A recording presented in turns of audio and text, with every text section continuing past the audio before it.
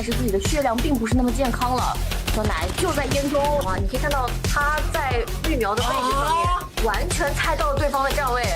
呱呱绕了一个大圈回来，把人清了一下，抓到劣势复活点了。呱呱，看看怎么打，转起来。肯定哦，被抓太命了。队友旅店带走，下面双杀，居民不敢来了，他想打3个。我的天哪！回头白房也是 no no， 实战这个点埋的太好了呀。作为打手枪的选手吧。哇哦，亚瑟 This is important. Once Kazaku Legacy gets the flood in here. ออกมากาโต้จะเข้าเป้าเป็นเด็กระยะไกลแบบนี้มันอยู่แล้วปาดมาได้กาโต้ไปต่อแล้วดูต่อเซนเทคใน The feed up Lindsay once more here towards the bomb side. A bomb, so you better watch out. Their timing and their coordination. Trickling in one at a time. They have got that partnership. They've got those duos pushing in together. Hardpoint ketiganya, Aimer coba untuk masuk dan satu operator kill. Nah loh, soalnya udah setup duluan ya. Sayang sekali ya, Clock ini mengeluarkan ulti yang sangat poinnya. Demorge will come in. Yado's skirt AD under his name. But till then, whatever the West Point Marvel Kings have been able to do, Javen has been able to deny. 问题不大，霍尼还在我们手中，小心 Unlucky， 一定要小心 Unlucky 这个歼灭者，一个我了。是的 ，Mac 这里你把狙怎么操作呀？你操作不了的吧？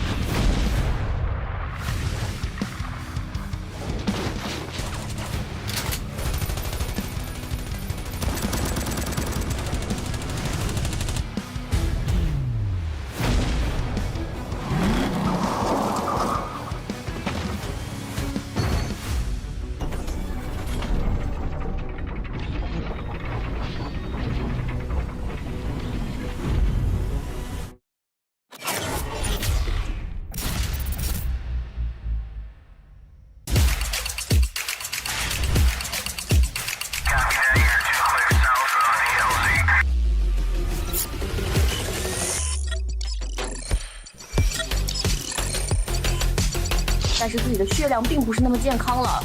小奶就在烟中啊，你可以看到他在育苗的位置上面，完全猜到了对方的站位。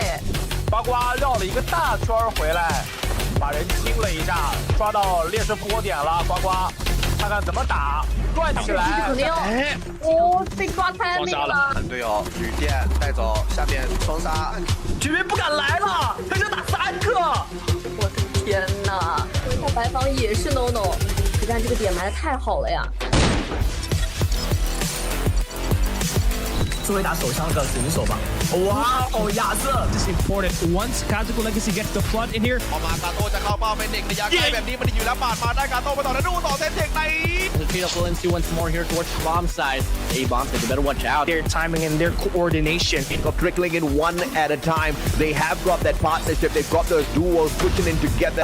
Hardpoint ketiganya, Aimer coba untuk masuk dan satu operator kill. Nah loh, soalnya udah setup duluan ya. Sayang sekali ya, Clock ini mengeluarkan ulti yang sangat poinnya. Demorge will come in. Yado's skirt AD under his name. But till then, whatever the West Point Marvel Kings have been able to do, Javen has been able to deny. 问题不大，霍尼还在我们手中，小心 Unlucky， 一定要小心 Unlucky 这个歼灭者，一个我了。是的 ，Mac 这里你把狙怎么操作呀？你操作不了的吧？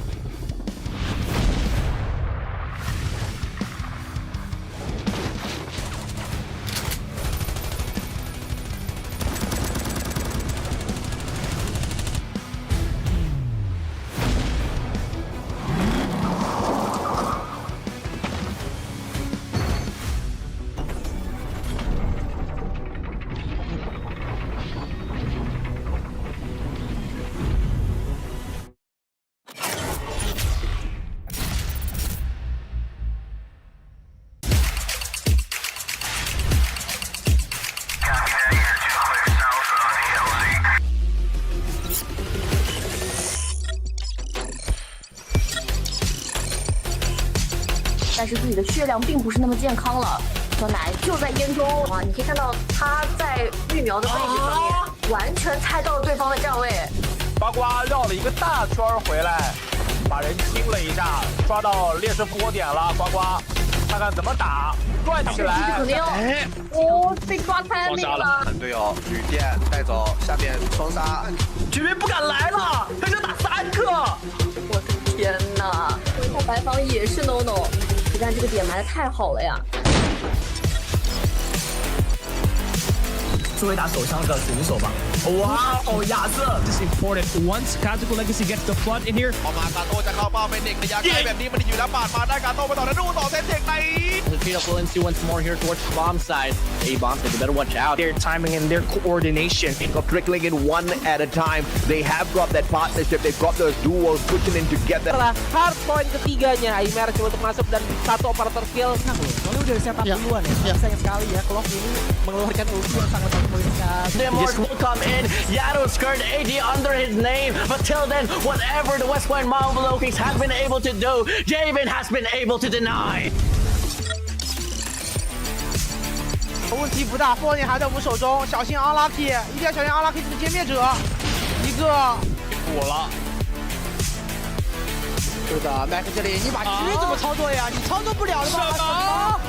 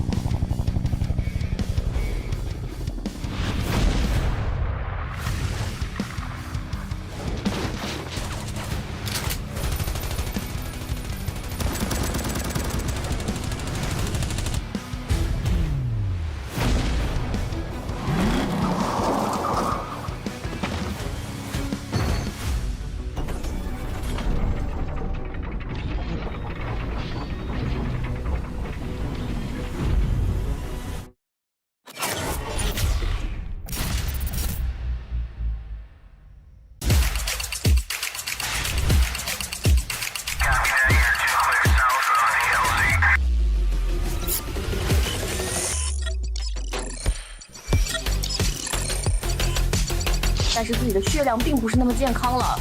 小奶就在烟中啊，你可以看到他在育苗的位置上面，完全猜到了对方的站位。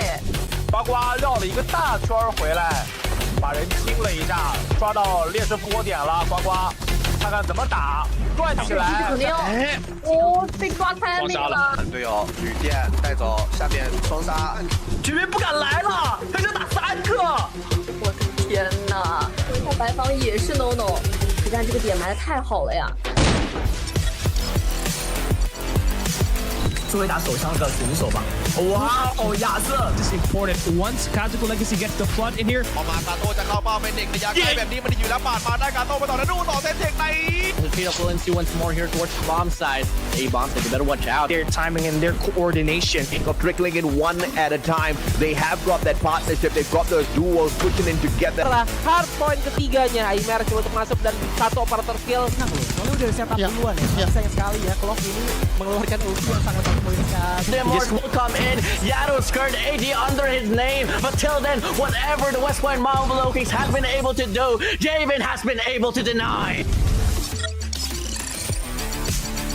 问题不大 ，4 点还在我们手中，小心 unlucky， 一定要小心 unlucky 这个歼灭者，一个。补了。是的 ，Mac 这里你把局怎么操作呀？你操作不了的吗？什么？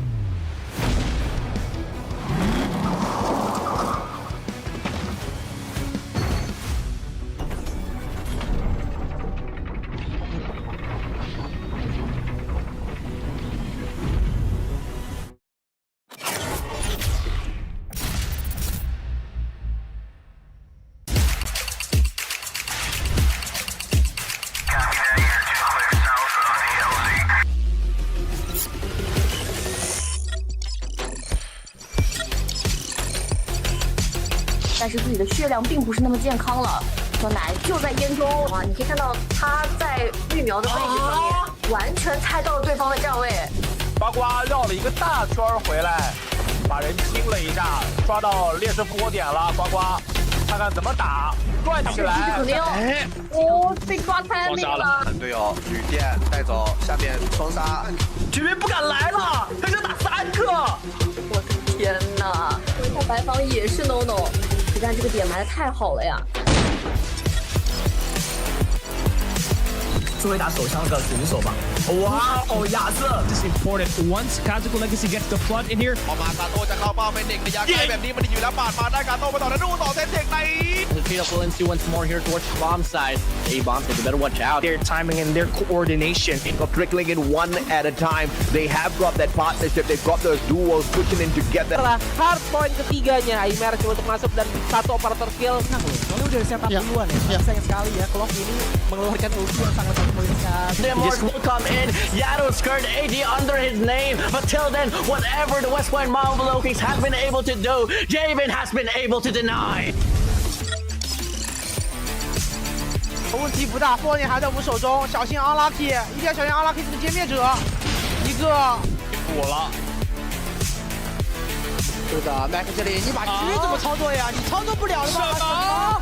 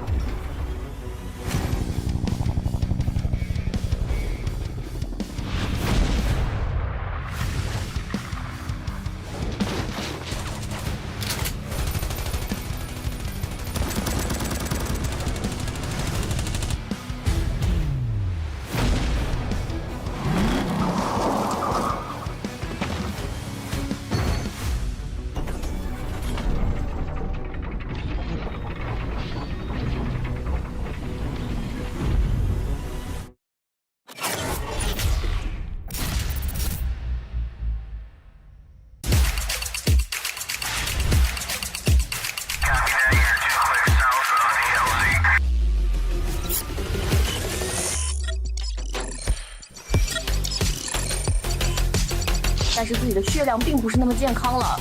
小奶就在烟中啊，你可以看到他在绿苗的位置上面，完全猜到了对方的站位。呱呱绕了一个大圈回来，把人清了一下，抓到劣势波点了。呱呱，看看怎么打，转起来。肯定哦，被抓太那个了。队友旅店带走，下面双杀，绝对不敢来了，他就打3个。我的天哪！回到白房也是 no no， 但这个点埋的太好了呀。作为打手枪的选手吧，哇哦，亚瑟 This is important. Once Kazaku Legacy gets the flood in here, พอมาคาโต้จะเข้าเป้าเป็นเด็กระยะไกลแบบนี้มันอยู่แล้วปาดมาได้คาโต้ไปต่อแล้วดูต่อเซนเทคใน The Takeoff will ensue once more here towards bomb side. A-bomb, so you better watch out. their timing and their coordination. Of trickling in one at a time. They have got that partnership. They've got those duos pushing in together. Setelah hardpoint ketiganya, Aimer coba untuk masuk dan satu operator kill. Nah, soalnya udah setup duluan ya. Sayang sekali ya, Clock ini mengeluarkan ulti yang sangat poin sekali. Demorse will come in. Yado's skirt AD under his name. But till then, whatever the West Point Marvel Kings have been able to do, Javen has been able to deny. 问题不大，4年还在我们手中，小心 unlucky， 一定要小心 unlucky 这个歼灭者，一个。补了。 Ladies and gentlemen, welcome to the Call of Duty Mobile Spring Invitational 2023. I'm your caster for today, Coach Jay as well as my boy WardeN. What is up, WardeN? They have a lot of great matches today. We got 3 all-time good matches here, WardeN. How are you doing? I'm feeling quite good. It's been a while since I've been on the deck here on the big stage specifically, and it's been a while since I've casted with you, Jericho. So I'm pretty excited and much more excited as well for the schedule that we have today. As you did say, we are going to be meeting a lot of eStar, Kagendra, and Tunisia. Yeah, and we'll take a look at the standings here for Group B. We're doing Group B today. Wolves and DYG and Vault all tied for 3. Kagendra with 2. And Kingzo with 0. And eStar as well as 0 as well. And the last time we were here, Wolves had a 3-0. DYG had a 3-0. Vault went to a Game 5 against Kagendra and eventually won it 3-2. So a lot of matches here today. Like we say, Vault versus DYG start things off. Second match going to be Wolves versus eStar for the second. And for the last game to close it out, it's going to be Kagendra against Kingzone. And which game are you looking out for today, WardeN, and why? I'm really eyeing for the first matchup, Vault against Doyu Games. Despite the fact that Doyu Games didn't really put up a lot of fight during CDFI, they improved drastically ever since. And up against Vault, aka the #1 team in Japan, I think they might just be able to force it to possibly the long distance. Yeah, let's take a look at Vault. It's going to be Rio, Unlucky, Vista, Etchan, and Mick. And this team actually against Kagendra really showed up in all of the games actually. And you got to look at Unlucky and Vista. Those 2 guys are really, really nasty. And for the other side, DYG, we got Roxy, Sunuo, Nono, Ma, and Schwam. And you got to look out for Ma, Sunuo, and Nono. Those 3 guys can really, really just change the course of a game. I mean, Sunuo, a lot of people are saying he's the Japanese Susano, so a big shout out to the WPM Low King Susano. But Sunuo is a different kind of beast. We didn't see him in CDFI. I'm pretty sure they picked him up during the offseason in CDM, and he's been showing up. He was the only player in the Sniper Challenge to win all 3 games during the first round, but unfortunately, he didn't qualify to the knockouts. But it does not discredit him that he is one of the best snipers here in this tournament, and he's showing off in this group stage. No, Jericho, I don't exactly know where are they getting the whole idea of me being looking like Nono. I don't know how. I don't know where, I don't know how, but I guess I'm also in the battlefield right there, Jericho. Now, very heavy match, as you can see. And this is something that I just love to talk about during this whole run for CDSI, coming from the Chinese teams to the Japanese teams. There has been a lot of lineups that was changed up in between the time that we saw them from their previous match. So let's see how this one's going to correlate to one another for this very day, Jericho. Yeah, that's true. I mean, the Vault lineup, you had some players from Scars, which also competed in the Stage 5 last year, WardeN. And now they're all ganged up in this new organization called Vault. And we can also see the support that they're having in the YouTube comments. Everyone's just backing up. It's hashtag Vault win, and I feel like they have a great chance after what they showed in that first day, WardeN, against Kagendra. They showed up, especially in the S&D, WardeN. They went all the way to the last game, and it was Tunisia S&D, and they pretty much just ran away with it. And then in the Hardpoint as well. I mean, that was game 4 Tunisia, and then game 5 Takeoff. We just saw a different guy, especially Vista. Vista was the MVP of that game, dropped 42 kills. He was popping off with the UL 733, if I'm not mistaken. Yes, that's the name of the gun. And he was just 2-bulleting everyone, 3-bulleting everyone. He was dropping kills, dropping streaks as well. So expect him to be that guy for the side of Vault, as well as Unlucky in S&D. That guy does not miss. His quick scopes does not miss. He's 100% accurate. And I mean, you got to look at it. You got to check out those highlights. And I know Zenith is here, caught him. He's the one been clipping for all of the tournaments. And I'm pretty sure he's going to have a clip montage of Unlucky just getting those quick scopes. And you got to talk about the adaptability of Japan overall. You did mention that already in a very indirect way. But keep in mind, in terms of like device changes, they are the team that is pretty much very impacted, because some of the players came from tablets, now forced to play on a phone. So that's just a bit it. Before we head straight into the actual fight that we all are anticipating, we're gonna be seeing a 2v2 gunfight here, yes, Jericho. For the sides actually, and we're gonna do it in a classic map, one of my favorite maps. If you do trash talking, this is where you settle the fight. It's gonna be in Rust, Unlucky and Mick versus Nono and Schwam. And as you see, Nono, I like this. He's getting that top position, but it's the most common spot in Rust. But I like this for making unlucky. A little bit of a trades coming through. So let's see what happens here. I mean, this is just gonna be one hell of a gunfight. Everyone doesn't want to make a play because you don't regenerate health here, WardeN. Dude, this is how competitive Japan and Chinese teams are. Like, they're taking their time playing this gunfight 2v2, and so far, it's no initiations whatsoever. 30 seconds already passed, and they're still waiting, man. Still waiting. Yeah, I mean, I think they're waiting for that overtime capture flag. That will still get you that victory, WardeN, but still nothing. We are just waiting.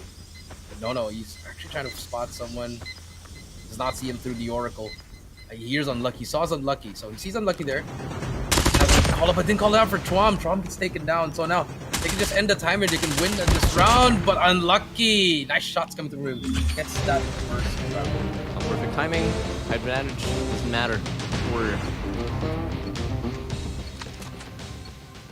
Yes, doesn't matter. That's right, WardeN. And now, start things off here. Unlucky again. On your screen, trying to find something. But nothing yet. Chwam is holding it down.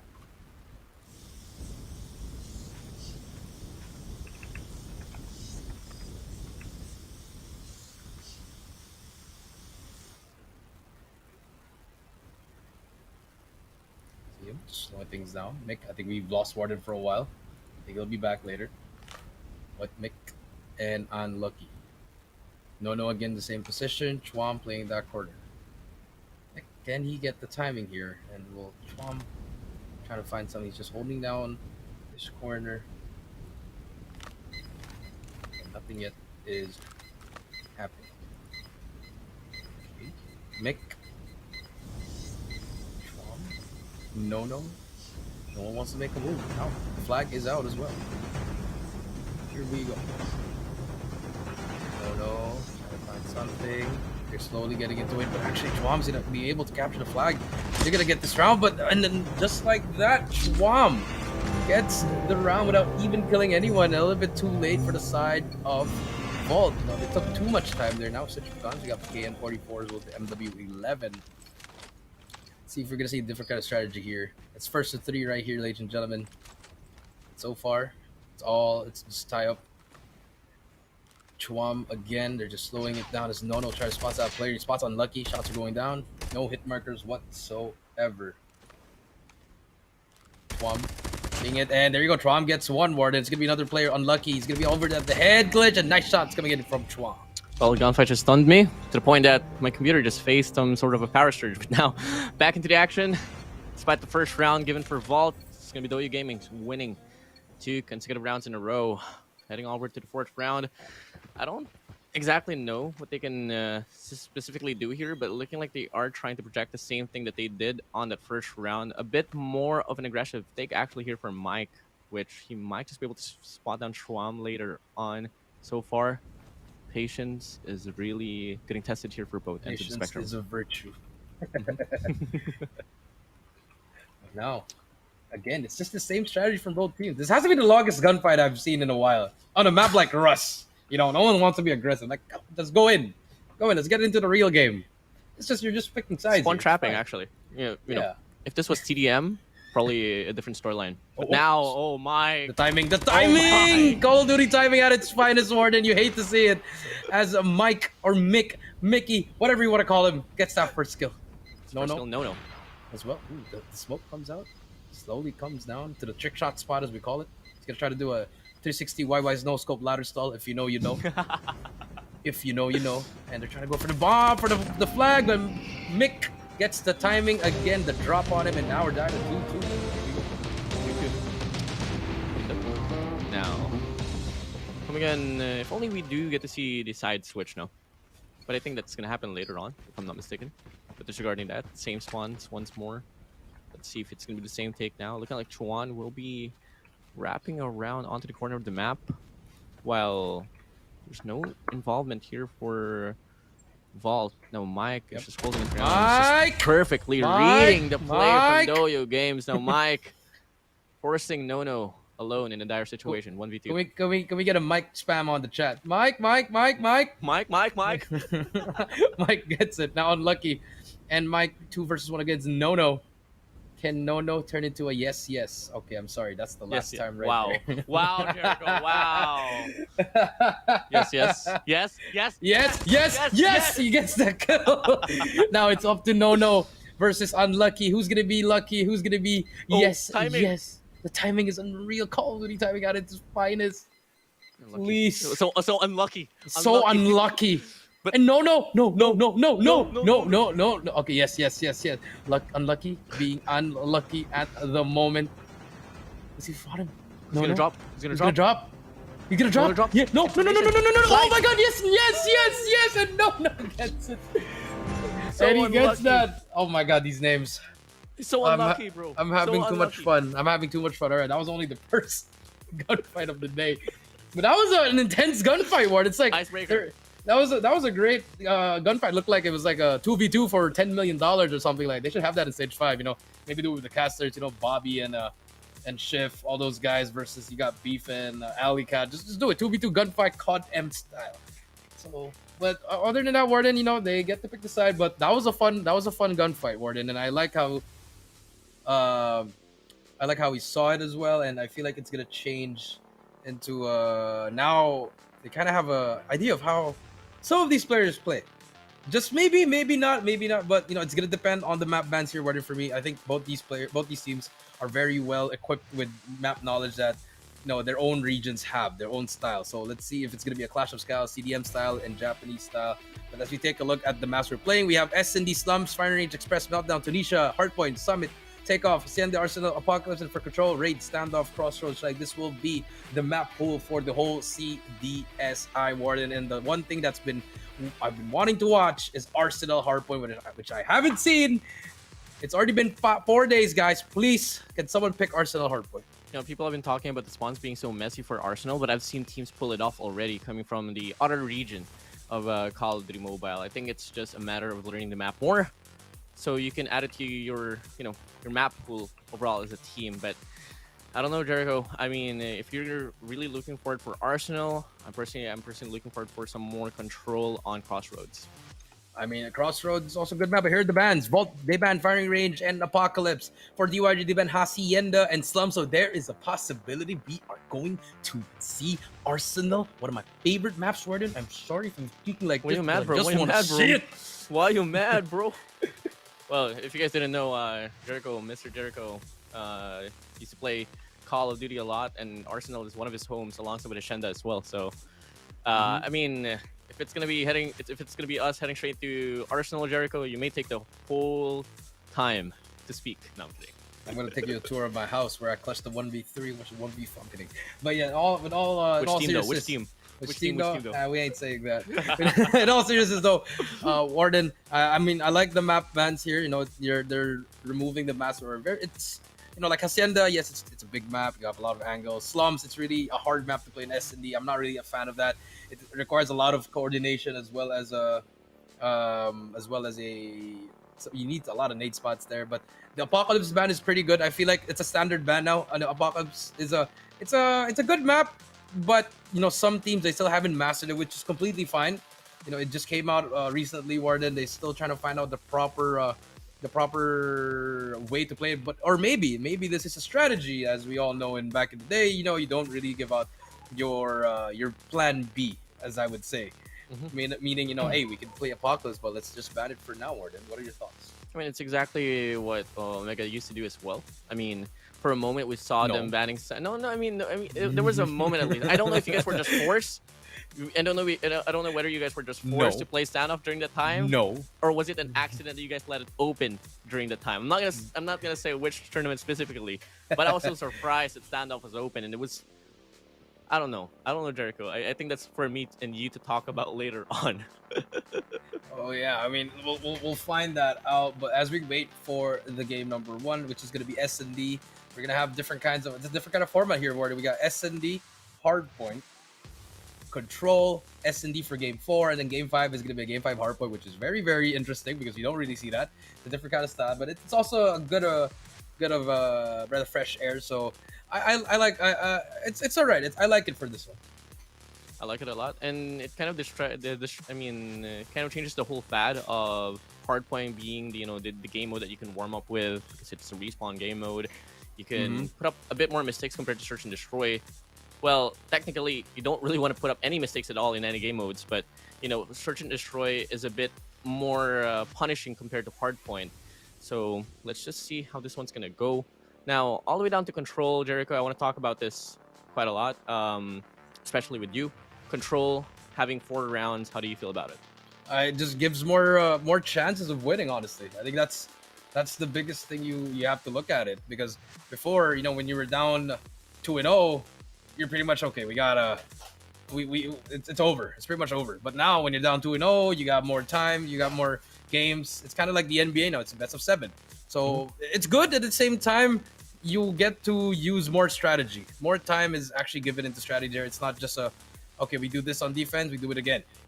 We can switch it up. You can probably give up a round if you want. I don't know. It's not a good strategy. Give up a round, trying to find out what the enemies find. I know it's not the best, but sometimes, and all the other rounds it's pretty much fast paced. You got the fast paced rounds where it's like if it's 1-0, 2-0, but like if it's closer, like a 2-2, that's when you start seeing the slow pace, a little bit of a methodical way, S&D style, WardeN. And the map was really small. So only have 3 maps, so it also makes it easier for all the teams, because you don't really have to practice all the maps for Control, WardeN. So wherein you just really have to get a lot of plays on Raid, on Standoff, as well as Crossroads Strike.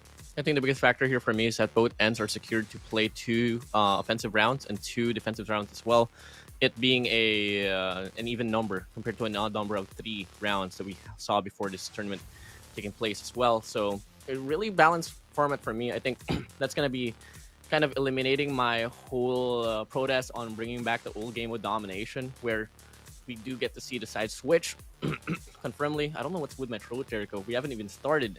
I do need to clear that one up later on before we head straight into the battlefield. But yeah, Control for me is pretty better compared to what we've been seeing from the last few months. Yeah, that's true. I think Control is the perfect 3rd game mode. I mean, Domination was good.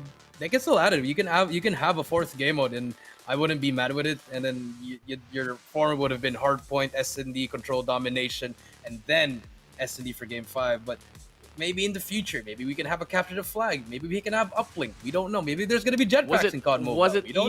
Was it even part of the competitive game modes when you were playing back then? Capture the Flag.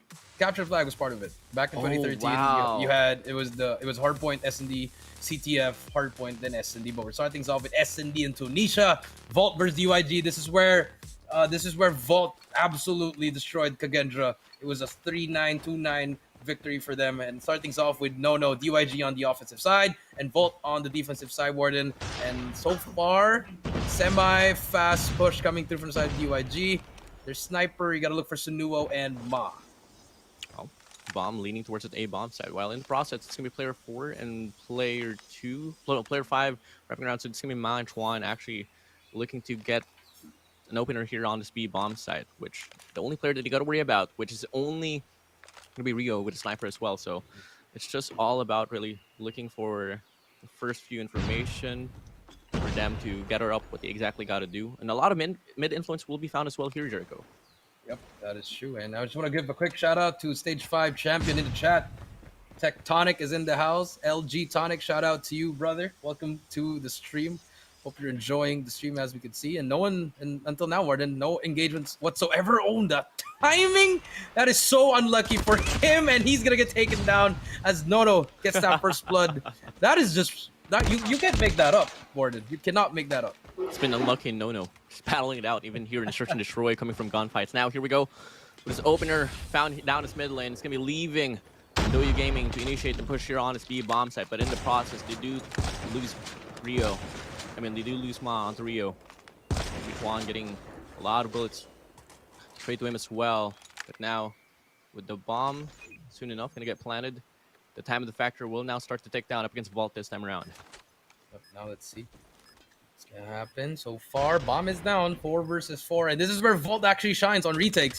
The way they retake this was perfect. 35 seconds. You expect them, and there you go. That's the first nade. That's Vista takes down Nono. 4 versus 3. There's gonna be one more play. Chuam, he's gonna get 2. Beautiful, gonna get 3 in a row. Nice play coming through from Trump. There's gonna be one more play. Mick right behind him. Mike. Can he find him? Spots him as well, but Chuam, 4 kills in a row. Great shots coming through. Just great precision. What a play coming through from DYG, and it's only the first round, WardeN. Refrags didn't happen, and it's pretty impressive using a Fennec, getting those type of multi kills. That's really good. Just bullet management overall. First round, Doyu Gaming come up pretty cohesively on the later stage, and this is something that we can totally expect from the Japanese and Chinese teams. Very slow starts, but once they do get the openers or the informations that they needed to initiate, it's when things go hot. Now on this round number 2, seems to be a pretty identical format that we saw in the previous round, but looking like it's just going to be Chuan this time around in comparison to Ma and him making an opener here on this B bomb side. So much more lenient here on this mid lane instead, Jericho. That is right. So far, nothing is happening. Mike, on your screen, now they've adjusted. Unlucky, pushed back, all the way back. Does he get the timing? Yes, he does, but does not get anyone. He does get tagged at Chuam.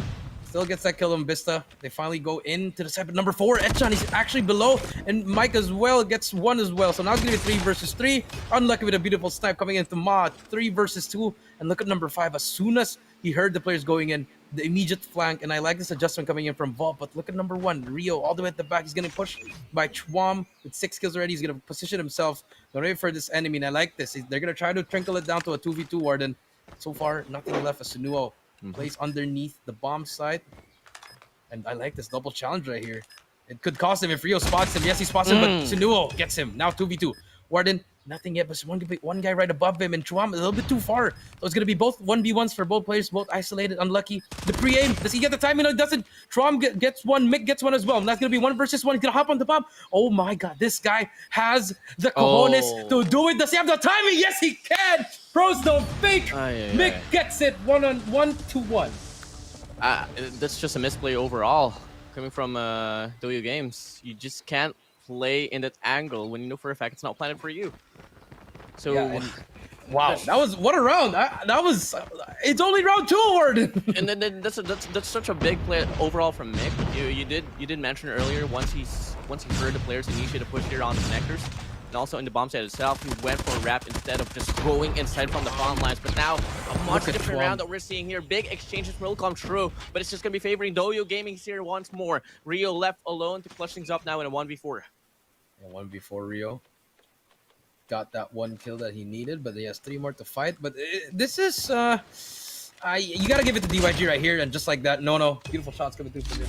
And now the real Tectonic is here. There was a fake Tectonic in the chat a while ago, WardeN, but the real one is here. Shout out to my brother LG Tectonic, all the way from the North American region, the Stage 5 champion, reigning, defending, undisputed champion. Shout out to you. Hope you're enjoying the stream. But now 2-1, WardeN, DYG, and Vol. Will this? I have a feeling it's gonna go back to back. WardeN's always just transferring rounds. As Schwam rushes in here, and look how they gave it up again. Mickey's gonna get stunned. Beautiful stun. Ma gets 1 as well. They're just gonna go for the side, and here comes the pinch. What a pinch by coming through. Etron does get 1, but it doesn't matter. He's gonna get pinched from a lot of the angles, but number 1, Rio, no one's actually looking at him, and he might have the timing. Yes, he does. He does get 1. Trying to go for the second one as well, but no, and Sunuo takes down 2, and DYG take the lead as 2 and 4, 3-1. It could have been a back and forth if Doyu Gaming decided to slow down, but they kind of realized that in terms of close quarter gunfights right now, they've been excelling. So taking advantage out of that. Now Vault, what they got to do is respond back with a bit of a better defense. They got to set up for those trades, off angles perhaps. Till then, it's just going to be Doyu Gaming here playing the same way that they've been doing the last 2 rounds, but this time, they're going from mid to B side, which it's going to be a free bomb site here for Doyu Gaming overall. No casualties whatsoever, and soon enough, the bomb is going to get planted as well. This is a really good round so far for Doyu Games. Yeah, so far for Doyu Games, pretty good. That's going to be a easy plant for them. And again, the retake. Do we get to see another Chuam, a Chuam 4-piece or a 5-piece now, WardeN? Let's see what happens here. No nades. They still have nades here for the retake. I think they know Chuam's going to be in that corner. very expected corner, but look at that triangle where it's a crossfire. If you can, you're gonna get taken. If you can get one kill, I'd be surprised. Here we go. Oh, okay. Here comes the nades. You see all those blue lines. Stuns are in as well, and here comes Vault. They don't check the corner, and Schwab gets 2 in a row. Reloads in front of him. It doesn't matter. Ma gets 1 as well, and he gets 4 again. WardeN. Schwab. He wants to break the record. They don't check, bro. Why? Probably the most basic mistake that you can do in Call of Duty overall. Check your corners. How do they let that slide? So unfortunate for the side of Vault. Ay, ay, ay. Quan does it again, and oh my days. Ma with a, hey, yo, Ma. You got another nade, Ma.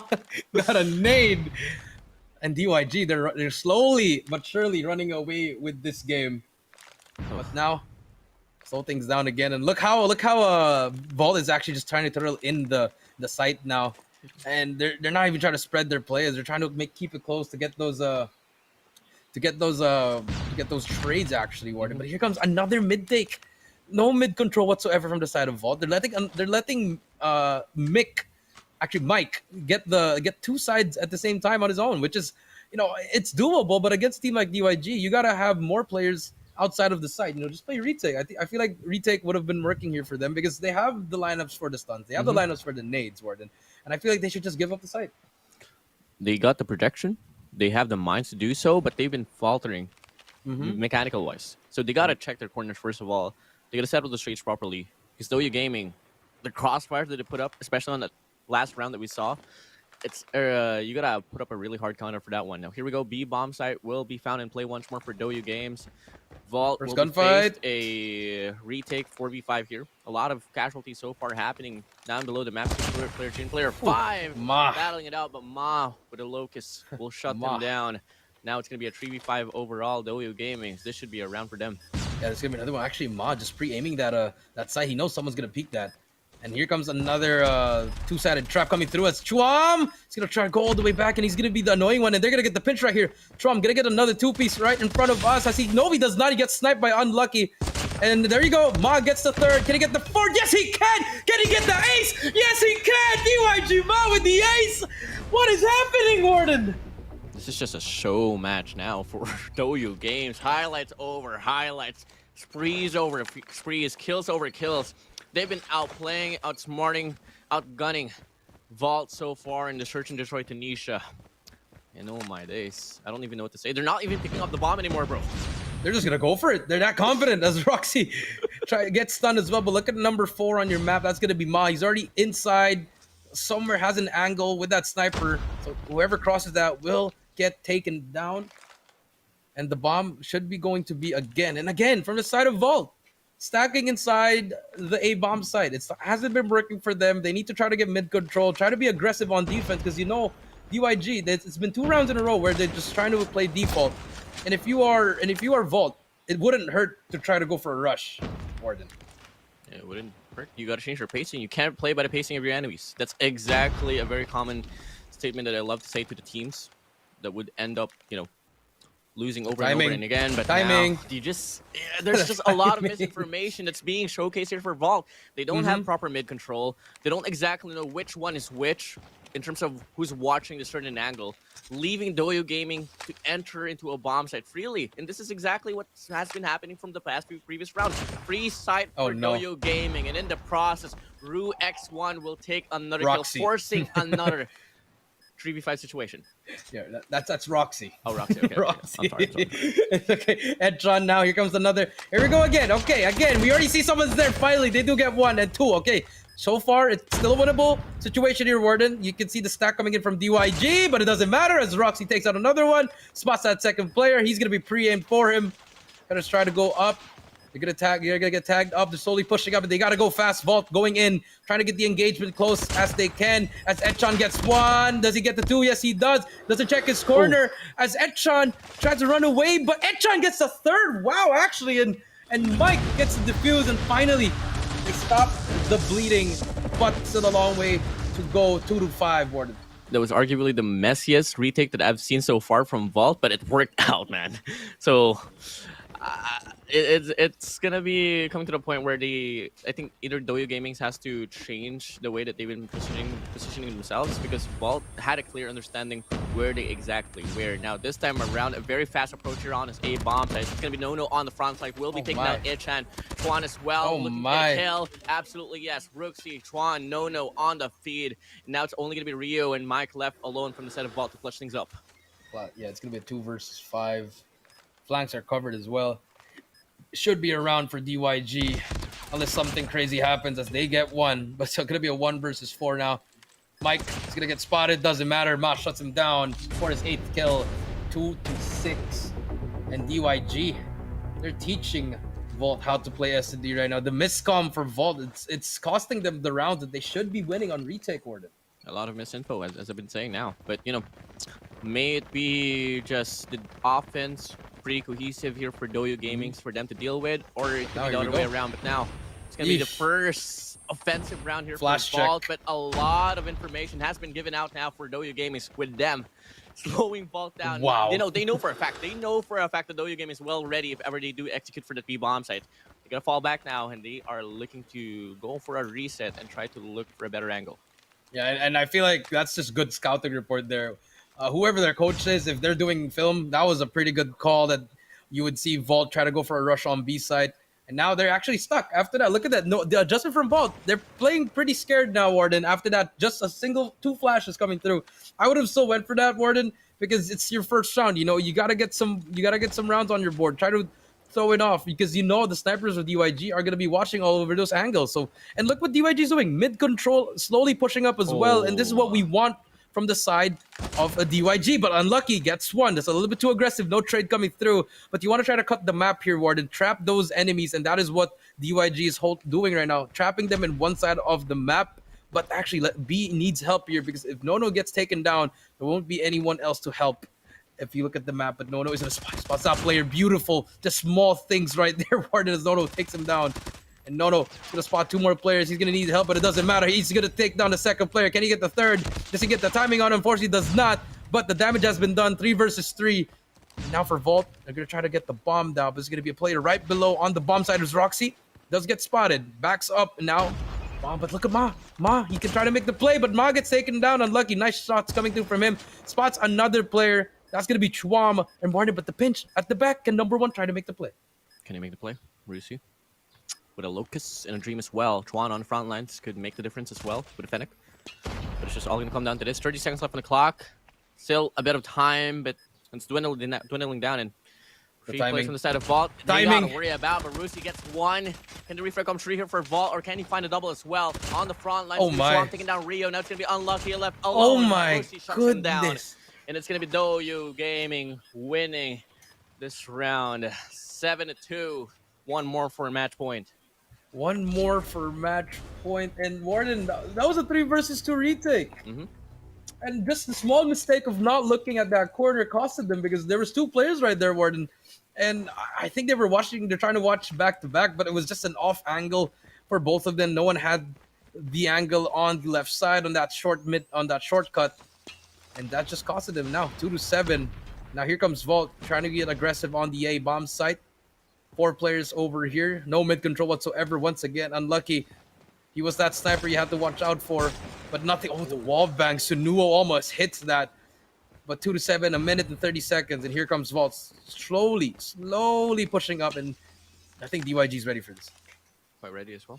You got 2 players ready for rotations here from the mid lane. But now in the process, down. Amen. It's going to be Mike taking down True One.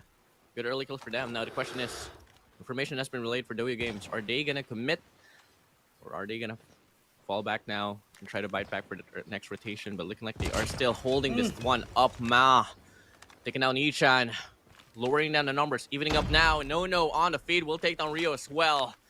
And this is just a bloodbath offered by Doyo Games. Whatever angles offered for the side of Vault, Doyo Gaming just shuts them down regardless.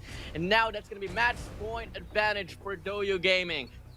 I mean, pretty much this is some spots where Vault is just peeking. You expect a sniper there, WardeN. You would expect someone there. No, just don't dry peek it. You can try to flash it from somewhere else or just try to jump peek it. Some small things, but now just gonna try to go in as Mike gets one as well. And here comes Vault, and they should have been doing this since the start. Just trying to rush it in as well. Trades with your enemies, and this is the Vault that we need. But so far, they're gonna get flash as Mag. He does get one. Unlucky gets another one. Rio gets one as well. And Roxy gets one. Now it's gonna be 1 versus 3. No. Oh, he spots that player.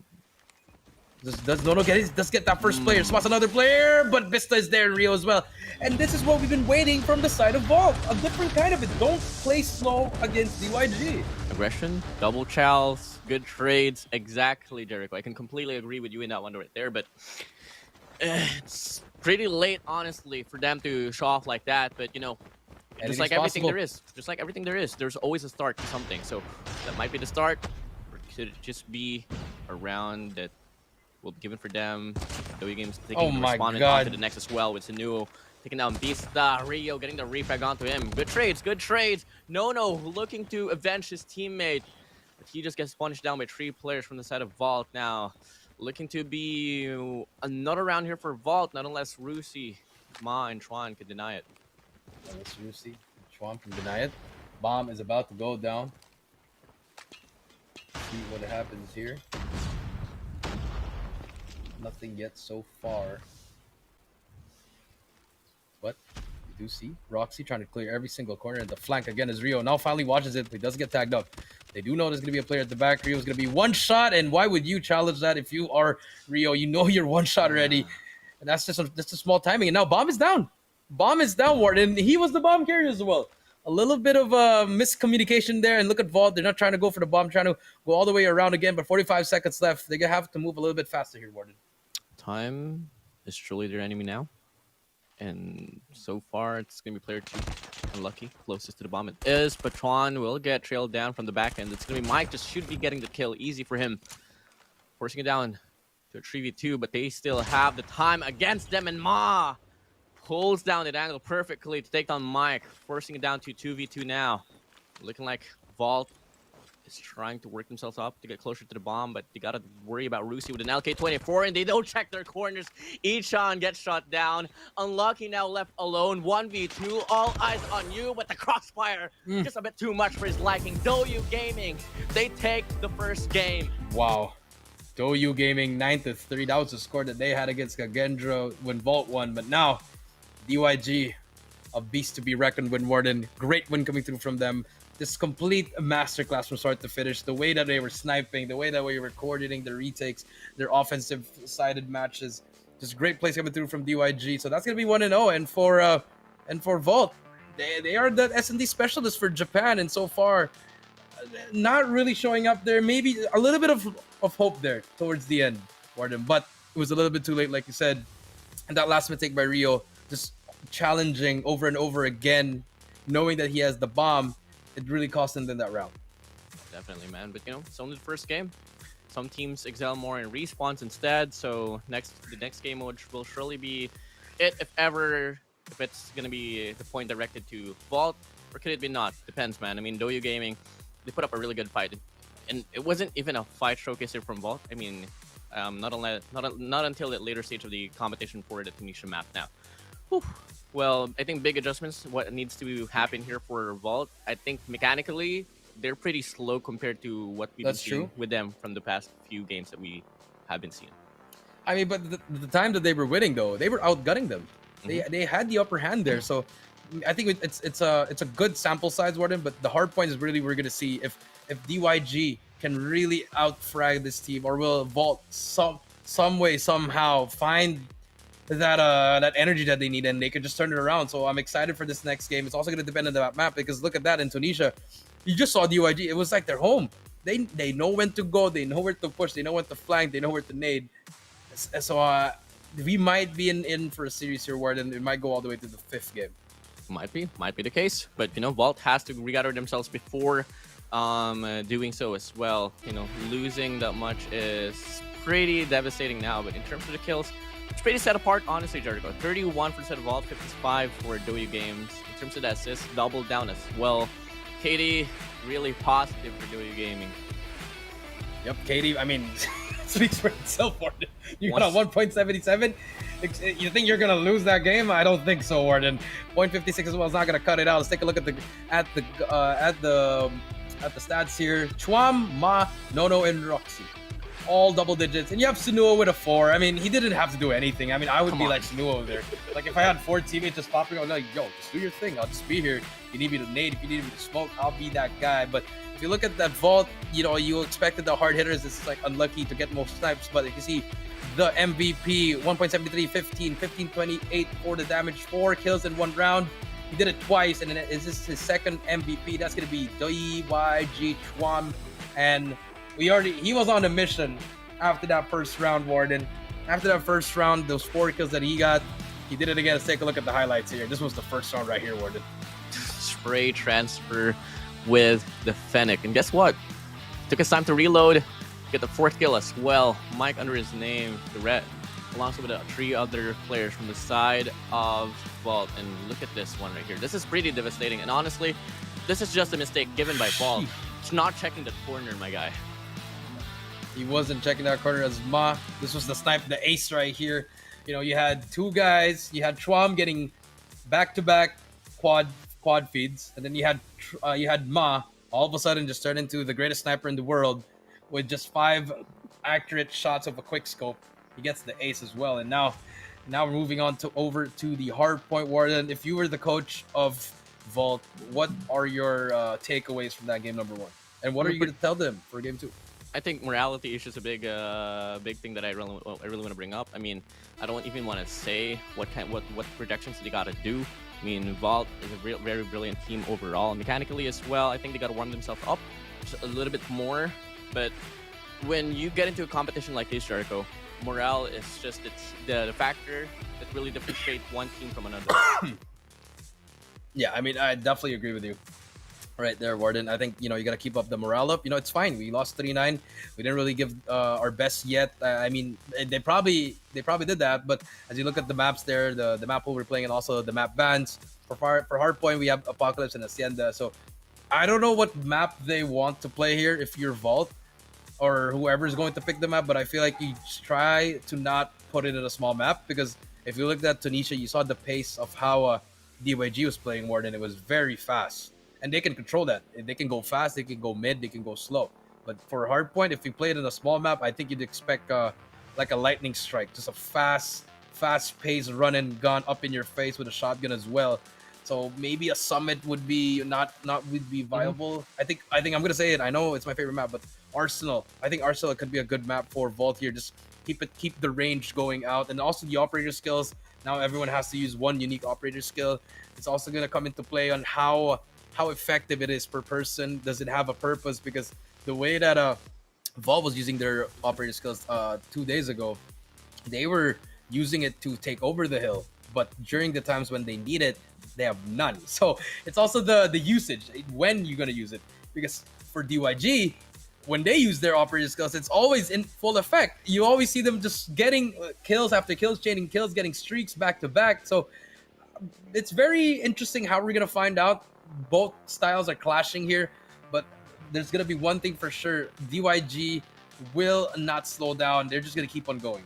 Yeah, eliminating the Fenix could be a really big factor as well. Yeah, exactly what you stated. To avoid small maps, Summit could be a deal-breaking factor now. In terms of the operator skills, I guess it's just something that we can talk about later on as soon as we head straight into the battlefield. But in terms of like the team comp, I mean, both ends excel in certain gunfights, but I think truly avoiding small maps is really the key here for Vault, exactly what you stated. Now, personally, I think trades is also going to be one of those factors that we can talk about later on, who will get those better trades. Because clearly in Search and Destroy, both ends was pretty balanced in terms of protecting those types of gun plays. But it's just all going to come down to who will get that final adjustment once the gunfight comes true. Yep, that is true. It's going to come down to the gunfight. The mechanical leads there. That's going to be true. But, you know, the support from the Japanese communities here, they're all going #Vault in. I like that. I like that hashtag.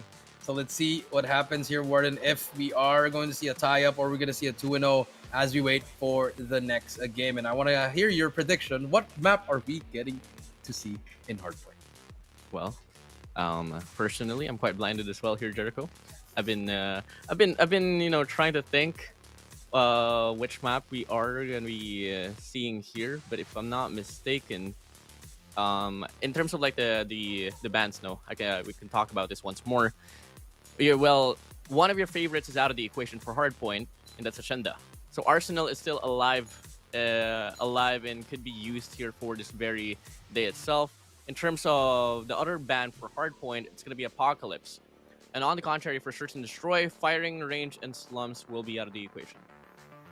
Yeah, you know what? I feel like Arsenal could be a good map here to really play it. I mean, you also got Summit.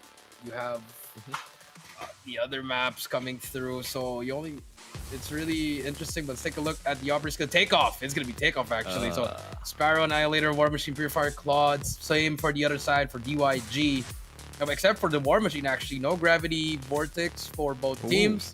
Just the War Machine has been buffed for it, and so expect that War Machine to clear out those areas, especially if it is turtled up by any of the teams. Now Takeoff Hardpoint. This is where Vault actually won against Kagendra in dominating fashion, or in convincing fashion. I believe they won by at least 80 points. Pretty good. But let's see up against DYG, the second best team in the CDM. WardeN, can they bring on the action here? I don't know if it's gonna be a map forced by Doyo Gaming's, but if ever it is, it's a brilliant choice because I don't think it's a really smart thing to force a map that you just played recently, because the minds of the CDM teams are pretty quick to adapt and pretty quick to put up respondment if ever they are put into the situation. Specifically for Takeoff Hardpoint up against Vault. Yes, for sure, Vault did win the game up against Dunya Games. I mean, sorry, Kagendra. I'm sorry, Jericho. I forgot. I'm still so used to seeing DG to be branded for these two players now, but it is Kagendra. So I don't know how to feel about this one. Maybe see the same maybe see the same Vault with how they played against Kagendra, or may we see a different storyline this time around as we head straight into the game now. Jericho, take it away. Yep, that's true. We gotta watch out for Vista. He was the MVP for that game. As you can see, things are gonna start off pretty fast. Nuo gets one, gets the second as well. And unlucky in Mike though, over at the seaside spawn, they do get those 2 kills, but they're gonna get trapped there as Chwam tags him up as well. So Nuo gets 3 in a row before it gets taken down, but Vault finally gets in the hill, ties it up at 3-3. Still a fast game, slow game, just to start here. Just trades back and forth as Nono trying to hit the flank here. He's trying to get that right timing, and they finally get the spawn for P2. And here comes the play from DYG, just to flip spawns. But number 3, there's going to be one Vista on the flag, does not get anyone, but has a lot of information to work with. Vault just getting that time, finally gets taken down. Ma gonna get taken down as well. Back and forth we go, WardeN. All of these players not really having a lot of time to be alive, but Schwam gets 3 in a row. Big kills coming from DYG. They finally get the control as well. First initial take, Vault tried to get a bit better hardpoint control compared to Doyo Gaming, but in the process, it was Noya trying to wrap around from P2 all the way down to the blue generators to get the spawns, but now as we can see, it doesn't really matter. So far, in terms of the influence inside a Hardpoint, Vault will win this one up. What's next is going to be the rotation here down to P2, which could be favoring Vault just a little bit more with unlucky spawning from the back ends. But now it's going to be Sunuo actually forcing the spawns from the back ends now and looking to be much more of a better influence as well inside the Hardpoint. So 2 factors clicked in here for Doyo Games. And look at what DYG is actually doing here. DYG is just trying to get space, trying to get a lot of kills before they hop on that hill, which may be a curse because there's a lot of times that they could just get some time before they start killing WardeN, and now that is what Vault is doing. They are exploiting that mistake by DYG as Headshot is on the flank though, does get one, but tags up 2 players, and here comes Rio again. Another fast rotation coming through from these players from the side of Vault. Now they're going to be up 41-50. There you go, you see it. Very, very messy hill here for both ends of the spectrum, but if it's going to be any team that would be benefiting this one more, it's going to be Vault here extending their lead over and over again, and Achan on a tree spree will finally get shuttered down by Sunuo, and then Lucky will be arriving in the scene as well to take over the remaining scrap time. So another hill won over by Vault, but looking like it's going to be DYG responding back with the early rotation to P3. And I like this from Vault. They got that big lead. They got a sort of an okay lead, WardeN, where they could just take their time. But here comes the operator skills from the side of DYG. They've invested 2 at least, the War Machine as well as the Sparrow. So here we go. Can they try to get some time? And yes, they are. It's all been DYG slowly coming back onto this game. So No with a Sparrow will take down one. No will get the kill as well onto the second. And so far, it's going to be DYG retaining the spawns out away from Vault. This is a really good hill for them, especially as they long to even things up. Rusi investing the Annihilator will take down one. Can he find the second as well? Looking for more opportunities, but he decides to fall back to stay alive for the time being. 20 seconds left on this hard point. If I was on the side of Vault, I'd just try to sell for Neo because it's just a bloodbath over given by the side of DYG, and only 4 more points away to even things up. 4 more points to even things up, but Mike is there to get the scrap time, but Dono is there to get the trade as well. Rio gonna get one as well. They finally take the lead after that full investment of the operating skills, and that is what you want to do. If you want to try to get a hill there with the operating skills, that's how you hold it down. And Ma already at top P4, he's gonna get taken down. No proposition for him. And here comes Vault. They still have 2 operating skills to use. The Pred's gonna come out. Will not try to get anyone so far, but DYG, they have control. Etchan is here on his own. He still has a purifier to use here, but they're gonna try to just burst in, and that is unfortunately not gonna happen there, WardeN. Only not gonna happen. And look at this, a full 60 was offered down to P3, and it's looking to transverse as well here for P4. Really good hold here from the side of DYG while Vault is trying to infiltrate from the front lines. And I don't think that's going to work out for them. But fortunately, Rio will respawn from the back, and he can make the play here. He does take down one. Can he find a second as well on the corner? But Sanu will spawn from the back ends. And so far, it's going to be Vault here still having a hard time to put up a response. Each oh my god! Take down, will whip out the Purifier, will find two, but Sanuo will shut him down with a nade. But the damage has been done. Enough impact for Vault to hop inside a hill. Yeah, that was a good impact play coming through from the side of Etchan. He had that Purifier. And they used it perfectly there, WardeN. I mean, they didn't really get the time that they need. 93 to 77. It's still a close game. Back to P1 we go. And I think this is where we're going to be a little bit more aggressive as Etchan trying to find that enemy over at the side. He does get one. One more going to come in front of him. The timing is unreal, but he takes down Sanuo. Now he gets that time as Vault slowly comes back on this game. Pretty close game so far, WardeN. We got to work on the P3 rotation later on. Hardpoint number 1, they showed a bit of a better fight comparing to DYG, so I wouldn't be so surprising right now. As we can see, looking to be really good map control being offered here by Vault. They do lose their anchor, but you know, they're really quick to rotate back in. So far the lead is on.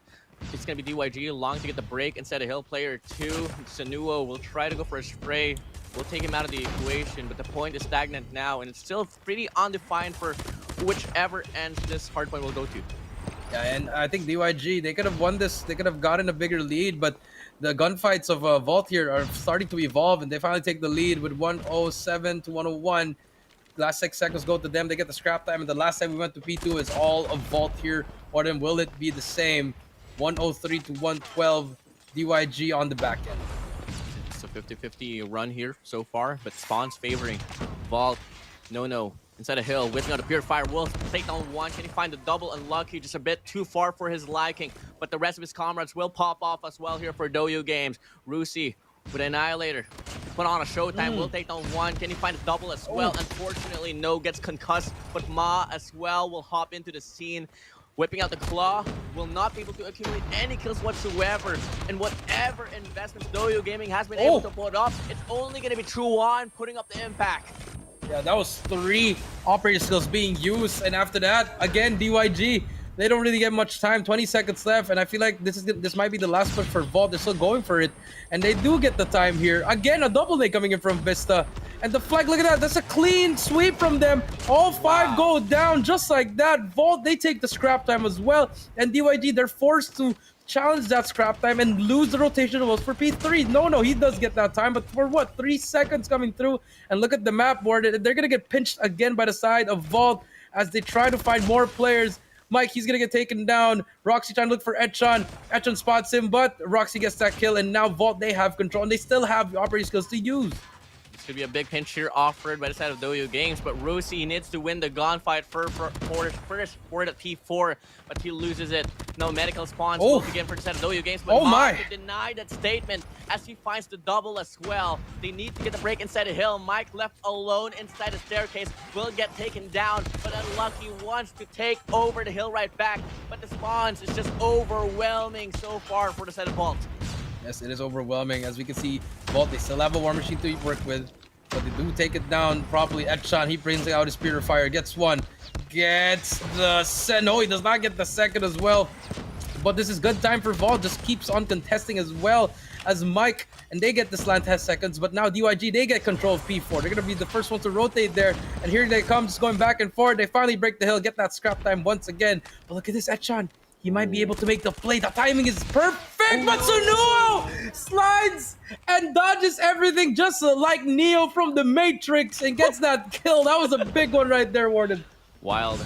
Everything's going wild now. War Machine invested now by Chuan. He was able to accumulate 4 kills before with this run. What can he get? get? Run. Can he do it once more? 9 capsules, 4 capsules already invested. Still no connections whatsoever, but he is able to zone out the players. They don't need it. And the Rusi will be able to accumulate his kills on board. Chuan now finally getting his first kill with a War Machine. Just enough to make Vault slow down. And as we can see now, only 2 more points away, and they even things up with Vault. Yeah, there is something happening here at the back where DYG, they want to force it. They're finally hopping on the hill more than they want, but Mike and Lucky, they all get shut down one by one. But the flank, number 1, that's going to be Rio on the flank. Trying to find something. He does find the guy on the hill, and the spawns have been flipped, but there's gonna be a guy with the claw. He gets taken down. No, he's gonna be the first one, and Vault, they managed to flip the spawns as well. Roxy in the middle, trying to cut them down one by one. Last 5 seconds to go. Roxy spotting that player as well. He's gonna get stunned. Back up, they move, and Vault still alive here just because of scrap time, WardeN. Scrap time is a very detrimental factor, and it will be a very detrimental factor as we move into the later stage of the competition. If the game gets as close as this, Jericho, you might totally expect that it might just end to like 245 to 250 or something like that. But now we head straight back to hardpoint number 1 with the lead on for the side of Vault. But Rooksy wants to take over the hill to take the points right back, and they want to stay on the driver's seat, Jericho. Yeah, they do want to stay in the driver's seat, but someone hop on the hill. There you go. Roxy hops on it and gets taken down. There was so much time there, WardeN, to take at least some 5 seconds off that point. But here comes DYG. They're going to try to go for the hill, but look at that Vault. Look at how many players are inside the hill, just getting so much hill pressure, and that is what's missing from DYG. They need to contest. They gotta find a way to break inside a hill. This is looking to be a very good hill on this hardpoint number 1, and it's really impressive that they're putting into so much significance on this hardpoint. It's gonna be Chuan here on the front lines alongside with Sunuo, but they just get taken down. 8 more seconds to go on this hardpoint. It's just about to settle. It's about time to settle for new for each and every end. And it's looking to be Rooksy trying to get that cut off here for this hardpoint number 2. Yeah, if you look at the map, number 1, Roxy, he has that timing. He needs to get a big kill. Yes, he takes down Edshot. That's going to be the first one. There's going to be more players from the side as Mike brings out the claw and takes 2 down with him. And now we do see Vault. They're going to take over the hill so far. They're going to try to clear it up. They do clear it up now, but still contested by the side of a DYG. And Mike finally gets taken down. And look at this, just a contest. And look at DYG. Now they're trying to turtle in. Now they're trying to flood the hill. Sunuo gets taken down. More players just going in, back and forth we go. Unlucky gets one as well. Beautiful movement coming through from him. The spray and the prey as Etchan is there for the flank and the pinch as well. 200-point mark has been reached. Unlucky, but the Annihilator gets one. Trying to go for more here. Unlucky, just trying to back it up, wait for his teammates, but this is perfect spots for him. He's going to expect a lot of enemies here. Big plays coming in from the side of Unlucky. Rio is there for the help as well. Unlucky gets one. Etchan as well for the trade. Chuan brings out the War Machine once again, WardeN, but the trophy system is there, and Unlucky shuts him down. What a great play coming through from Ball. Last 10 seconds. Rotation is going to be key, but he gets the Call of Duty timing spot. That is the God spot right there, and Ball, they take over the rotation. 192 to 217, and the last point will begin for the set of Vault on this P number 2. They get the rotation as well on towards P3, and this is looking to be a very dire situation now for the set of Doyu Gaming. Now the question is, can they hold their ground? Oh my! Ongoing by Bista with the War Machine. Well, gets 3. Oh my days! Vault gets 4. having their time. Bista still continuing to go on. Gets 5 kills for his side. Can he get the 6th one? Yes, he can. He finally gets shut down. WardeN, what is happening?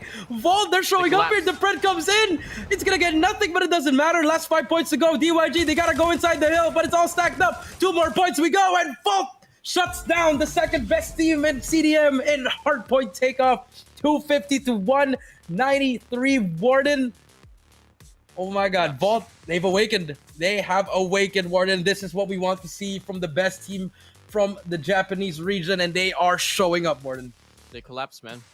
They honestly collapsed. I mean, coming from that hardpoint number 1 to hardpoint number 2, first rotation, it was Vault having the lead. Then, wow. Doyu Gaming, they shocked Vault with that amazing P3 hold. They were able to hold it down for a full 60, full 50 or full 60, Jericho. and it was them having that lead coming from the P3 to P4. But guess what? What made the biggest difference? It was honestly the scrap time coming from Vault. Right. With them contesting it over and over again, they were able to stay on that lead pretty, not so convincingly, but it was consistent, Jericho. They were always behind them, and if you add up all those scrap time, WardeN, it's equivalent to 1 hill. They were getting at least 5 to 10 to 12. Just kept on getting it, and DYG was like, yeah, you can have that, but the lead was always, they were always right behind them, WardeN. Always right behind them. And that P1, I just don't know what DYG's strategy is. Yes, you probably have the better mechanical skills, but they're playing individually towards that latter part of the game, where you see them just pushing one by one, using their operating skills one by one. And then for the side of Vault, they've recognized it. They were like, hey, these guys just keep on pushing one by one. Why don't we just work together? And that's how you want to use like a cohesive unit, WardeN. And you saw them pinching together, using their operating skills perfectly. And pretty much, I think that it sealed the deal when Bista was saving that War Machine all throughout the whole game, WardeN. He did not pull it out until the last hill, and he got 5 kills there, 6 kills in a row. And if you look at this, DYG, they were outslaying them, but it didn't matter because they didn't have pressure inside the hill. On at P number 2, the last rotation that we saw on that very hill itself, Vault had like 4 players inside the hill, then DYG, they had a player around the parameter. In fact, they had an option to take the spawns out away from Vault if only they won the gunfights inside a hill, but it didn't happen. Vault just played much better inside a hill. They got the trades ongoing, hence giving them a pretty convincing win here on Takeoff. And we did mention it earlier, if ever Vault is longing to get a win out away from W games, they have to work on those trades, and they absolutely did. Yeah, I mean, if you look at the stats, WardeN, you have 3 players from Vault negative, you got 2 guys barely positive, and then from the other side, you got 4 guys dropping 1.1, 1.05, or 1.5, but it didn't matter because they had no hill pressure. They were getting kills. It's out. They're just fragging out there, and it doesn't work. I just don't know what's happening with DYG. It should have been their game right there, but here, Unlucky being the MVP with a 1.41 rating, 40 kills, 4,101 damage, 5 kills for him in his first MVP. But it just shows no matter how much kills you get, WardeN, it's not gonna matter as long as if you don't have anyone inside the hill. And there were moments like that, WardeN, a lot of times where DYG took too much space, WardeN, wherein they were missing out 10 seconds from the hill when no one was even around. And Vault, they just noticed the problem. They adjusted to the game, to the playstyle of DYG, and they ended up winning the game. This factor right here. It's mind-boggling, WardeN. This factor right here, Jericho, is so overlooked. You got to talk about impact frags. It doesn't matter what kind of kills are you getting, not unless it's basically inside a hill or around the parameter that would be helping your teammates overall. But oh my days, I want to bring back that situation there with Twom, that War Machine right there. It's pretty mesmerizing to see a War Machine get invested like that and being able to capitalize like that, what Schwan did. But Bista, he absolutely wreaked havoc right here for this very rotation. And honestly, I can safely say he was the biggest factor on why Vault was able to hold on to this hard point. Yeah, it was them. They were pushing him in Seaside. It didn't matter. He got 6 kills in a row. Just those plays are right there. And you saw DYG, they were panicking towards that P4, WardeN. Once that flank from Rio, the spawns flipped. There was one player, remember, WardeN, we saw him. He got that kill, and the Call of Duty gods gave him the spawn right there. Unlucky. He was killed in P2, WardeN, but he spawned in P4. I mean, you hate to see it, but like the Call of Duty gods just gave it to Vault there, and DYG just struggled in that game number 2. And now, one thing to talk about is the momentum now for Control. But there is a but factor here, because Control for the side of Vault, it hasn't been looking pretty good for them. So this could be a defining moment for DYG where they could bring it back, get that momentum, win at Game 4 S&D, wherein they absolutely destroyed Vault here. But it could also be the other way around, wherein Vault wins it and they could probably win the S&D as well, or we might go to Game 5 Hardpoint. We do not know. But this is an interesting game number 3 here. Both teams, I mean, if you're a betting man, yes, you would go for DYG here. But looking at the gunfights coming through from the side of Vault, you could also go for them. But the way they played Control during their first go around, it wasn't the cleanest one. Definitely. Now, okay, I want to take this time to actually talk about Control. Okay, debatably, probably the best coach you are in the Philippines, and in terms of Control, no, for my eyes, okay. And Control specifically, first of all, do you agree on Control being a mixture of Hardpoint and Search and Destroy. And if ever it's going to be that case, then we might just be able to expect an even grounds, because on Search and Destroy, Doyo Gaming was able to dominate Vault on the very run, but on Hardpoint, it was a different storyline. I mean, it was yes, for sure, the scoreline wasn't too far apart, but you got to keep in mind, Vault was consistently on that lead. So in terms of my question on the first run, what's your takeaway, Jericho? I mean, I feel like if Vault plays how they played Hardpoint, I think they could pretty much squeeze this out. It's gonna come down to those last lives. You know, when it comes down to like 15 to 15, that's when we start seeing the S&D style, and I think DYG might be able to get that victory. But if Vault comes out fast and strong, I think they can pretty much get those early rounds and wherein they can try to chain their kills and get some streaks off it. And the way that they work as a team there, if they use that teamwork from Hardpoint and they transfer over to Control, we could see Vault winning this cleanly. But, you know, obviously DYG, when it comes down, like I said, to the last lives, this is where they're going to shine again. And they're going to play like an S&D. You're definitely going to see these players work individually, their magic. But, again, I would prefer the teamwork over the hero play, honestly. And I think it's all gonna come down to the maps as well, because clearly on Takeoff it was a pretty long map comparing it to Tunisia, in some circumstances as well. And yes, that's true. If ever it's gonna head straight to a map like a raid map, we might just be able to see a game given for Vault. But if it's gonna be like Crossroads or the other one, I forgot. I completely forgot what's the third map for Control. Standoff. Yeah, Standoff. We might just be able to see it given for Dunia Games. Dunia Games? I mean, DYG. DYG, sorry. Oh we are casting CDM teams, WardeN. I'm sorry for my friend WardeN. You know, ever since he got the blonde hair, you know, he's been struggling. He's been struggling. I know, man. But he's all right. He's in a great place. Hashtag love WardeN in the chat. Spam it. Love WardeN. I swear, this first day of me and CDSI, I put up a lot of mistakes, and I know for a fact, a person like Zenith would probably like clip it, guys. Hashtag love WardeN in the chat. Spam it. But yes, going back into the action, WardeN, I feel like if we get into a standoff, we might see Vault here play a little bit better. And, you know, because the last time they played Raid, they got 4-1 by Kagendra. They did get the first round, WardeN. But after that, it was just all Kagendra in the game. As we take a look at the operating skills, it's going to be Crossroads strike here.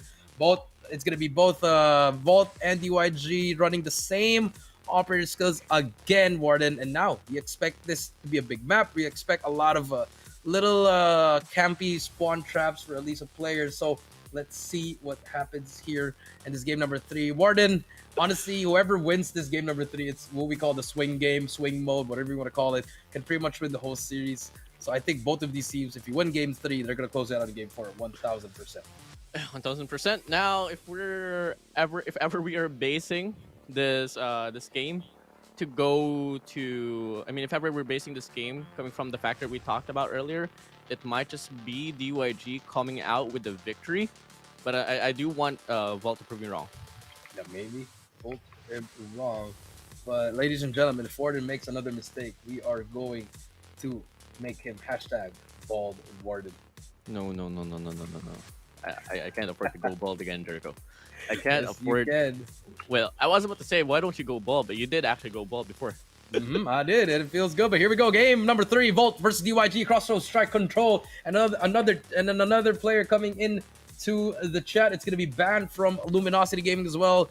Huge shout out to the player second place in stage 5. Thank you for joining us here. Start things off for the side of DYG. They are getting into the defensive side, and Vault's gonna be in the offense, going for that A site immediately. We look at number 5, and as you can see, Sanuo takes down a Mike. That's gonna be the first one coming through.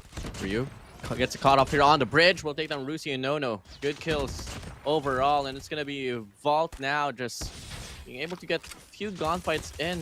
And look at this gun comp that we're seeing. We're actually gonna be seeing one sniper from both ends of the spectrum. And for Vault, we're gonna be getting Vista. For DYG, we do have Sanuo. Yes, Sanuo on your screen. Nothing happening so far. 24-24. Rio on the flank does get one as well. They cleared out the base. That's good. That's what you want to do every time you spot up in control. Make sure you clean your base. Unlucky gets 2 as well. Vista spraying and praying gets 1 through. Etchon gets taken down.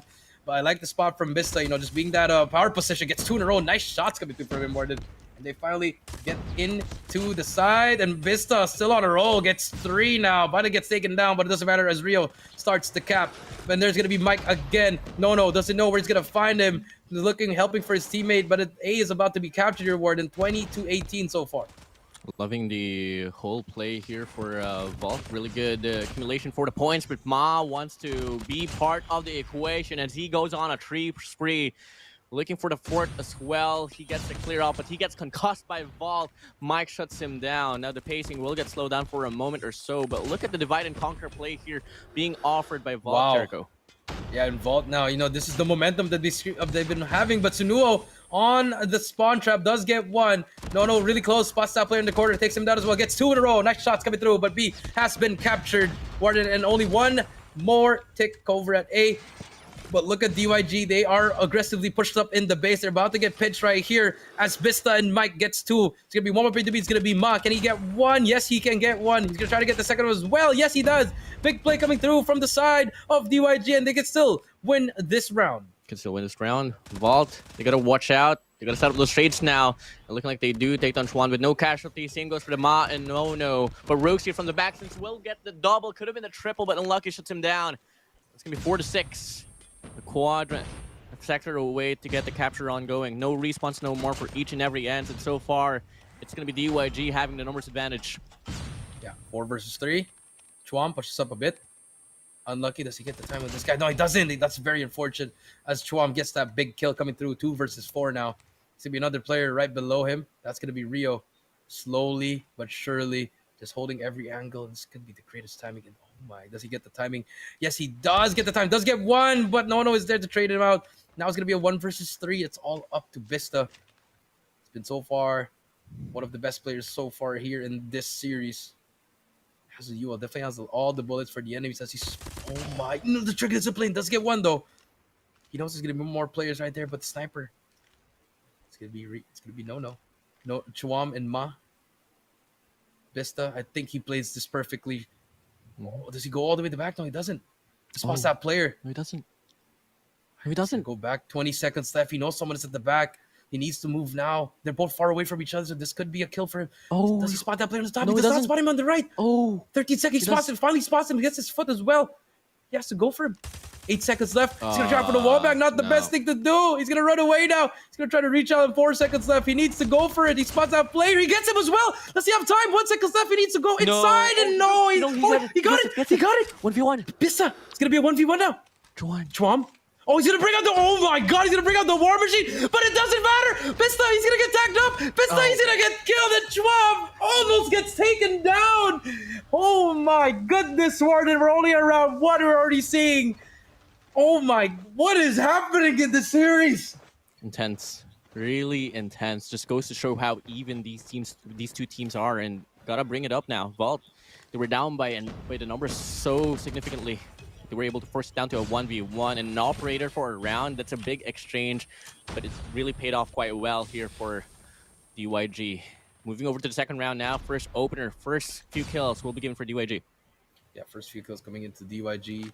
Mike trying to go for the spawn trap. Unfortunately, they get taken down. Roxy shuts him down. They've expected the early push coming through. 27-25. Ma brings out the claw as well. And here comes DYG once again.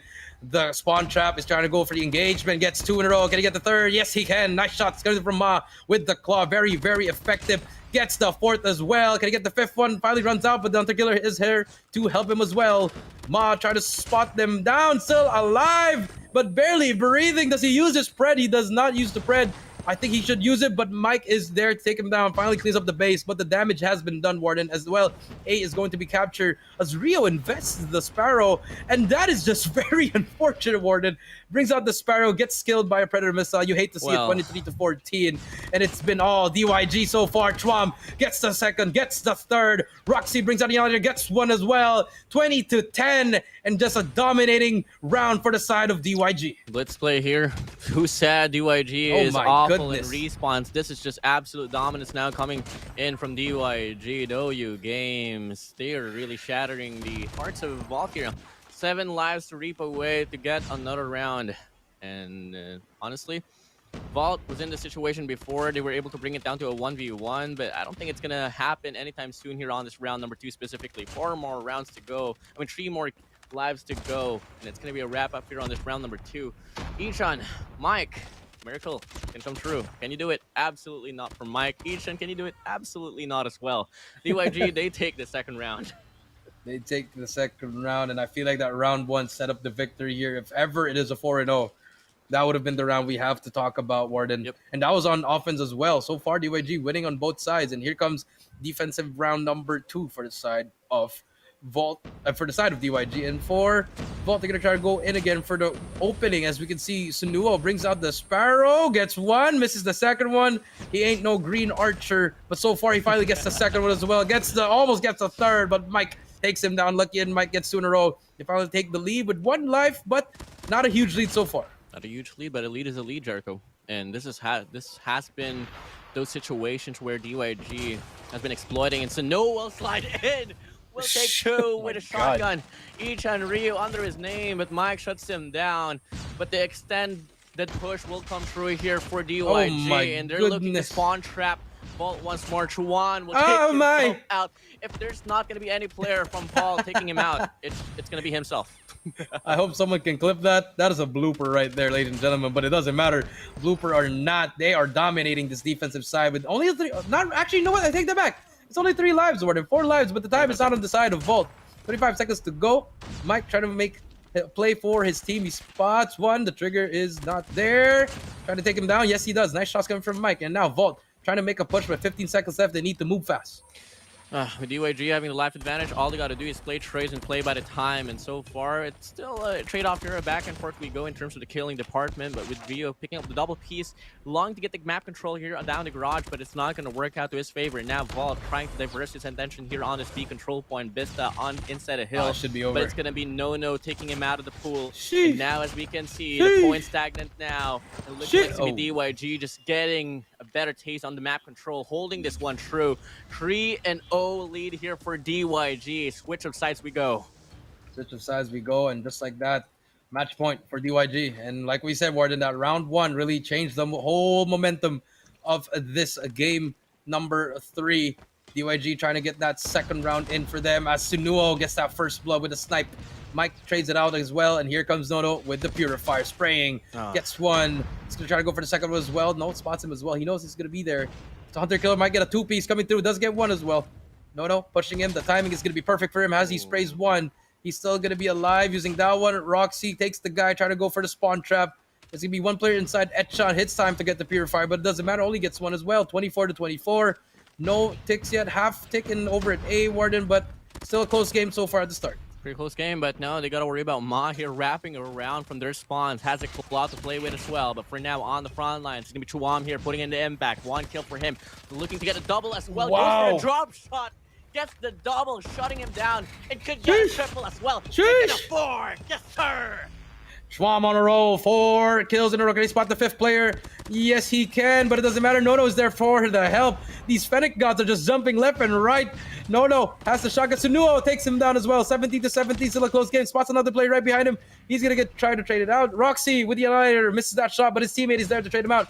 Rio on the head glitch gets 1, gets 2, and Vault now, sense of life coming through, but it doesn't matter as much. Shuts him down with a claw. Number 2, number 3, just chain kills after over and over again. Moss spraying. Here comes Roxy, gets 1 as well. The operator's skills are everywhere. Everywhere, and Roxy still on a spree, still on a run here, looking to get a double as well, but decides to fall back, trying to just focus his attention to getting the capture here on down to Bravo. Keep in mind, life advantage for DYG. They're getting the capture as well. Point time stagnant now, and looking like might just be a closeout here, not unless Vault can get the adjustment that they need. So far, the life count, it's pretty on par with one another, but it's going to be coming to the point where it's going to be the last respawn here for Vault, 6-8. Now DYG is full in control in the situation. Vault, what they got to do is look to get a break in terms of the map control. Maybe till then, they can steal 1 round out away from DYG. 4-6 we go. Jericho, Vault is having a hard time putting their names up in the board. Yeah, but there you go. Mike does get 1. There's still 1 more round of the War Machine, but Roxy takes down another player. That's going to be a 2 versus 4 now. One's going to be 1 minute left. Can they stop it? No, shuts them down. And there you go. 4 and clean sweep over at that game number 3, and WardeN, it's all WardeN. Oh, yo, someone clip that, please, please. Oh no, WardeN's gonna be a meme. It's a GG in the chat, but do it. DYG, they take. I can't. WardeN, you take. Why you gotta do me like that, production? You gotta take over. Why you gotta be? Why you gotta do me like that, production? It's alright. First, AJ, no, it's me. It's alright. Well, GG, well played. I mean, we did call it. No, I mean, if it's gonna ever go down to a, if ever it's gonna go down to a map like Standoff or Crossroads, it might just go for the way of DYG, Jericho. Someone clip it, please. Please clip it. Please clip it. And then put hashtag DYG.WardeN. Just do it. And put him right beside the lineup of DYG. Please, someone do it. Add WardeN in the DYG jersey and just do it. Yo, Garena production, top tier. It's alright, man. It's alright. All right. I mean, Dirky. If I was taking the L, at least DYG is taking the W's right now. So far in respawns, they broke the fad. They broke the trend of DYG not really being the best in spawns. But let me tell you, Jericho, this has been probably the best performance that I've seen in Control here for this CDSI. So far, yeah, it's been a 4-0, and you can really see the discrepancy here: 117 to 87, 1.34 to 0.74, and you know, DYG, they're really turning it up here, and now they're looking like the team that we know in respawns. You know, maybe that game number 2 was just a fluke. We do not know.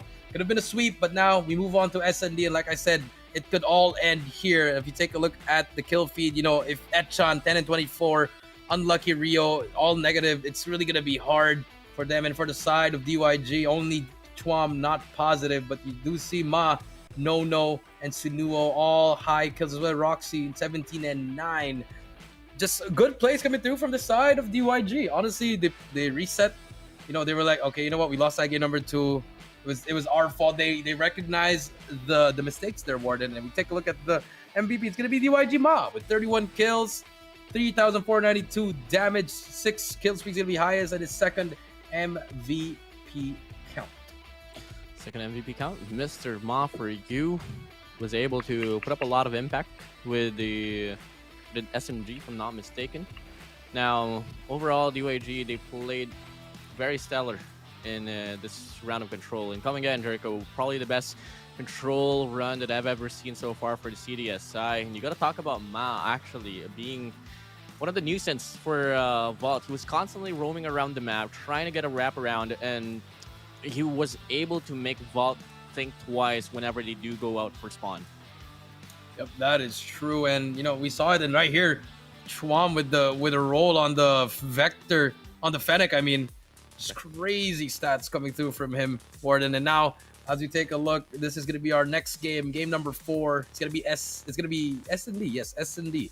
S&D again, WardeN. So, I mean, you got to give the advantage to DYG. Just how they played that game number 1, WardeN, it was all DYG.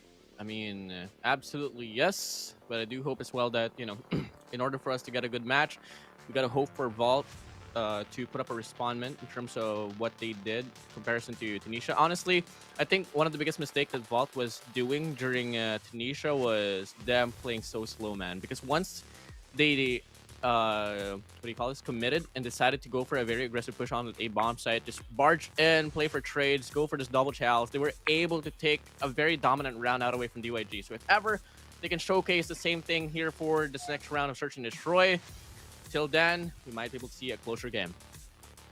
Yep, might be a closer game as we wait on the map coming true here. I just can't wait for the meme. I cannot wait for the meme. Come on, DYG man. WardeN in the chat. hashtag bald WardeN in the chat. Map pool again coming through here for S&D. We only have some Spire Rage, Express, Meltdown, Tunisia. Hardpoint's gonna be Summit, Takeoff, Hacienda, Arsenal, Apocalypse. In case you guys forgot about it, Control, Raid, Standoff, and Crossroads Strike. WardeN. So we do have Slums. Slums is banned. So I think I want to see the maps again, actually, for the banned maps that they chose. Firing range as well. Okay, firing range. So there's no firing range. They've already picked Tunisia. So There's only the possibility of having Meltdown or Express. I think it's I gonna like be those Express. two maps, man. I like those two maps. I'm a fan of both maps. I want to see some ticket booth action. I want to see some trains. I want to see someone get taken down by a train. So let's see what happens, WardeN. I think I want to see myself some Meltdown actions. You know, some boiler actions. Some Meltdown, the QQ9 Meltdown, pretty nice skin. You know, not bad. And you know, just any more information. I mean, Meltdown was part of the competitive pool back then. I think it was during Back the then, 2020 run. Yes, 2020, it was. yeah, It was a S&D as well as a domination map. It tried to be a hard point, but no. We don't play like that, bro. We don't do that here.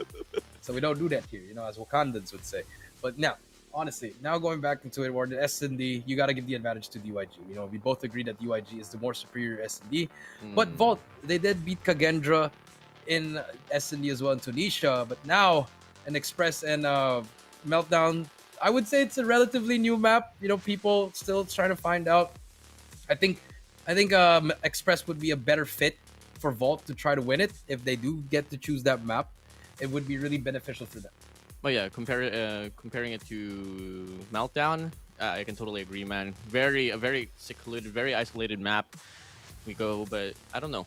I mean, it's just all gonna come down to the trades as well, because clearly that's where they exactly suffered. But they were able to prove that statement wrong during Hardpoint. But coming in, maybe it could only be Hardpoint be played that way. So it's just a matter of us finding out. But for now, guys, I just want to, you know, hype things up. If you guys are on the side of Vault, comment down below. Hashtag go Team Vault. If you guys are on the side of DYG, comment down below. Hashtag go DouYu Gaming. DouYu Gaming. Or just go hashtag WardeN. Just put hashtag WardeN. It would work for you, ladies and gentlemen. But as we wait for the game to start, if you guys have any, we are live on Facebook as well as on YouTube. Don't forget to follow, like, and share and subscribe to our Facebook and as well as our YouTube. We still have more games coming through. We have 2 more series, only the first series, WardeN, and we're almost at the game 5 mark. And we did not see this coming. We thought it was going to be 3-0, but Vault, they shut them down in game number 2. Now let's see if they can keep it up here and try to tie it up and go to a game number 5. Oh, let's see. I mean, I do hope that we get to see a game number 5. I mean, at least it's sort of a promise that we're going to be what we can be seeing for the next 2 matches as well. And right after this series, guys, we are going to be getting Wolves up against eStar. And on the last and final one, it's going to be Kagendra up against the King Zones. Yep, Kagendra versus King Zone. That to close out the match, WardeN. So now we are just waiting for the game, actually. I'm excited. I'm excited to see the game already, because I want to see if Vault has adjusted, or will it just be the same story once again, WardeN? Will it be another victory for DYG? Yeah, you guys in the comment section are really goofy, guys. I swear. Man, Jericho, if you combine Nono and Cisco, they say the product is me, my guy. Well, there. Shout out to Cisco. Shout out to Nono. We gotta get a comparison. Get all 3 in one room. WardeN, Cisco, and Nono. Hashtag make it happen. Well, as we wait, I want to say thank you guys for all the support. It's been a great day so far, and it's only the first game, but here we go. Game number 4 is going to be Meltdown. Meltdown S&D. Vault versus DYG. Our prayers have been answered, WardeN, but here we go. DYG versus Vault. Game number 4. If DYG wins this, they are going to win this series, and Vault, they can force a game number 5, and Chwam running through it already. It's going to be a 3. It's going to be a 3-on-4 over at that B bomb site. Here comes the fight, WardeN. It's a fight. Very big play here coming from the side of Oh my God. Will go for a spray onto 1, but Vista and Ishan will take down 2. So far, grounds all equalized here in terms of the kill count, but it's going to be DYG. Might just be able to pull away, but Ishan still wants to put up a fight. Same goes for the side of Ma as well. Now it's only going to be Unlucky left alone in the 1v2, which he won't be lasting no more. Quick round, quick win here for DouYu Games. Yes, a very quick round coming through from the side of DouYu Gaming.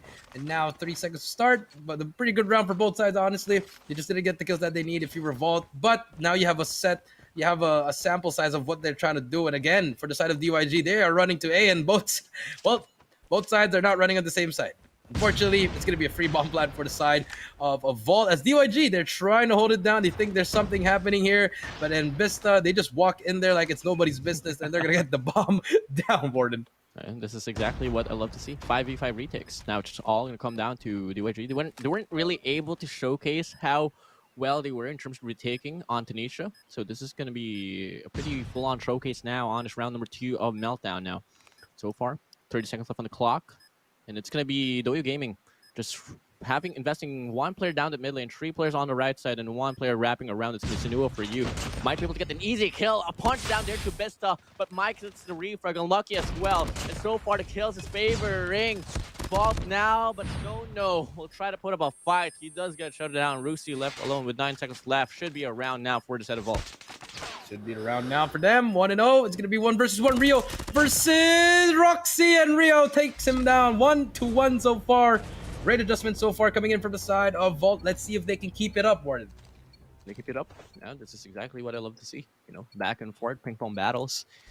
And keep in mind, 2 games have already been won by Doyu Games, and 1 more to go to close out the series. Can they do it?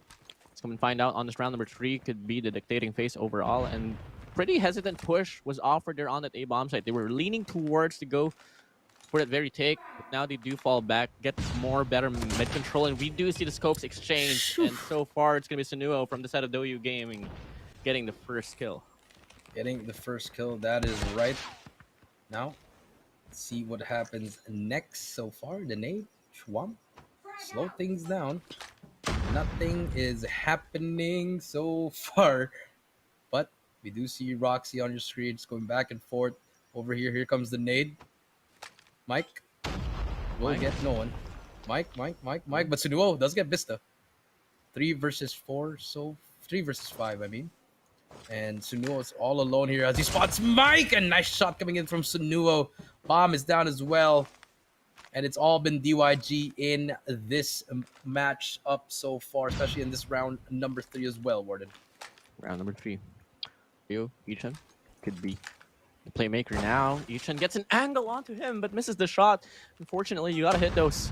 Ma holds down the angle onto Rio. Clean read. Gets a clean casualty onto him. That's gonna be Ichan left alone in a 1v5. The double check comes through. Couldn't do anything. Now Doyu Gaming, they retain the momentum and they take back the lead. They take back the lead. That is right, WardeN. Now it's gonna be 2-1. So far, it's all been DYG in the past 2 in that last round. Vault didn't really have a chance there, but I feel like the rush has been working for them. I think they just need to try to keep on bursting it because we have the information already. They're gonna go in right here in this A bomb side, WardeN, but it's gonna be a player near. It's gonna be Sinuo. So if they push that stairs, someone will get his head taken off. Bomb is gonna go down. It's been so many 2 rounds so far that Vault was able to just go inside a bomb site with no casualty whatsoever. However, I think it's just gonna be Doyu Gaming giving out the bomb site and just play for retakes. So we are seeing another 5v5 now. So far, it's with the God Nade connecting for Bista, looking and getting the perfect medium rare. So no, get the flick onto Mike. And looking to get an angle as well. Just take down the trophy. No kills, not just yet for him. Now it's gonna be a 3-man pusher down this mid lane. Nono will find 1. Same goes for the side of Ma now. Unlucky and Rio left alone for the side of Vault, which Rio will get taken down. Unlucky gets a burst with the Renetti, forcing a 1v1 onto Sinuo. No time left, and it's gonna be Vault here getting another round. Oof. And Unlucky makes it look easy with that Renetti. That timing was there. Rio actually got 1 more kill before he got taken down. So just, right cards coming in from the same side. And now, finally, Vault, signs of life once again. We didn't see this from the first game, but I'm pretty sure they're trying to make this comeback go through. Vault pushing up 2-2 so far. Now they slow things down once again, and this is where they lose. When they slow things down, WardeN, this is what happens. They get automatically read by the side of DYG. Read. It's really good read now. And what matters though is the readjustment on what they gotta do on the next one. And so far, it's looking to be another A hit with Doyu Gaming just having a bit more better map control there down that mid lane. 3 players on that B bomb side will not be able to get into any casualties whatsoever. Now we go. Wow. Mike getting an opener here on this mid lane. Well, just fall gets back. into middle No for trades free. at all. No trades at all. Ma was just right there, but he decides to fall back now. Early 4v5. Vault we go. And that was just a free mid flank. No one was even watching it. Everyone was trying to watch the B bomb side. Now here comes Vault. They're gonna try to burst here in about a couple of seconds now. I'm pretty sure they're gonna just go in there because it's a free site. It's a free hit. Unless Chwam can make the play. I think he could just make the play right here. Oh my. Oh, that is so unfortunate. He should have just went up there. Could have gotten a free kill. But look at the timing. It's so unreal. Vault goes in as well. They spotted him out, but does get Mike. But they know he's going to be in this corner now. As Unlucky's watching it, and Rio spays him with a wall bang. Nice shot coming through from Rio. Now it's going to be a 4 versus 3. It's going to be another guy in the middle. They're going to try to challenge him together, but bomb is down. 30 seconds left. What can DYG do? What can DYG do? First, you got to win his gunfight from the back end. Bista will spray down. Will be able to get the kill. Oh, Nono will shut him down, but in the process, Ichan and Lucky will take down the rest of his comrades, forcing him left alone in a 1v3 with 20 seconds left on the clock. Vault, they're just going to play for time. Offer this double chow to get the secure kill as well. Now Nono is just going to wrap around. No time left for him. Rio will shut him down, and Vault will be able to take the lead back. Now, Jericho, this is a completely different Vault comparing to what we saw in Tunisia. Yeah, it was a completely different kind of game coming through. You know, now they're getting some momentum on their side, and it's what we want to see from Vault, because we know they are a great team. The comeback is on. They want to force that game number 5 coming through. So far, nothing yet. Nothing yet. Now another free side here on this B bomb side. Look at the read here from Vault. Earlier, it was a lot of players allocated here on this B bomb side, better side of DYG, but now Vault comes in with no players around for Doyu Gaming. And it's going to be another 5v5 now. It's going to be 2-1 here, looking to get an opener onto Mike. We'll spot down Ishan as well. We'll find 2. Bista trying to put himself into the equation, but will only get down 1. Rio left alone. Wouldn't stand a chance. And now Doyu Gaming, they respond back with a round, evening things up. Jericho. This might just quit on in overtime. It's looking like that's going to be the case here, WardeN. The adjustments from both teams, it's been pretty good so far. But let's see if they can if both teams can keep it up. It'll be 3-3 so far. Nothing yet to go out in this next round, but here comes this. I think there's going to be one more round before we switch of sides here. And look at the B bomb side again, another walkthrough. Now there's going to be one player, Sanuo, with a snipe. He's going to get flashed to the next century. Run for his run. He gets away with his life, but bomb is going to be down. And now we do see Vault getting the bomb down, but look at number 4. Look how aggressive the timing is there. Headshot. Oh, how does he get away with there? They just both look at the timing there. Mike, right number 5. Oh my. They didn't see each other. But look at that, Suno just sniping like Psycho Shy. Gets another one. Lucky as well, just like Psycho Shy gets 2 in a row. There's going to be more players. And Edshot is going to be on top, gets 1. Mike gets Smile as well. Schwam now on the flank. He takes out another player. Yes, he does. Back and forth, but 3 versus 1 now. It's all going to be up to Chwam. He's all the way on the other side. It's all going to be a one-side affair right here. Chwam, he's really need to find something here. The push happens. He almost gets that first player. Just all hit markers, unfortunately. But Bo shuts it down. Back and forth we go. I don't know how to feel about the defense here for DYG. I think they got to play a standard format here of a 2-1-2 because they can't let Vault plant that bomb. Clearly, the post-plant positioning from the set of Vault is so hard to deal with. So they really have to put up a fight before Vault even enters and get the bomb planted. As we can see, this might just be a better read here for DYG, but Vistas will slide in, will take the swamp. No, Rusi will try to be the saving grace. With Rusi will find a double. Sanu will get a quick scope onto Rio. Now it's going to be Ichan left alone here in a 1v3. I don't think he can pull this one off. Good crossfire setup now for DYG. You see that snipe? Kind of look like some Psycho Shy, you know. I mean, my girlfriend snipes like that, you know what I'm saying? Okay, you know, Psycho Shy, but Etcha now in a 1 versus 3. And, you know, that could have been around for Vault. They got in the first kill, but no one was looking at the outer side of the A-bomb side, WardeN. And now it's all up to Yetchan. 7 kills to his name, though. Second leading kills here over at his spots him as well. A minute left. He still has a nade. He still has a nade, WardeN. It could be the difference maker here if he has some crazy nade spots, if you know what I mean. But Etchan, definitely. But look at Roxy. He's just pre-aiming that once. Don't. You can't sleep. Don't do it. Oh, misses. Okay, all right. He's gonna take a deep breath. 3, 2. Oh, there you go. There you go. Bounce it off. He's gonna go for the nade. I thought he was going to get it. If he cooked it a little bit longer, WardeN. If it exploded midair, could have gotten that kill. But 30 seconds left. Suno spots him, and he gets taken down. for the 4 Jericho. No, we haven't seen a double round lead, not just yet. We haven't, my guy. But you know, it could be a different storyline now here for both ends of the spectrum. This time around, it's going to be Doyu Gaming on offense, Vault on defense. So this might be a refresher. Could we see the same feeling early on in the first half where we got a back and forth? Or it could be either team here pulling off. Pulling off. Mike, to spot that play. The timing is unreal. That is some perfect timing from Mike. That is just great Call of Duty timing from Mike. I mean, I'm saying it over and over again because it is great timing from Mike. It is. Agree on you, Jericho. Mike now on the way to the flight. Can we get some Mike spams in the chat? Roxy, there's gonna be one player. Schwam is gonna get tagged up. Etchan does get traded on. Not the best way to dry peek that if you have a teammate at the back. Now there's all gonna be stuck here. Bomb is not yet down though. You know, if I was DYG, I would have put in the bomb already. And Chwam, he's gonna be all alone here now. He's gonna get left behind as he spots one as well. Don't fall off the map, ladies and gentlemen. You will not be resurrected if you do fall off the map. Bomb still not yet down. I don't know what's the plan here with DYG. I think they're just waiting for the aggression from the side of Vault, but clearly, Vault being a very disciplined team, they're not biting. Not just yet. And look at this wraparound here. 2 players on the back, leaving the bomb right there, and I think they are playing post plant now. 1 player from the side of Vault will be wrapping around. That's going to be Mike for you. Could be the playmaker for this very run. He's taking his time on this wrap, but he needs to move in quick if he wants to put up the impact. Now on the Boiler's control, it's going to be Vista shutting down Sinuo. Truwan getting the refrag as well.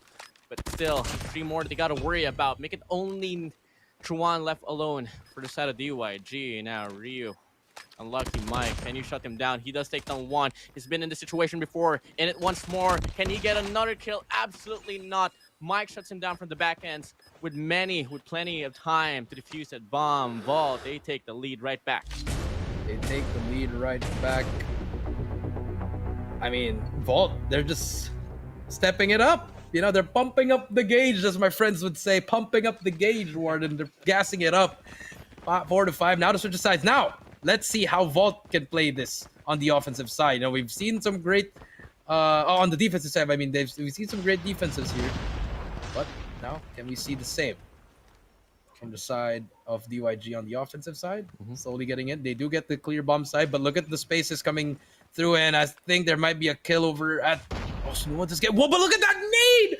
Where was that, WardeN? I don't know, but Bista has been getting those nades over and over again. 2 times now on this very map itself now. Oh my god, the timing is unreal here for Sinuo. Does he spot? Oh, 4-4. I think number 5 just got through. I think definitely. Mike might just be able to make the play. Mike.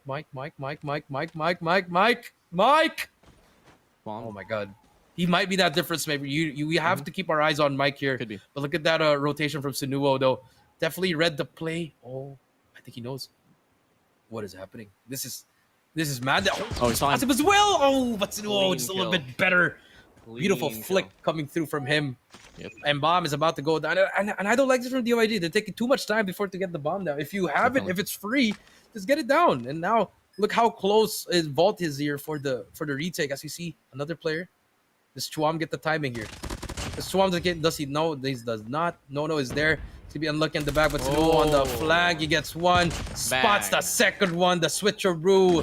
And Sinuo gets 3 kills in that round. If overkill was a perk, Sinuo would dominate, my guy. Switchblade onto the Japanese Sunao. Yeah, exactly, bro. The Japanese Susano. But now making the play. Dude, 5 to 5, man. No double round lead. Round 11 now, WardeN. Okay. I'm ready for 30 rounds of S&D. Let's do it, WardeN. Let's go. Here we go. Another UIG again. A free plan. A free plan again. It's been 2 consecutive rounds that they've been able to go inside this B bomb site freely with no casualties being put up now for the side of Vault. But clearly, looking at the formation that Vault is putting up, I think they're pretty ready as well into going for a retake. But look at the 2 players actually falling back, waiting for a cutoff here for Vault. So this could really go 50-50, Jericho. It's all gonna go down to the gunfights. Yep, that's true. And again, they're trying to bait it. And okay, now I understand the play of DYG here.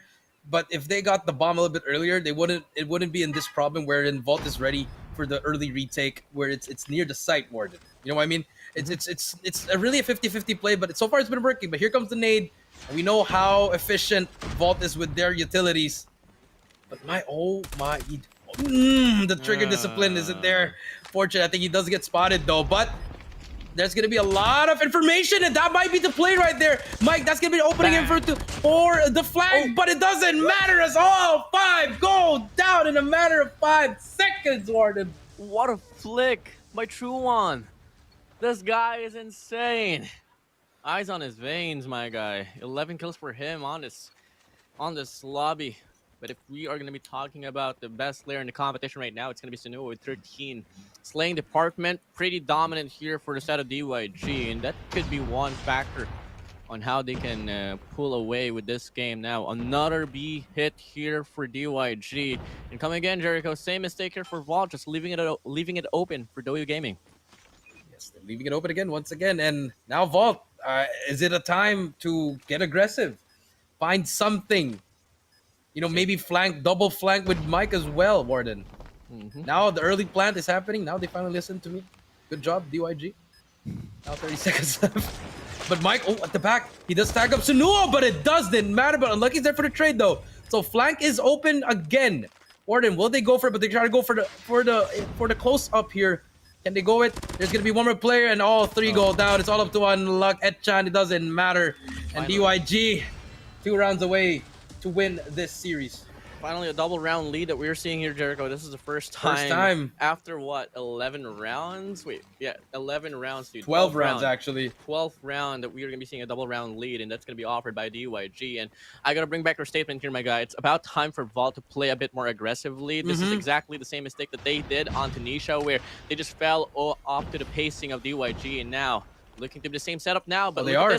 Look at this. I like this. I like this. I like this coming in from them, but he gets away with his life. That's good. They have information now as Rio takes one down, and there you go. That's gonna be the bomb carrier, and that's all you need. You get one back up, but look at number 3, Bista. You gotta watch out for him. He is in that position. He knows when to peek out. He's gonna be the last guy to peek out for his team. Once shots are gonna go down, and look at Rio spots him, but the day he has to run away. He runs away. Perfect timing from Rio. Gets 2 kills already, and just like that, the aggression is working out for the side of Vault. Did work out, but the round is not over, not just yet. Can they lower down the lead to 1? Or are they going to follow through once more and put up a blunder? Now, with player 2 wrapping around, that's going to be Senua. Mr. MVP for Yon, Search and Destroy could make the play to take down Unlucky with no casualty whatsoever. Oh, no. Easy kill for him. Easy kill for him. Is he going to go for the slay, though? No, he's is not. he going to wrap like around? This. Oh my God! The disrespect! The disrespect from Senua.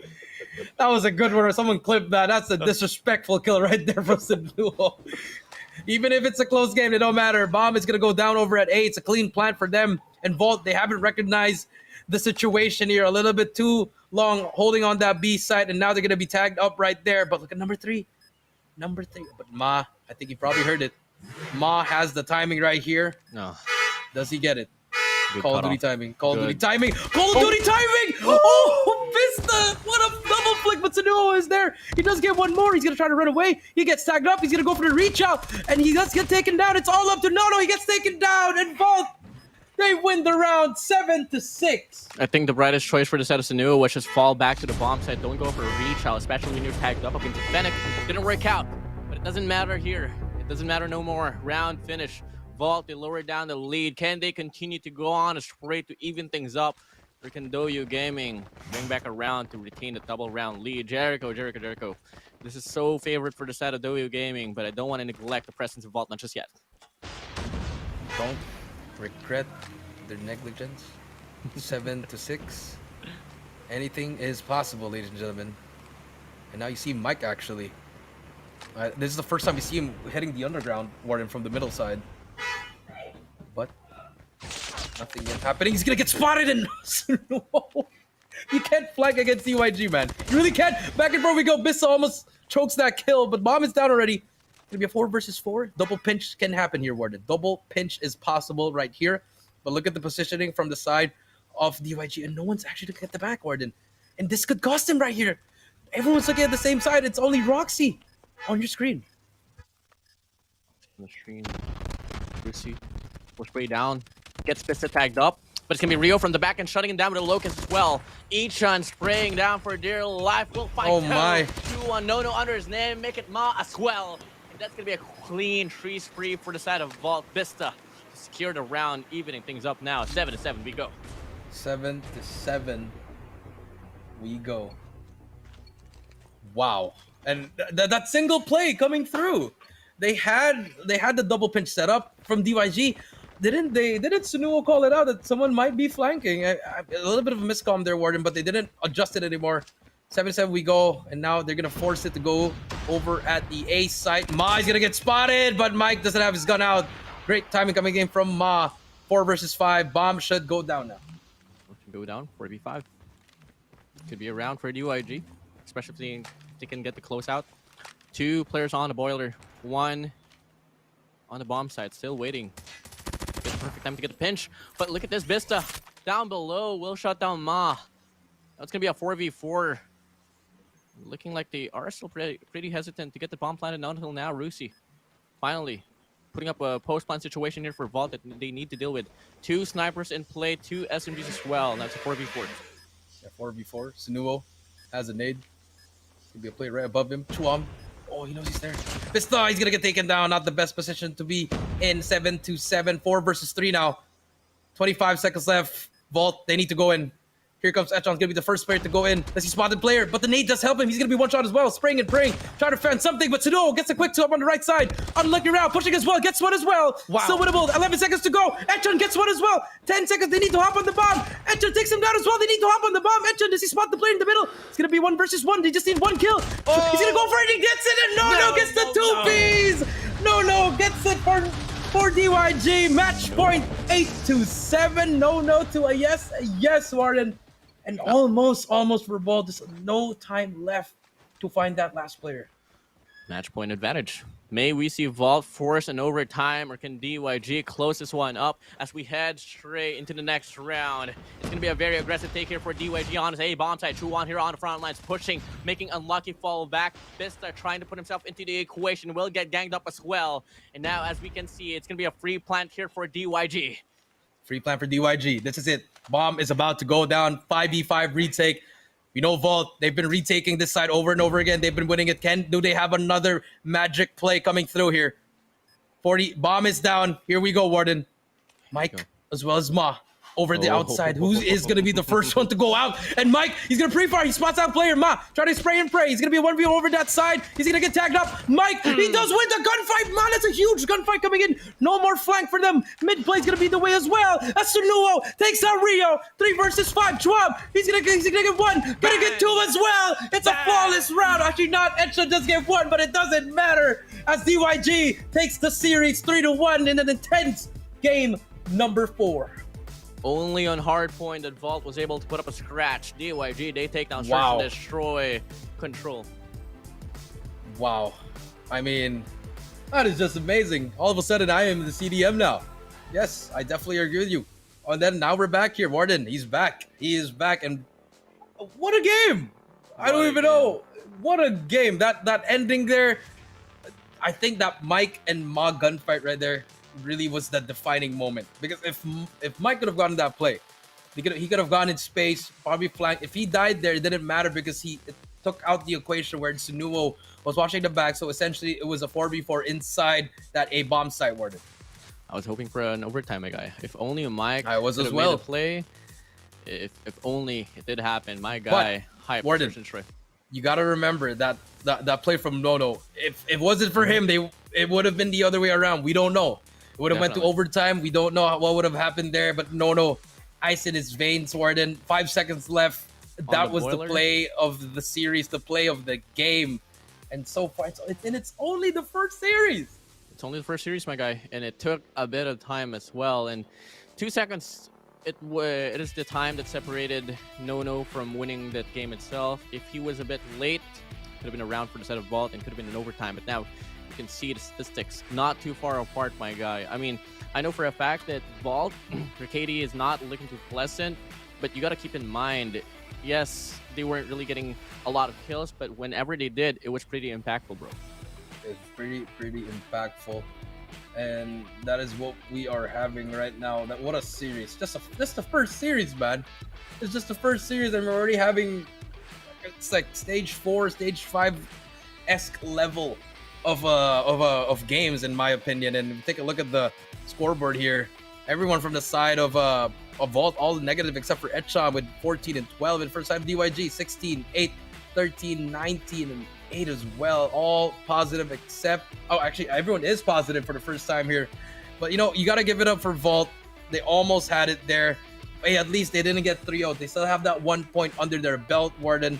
So great plays coming through from DYG as we give Sunuo the MVP with 19 kills. The damage over at 2,077. 4 kills in 1 round for him, and its first MVP as we take a look at the highlights. Sunuo, this is a pretty nice kill there. You got right there. Switchblade onto the Locust will get the kill. Oh my god, this flank. Oh my god. Disrespect. Call him Mr. Disrespect on that one. And you know, with Sunuo putting up the impact with the Locust, pretty surprising for me. I was so close. This is the one right here.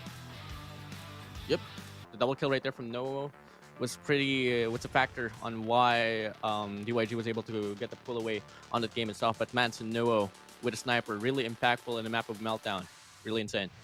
Yeah, and then, you know, a lot of teams, I mean, I'm not sure about this, but a lot of players were like saying DYG might run over Vault. I mean, I was seeing some commenters, all DYG, but I mean, Vault, they showed up. I mean, except for the control. It was a fight. And the first S&D, but the Hardpoint and this game 4, I think Vault might be one of the, not the favorites, but they can be a dark horse here, WardeN. I mean, they are the #1 team in Japan, and they are showing it why they are. And, you know, they just need a little bit of time. You know, maybe that game 1 was always that warm-up, as you would say. If it was a Hardpoint, maybe it would have been a different story, WardeN. We don't know. But so far, it's been really great for both sides. But congrats to DYG for getting that. It was only their 2nd series. But for that being said, we still have 2 more games. We're down with 1. We'll be right back after this quick break.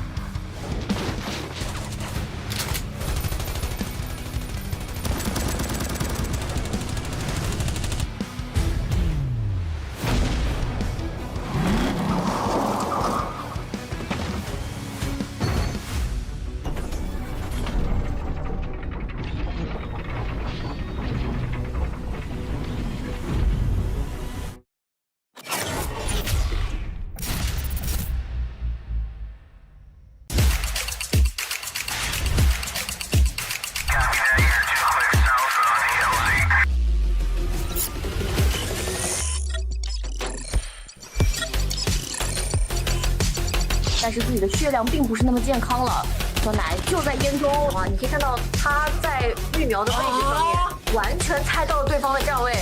呱呱绕了一个大圈回来，把人清了一下，抓到劣势复活点了。呱呱，看看怎么打，转起来。肯定被抓太那个了。队友旅店带走，下面双杀，这边不敢来了，他就打3个。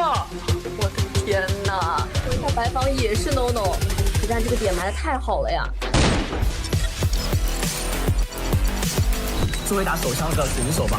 哇哦，亚瑟 This is important. Once Kazuko Legacy gets the flood in here. ออกมากาโต้จะเข้าเป้าเป็นเด็กระยะไกลแบบนี้มันอยู่แล้วปาดมาได้กาโต้ไปต่อแล้วดูต่อเซนเทคใน Takeoff will ensue once more here towards the bomb side. A bomb, so you better watch out. Their timing and their coordination. Of trickling in 1 at a time. They have got that partnership. They've got those duos pushing in together. Hardpoint ketiganya, Aimer coba untuk masuk dan 1 operator kill. Nah, soalnya udah setup duluan ya. Sayang sekali ya, Clock ini mengeluarkan ulti yang sangat poin sekali. This will come in.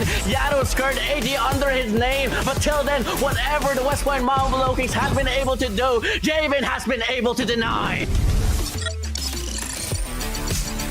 问题不大，4年还在我们手中，小心 unlucky， 一定要小心 unlucky 这个歼灭者，一个补了。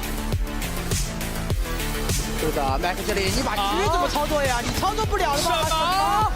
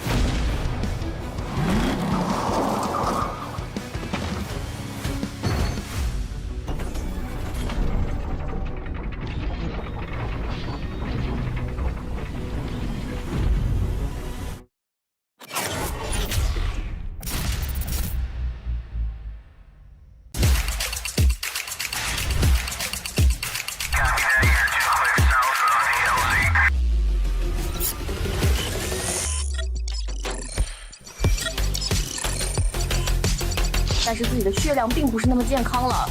小奶就在烟中啊，你可以看到他在绿苗的位置上面，完全猜到了对方的站位。呱呱绕了一个大圈回来，把人清了一下，抓到劣势波点了。呱呱，看看怎么打，转起来。肯定哦，被抓开那个了。队友旅店带走，下面双杀，绝对不敢来了，他想打3个。我的天哪！说一下白房也是 no， 实战这个点埋的太好了呀。作为打手枪的选手吧，哇哦，亚瑟 ，this is important. Once Kagendra Legacy gets the flood in here. ออกมากาโต้จะเข้าเป้าเป็นเด็กระยะไกลแบบนี้มันอยู่แล้วปาดมาได้กาโต้ไปต่อแล้วดูต่อเซตเทคใน The Takeoff will ensue once more here towards the bomb side. A bomb, so you better watch out. Their timing and their coordination. Of trickling in one at a time. They have got that partnership. They've got those duos pushing in together. Setelah hardpoint ketiganya, Aimer coba untuk masuk dan satu operator skill. Soalnya udah setup duluan ya. Sayang sekali ya, Clock ini mengeluarkan ulti yang sangat poin sekali. The Mark will come in. Yado's skirt AD under his name. But till then, whatever the West Point Marvel Lokings have been able to do, Javen has been able to deny. 问题不大，4年还在我们手中，小心 unlucky， 一定要小心 unlucky 这个歼灭者，一个补了。是的，麦克这里，你把狙怎么操作呀？你操作不了的吧？什么？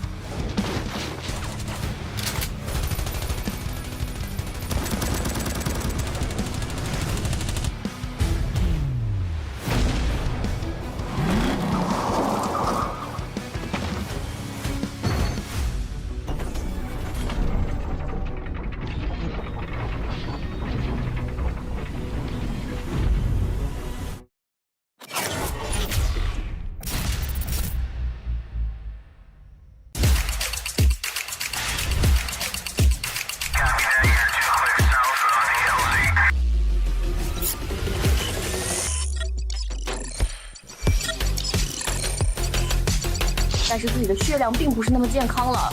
小奶就在烟中啊，你可以看到他在育苗的位置上面，完全猜到了对方的站位。呱呱绕了一个大圈回来，把人清了一下，抓到劣势波点了。呱呱，看看怎么打，转起来。肯定哦，被抓太那个了。队友旅店带走，下面双杀，居民不敢来了，他就打3个。我的天哪！回到白房也是 no no， 实战这个点埋的太好了呀。作为打手枪的选手吧。哇哦，亚瑟 This is important. Once Kazaku Legacy gets the flood in here. ออกมากาโต้จะเข้าเป้าเป็นเด็กระยะไกลแบบนี้มันอยู่แล้วปาดมาได้กาโต้ไปต่อแล้วดูต่อเซตเทคใน The Takeoff will NC once more here towards the bomb side. A bomb side, you better watch out. Their timing and their coordination. Got trickling in one at a time. They have got that partnership. They've got those duos pushing in together. Setelah hardpoint ketiganya, Aimer coba untuk masuk dan satu operator kill. Nah loh, soalnya udah setup duluan ya. Sayang sekali ya, Clock ini mengeluarkan ulti yang sangat poin sekali. The Morse will come in. Yado's skirt AD under his name. But till then, whatever the West Point Marvel Kings have been able to do, Javen has been able to deny. 问题不大，波点还在我们手中，小心 unlucky， 一定要小心 unlucky 这个歼灭者，一个补了。是的 ，Mac 这里你把狙怎么操作呀？你操作不了的吧？什么？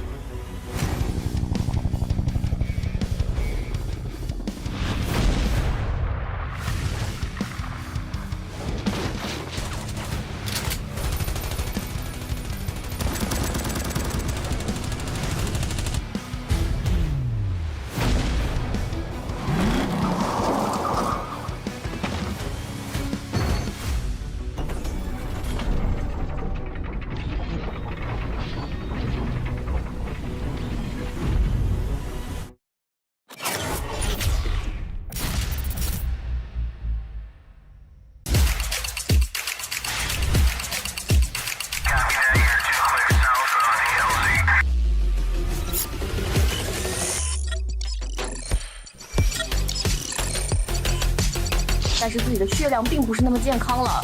小奶就在烟中啊，你可以看到他在育苗的位置上面，完全猜到了对方的站位。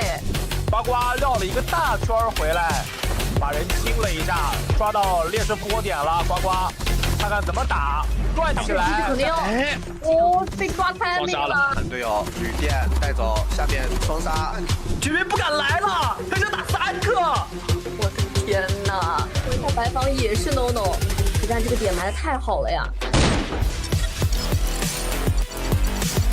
作为打手枪的选手吧。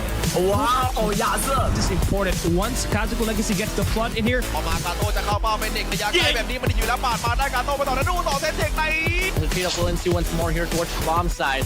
A bomb side, you better watch out. their timing and their coordination. Got trickling in one at a time. They have got that partnership. They've got those duos pushing in together. Setelah hardpoint ketiganya, Aimer coba untuk masuk dan satu operator kill. Nah loh, soalnya udah setup duluan ya. Sayang sekali ya, Clock ini mengeluarkan ulti yang sangat poin sekali. The Morse will come in. Yado's skirt AD under his name. But till then, whatever the West Point Marvel Kings have been able to do, Javen has been able to deny. 问题不大，波点还在我们手中，小心 unlucky， 一定要小心 unlucky 这个歼灭者，一个补了。是的 ，Mac 这里你把狙怎么操作呀？你操作不了的吧？什么？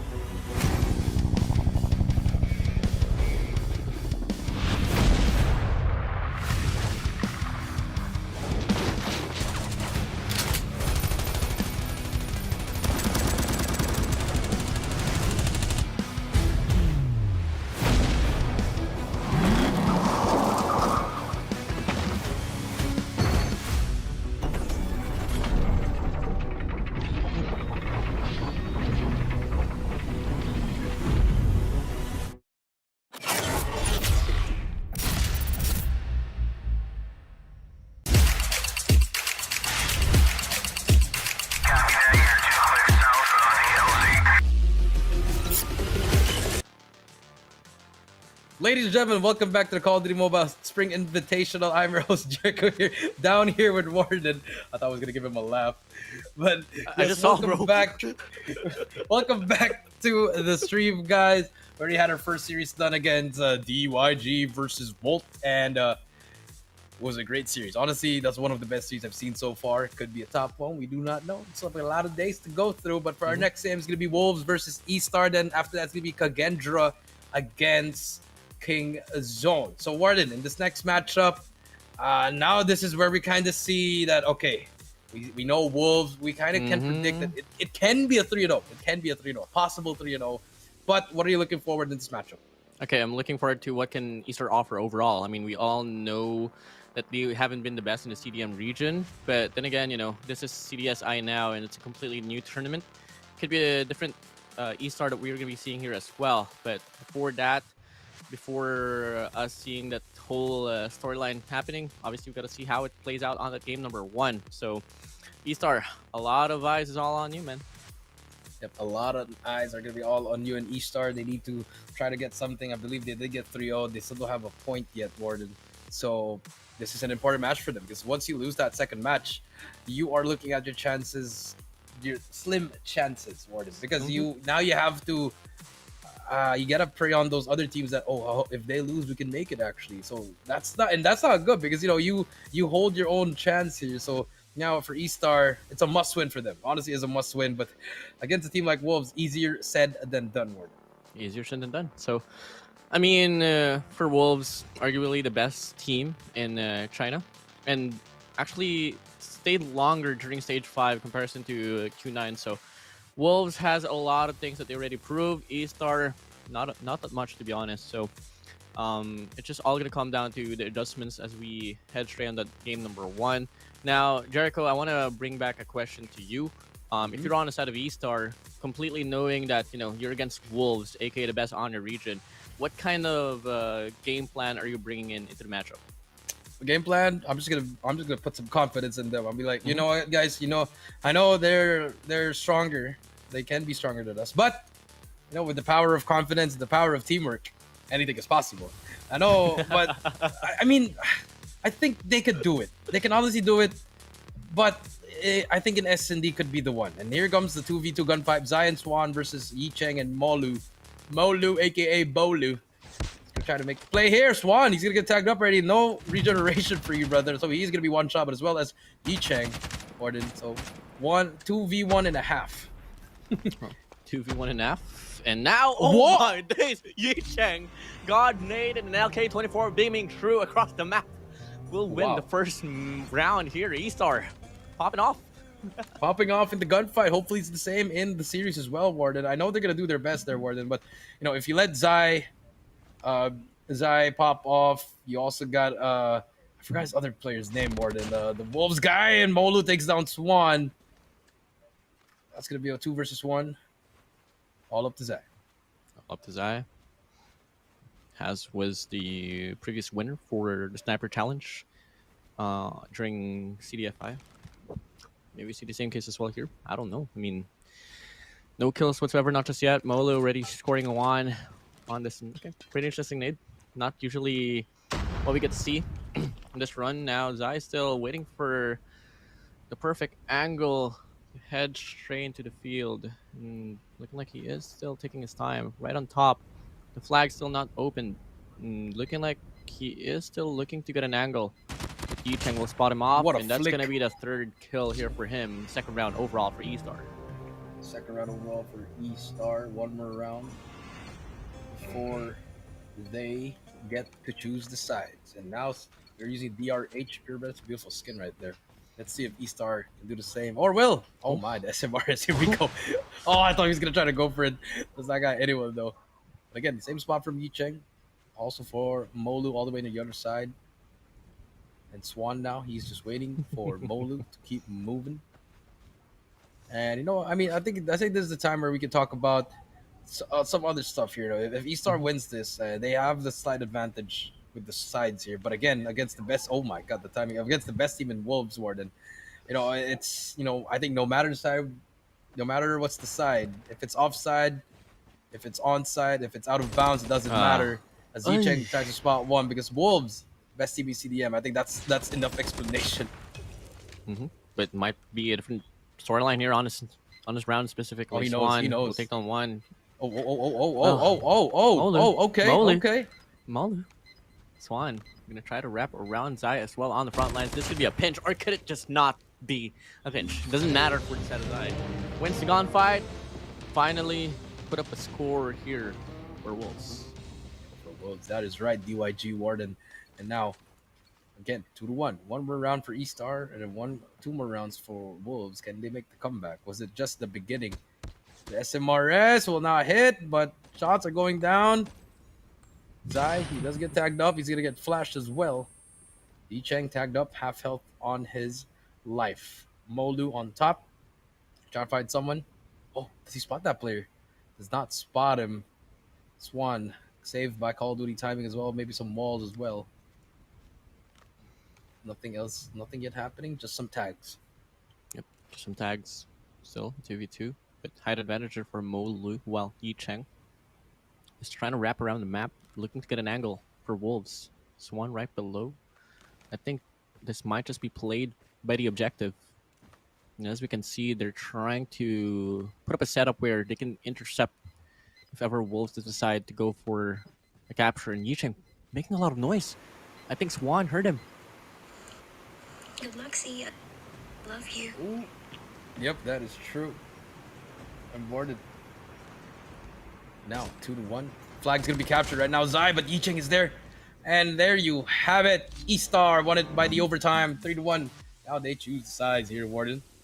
They So choose the side. Now eStar, yeah, they can choose the sides here for the map so far, but it's still gonna come down on how do you want, what kind of Wolves are we gonna see? Are we gonna see the pack of Wolves, the almighty Wolves that we saw in stage 5 that placed 4th, or are we gonna see a different kind of Wolves that just dominated yesterday, 2 days ago against, I believe it was a King Zone. It was a 3-0, but a little bit sloppy. A lot of people saying that they were just having fun, but we don't know. Maybe now they're like, okay, you know what? Time to show you guys why we are the best team in CDM, and I think they're gonna show it here against a team like eStar. Gunfight is just a teaser on what's about to come. It doesn't really dictate anything that much. I mean, side advantage, yeah, for sure, it could be one factor that could be brought up on the first half of the game. But keep in mind, when we're talking about search and destroy, it all comes down to the final adjustment, especially on the second half. So, overlooking this whole competition, if side advantage would matter, I think only like a 10%, 5% of it would dictate the pace of the game. But aside from that, if you are against a team like Wolves, it's gonna be it's gonna be hard to take advantage of that. Now here we go. We are seeing the bans here. Jericho in terms of the maps looking like for search and destroy, it's gonna be Meltdown and Slums out of the equation. Yep, Meltdown and Slums out of the equation, as well as Hacienda for Hardpoint. I think the other one was APOC, if I'm not mistaken. So good things coming in for everyone so far. And now that we're waiting here, S&D, Takeoff was banned actually for Hardpoint WardeN, not APOC. So we also have Apocalypse in the discussion. But for Search and Destroy, Wolves banning Meltdown. Okay, very interesting from them. If you are the best team in your region, you'd probably have you're probably gonna make like less mistakes than the other teams, WardeN. But interesting, maybe they're just saving it again. It's a strategy thing. WardeN, we've heard that. Strategy. But now as we wait on it, I think we might see some Express coming through here. That's what I'm feeling like it. Or maybe some firing range to keep it simple.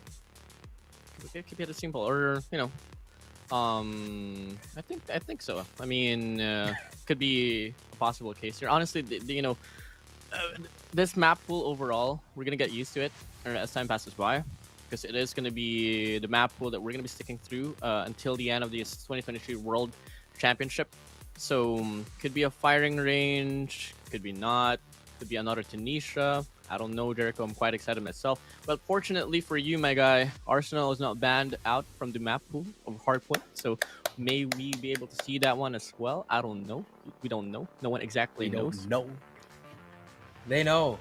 Maybe. I'm kidding. No, they don't. Yeah, but maybe right. Maybe some Tunisia should come in. We don't know exactly who's actually going to pick the map, but I guess with the gunfight, maybe that's how they determine as well as the maps. We're just waiting on the CDM. I'm excited. I want to get into the game already. I want to see some Wolves action here as well, some eStar. And let's see if eStar can actually try to get a game off them or even win the series. The odds are against them. They are technically the underdogs here in the series, Warden. Technically, but one thing that I really like to do when I head straight into a tournament is that we're talking about the top teams of each and every region here, coming from Garena, CDM, and Japan. And I'm just hoping that they've been taking their time out away from the game itself and going back to the drawing board to put up a fight to their next predecessors. Because clearly this is an opportunity that you don't want to miss out on, and I'm really hoping that in some way eStar can prove the FAD wrong, that they're just going to be on the bottom ends for the CDM region, specifically Jericho. Yeah, specifically for the CDM region, you are right, Warden. And now, you got to watch out for Wolves. The way they played Stage 5 last time, they were pretty good. They were so close. But unfortunately, they faced the eventual champions of the tournament, which was Tribe, over at the lower bracket round 4 or 5, I believe, before they got sent home. And I think Wolves, they showed a lot. They're just not a good team. That they are definitely the best. I mean, they are the best team in the eastern side, Warden. Because if you look at the ranking from the 2022 Worlds, you had Wolves as the number 1, even though they placed 4th, and then you had the Smart Omega at number 2 as well. Then number 3 was all the way over to the other side already, where an AMT was all the way back there. So they have something to prove here. They have the experience as well, Warden. So now let's see if they can keep it up and just regain. And obviously they've won the CDM season 5 recently as well, so a lot is going for the side of Wolves here. A lot of pride as well, and I'm pretty sure they are not going to slow down as they are hunting for that world championship chip. I mean, if you want to talk about the accolades that Wolves has been able to put up, I mean, they're the team. They are the team that took down Skade out away from the World Champ 2022, and they were the only team, one of the only team, 2 teams that took Tribe, a series from Tribe, and it was Luminosity Gaming, and guess what? Wolves themselves. So there you go. There you have it. I mean, they've done a lot, maybe a little bit, but it's a long list of accolades for them. And let's see if they can add the CDSI once again. Unfortunately, they didn't reach the grand finals last year, Warden. It was AMT and Q9, and AMT winning it over again. So with that being said, I think this is a better Wolves we've seen so far, rather than the last year's team. And this competition, actually, there's more teams now that can actually win this. Yes. I mean, it's just it's pretty mesmerizing to hear a better Wolves, because I was overlooking that Wolves last year, and I was like, okay, there's no way this can be better, and it absolutely did as we entered this year. And it's pretty scary on what this World Championship can offer this year, Jericho. It's pretty scary. That is right. I'm excited. I'm just really excited for the stage 5. The stage 4 is going to be crazy as well. Some will make it, some won't. Some are going to get reverse swept, the comebacks and everything. Just all right, Jericho. I don't know. Yes. Garena region. Who's going to make it to stage 4? Stage 5. Stage 5. Put me on the spot, boy. I know. I'm gonna go with Omega. Second one. That's number 1. Second one, it could be a toss-up against Blacklist, AMT, WPM, ABC, WDC, just name everyone else. Pretty much. Hey, WDC, man, it's really interesting to hear WDC, honestly. They didn't really make it in this tournament overall. They were granted the chance to play in the play-ins, but unfortunately, it didn't really... They almost beat us, they were up 2-0. Yep. But then the miraculous stage 4 run happened. Everybody knows that. Everybody knows that. So that's what happened. That control, as well as ABC, they were 1 game away from defeating us. And then the Macros, the comeback, and then after that, the Blacklist. Everybody knows what happened there. That's exactly where Omega just excels at, man. Those dire situations to get that final adjustment, 1 kill. It all goes down to that 1 kill, that 1 round that separates them from advancing to the next stage of competition against Smart Omega. Yeah, but for now, they are not in this tournament, fortunately. But hey, I'm excited for that next Garena tournament, honestly. If it happens on GM5 or we get something, a LAN, I think it's going to be a revenge season for Omega, especially against Lokings and Blacklist, and also, as well as AMT. We're excited to see AMT, what FDX can bring into this team. And so far, they won yesterday against Blacklist. It was a 3-1 And Blacklist now a little struggles here and there, but I'm pretty sure they could still make it to the knockouts. I mean, talk about Almighty now. I think FDX is the first Filipino to enter the team of the Singaporeans, or the mixture of, you know, Malaysian. I think he's probably the second one because you already had other players from Huntsman join in as well. I think Crush has that title. Him, Crush, Auro, Wadu, Vanlu. Those were the first players that actually joined a different team and actually compete with. Specifically AMT. Yeah, but for specific AMT, Yeah. yes, FDX is the first one. They've always outsourced before. You know, Wildralla was one of those players. You know, if you guys know that's a history lesson right there. One of the first players. You got Wildralla, you got Cord, you got Adapt. From Almighty. Oh, the good old classic, bro. The classic AMT. But now, you know, you have the Core 4, the Core 5, and then now you add in FDX. What kind of addition has been bringing in? And so far, has been showing up against Blacklist, but against the Q9, they got taken down 3-1 as well. But I think it's just a little bit more chemistry, a little bit more time, and I think AMT might be back in shape. You know, I was overlooking the chat during the time that you were casting with, if I'm not mistaken, Cali. There was a question in the comment section below where, if you were to make a team in I saw that. I didn't answer it. Yeah, not just the green region, but overall the whole world, what would the lineup consist with? My lineup would consist. Okay, I want Tectonic. All right. Tectonic to run my AR. Oof. I want Risky on my team. Okay, Risky on my team. Yeah. S&D and Express. Wolves are just eStar. So I said Tectonic, Risky. No Lucas. Ooh. I'll get Lucas. I'll get Lucas in from Inco. It's tight, man. And then I'm gonna go with. Oh, this is hard. I don't know. I don't know the other two yet. We'll think about it later. But here we go. I'll answer that later. Here we go. eStar versus Wolves. It's gonna be S&D. And again, okay. Can I just bring something again? KAGE does not use a different gun but a shotgun. KRM and Express has those, you know, places, those obstacles that you can utilize at KRM, but for the most part, especially on this A bomb side, you gotta play by the range. Now, first round opening up, looking to be an A hit here for eStar. Yep, that's true. So let's see what's gonna happen here. Molu, a little bit aggressive there. Does spot Neon. Neon gets taken down of the equation. Now it's gonna be a 4 versus 5. But Zai is there to help his teammate, but Molu almost gets that second kill, WardeN, but now it's back to a 4v4 with bomb being down 30 seconds. X-King trying to spot the back, but Pepe gets the timing on him. Now we do get Wolves here stuck at a 4 versus 3, but what was that shot, WardeN? Yicheng takes down Swan as well. Pepe takes down Peg, and it's all up to Zai. He's going to try to get the ace as he spots another player. Yes, he does get that first player. Can he get the player on his right? He spotted him, but no, Pepe shuts him down. And first round goes to eStar. All right, first round for the side of eStar. Not something that we totally expected or anticipated, but really good take from them.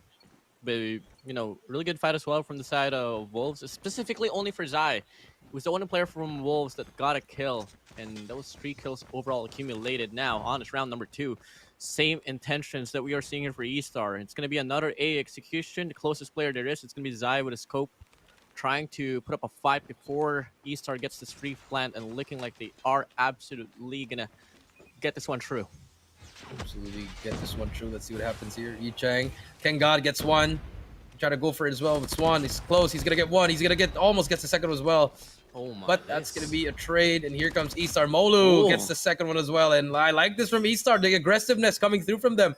It's all up to Peg in a 1 versus 4. As he spots one, he gets away with his life though. 25 seconds left to go. He's gonna get pushed up, but it doesn't matter. Oh, okay. This is winnable. This is winnable for Peg. He spots 2 players. He knows he's gonna be there. Gets that third. Oh my God! Does he get the spot? Oh, does he spot him as well? I think he knows. He knows he's there, but it doesn't matter. Pepe gets the timing. But what a play coming through from Peg though. Almost gets that kill as well. Whatever intention or whatever play eStar is doing right now, I love it a lot. They go for an A bomb site plant. They have 2 trophies to back up the bomb planter, neglecting, I mean, just overall voiding the lineups that Wolves has, and so on. And look at this, Jericho. It's going to be the same A execution once more that we're going to be seeing here for eStar. 3rd time in a row, but this time Wolves will be investing 2 players to wrap around to possibly offer a pinch on the later stage of this bomb plant. Yep, but Pepe was actually watching that a catwalk for their side. Does not get anything. Here comes Molu. Did he check the corner? Spots one as well, but that trophy just really... Swan fell for the bait.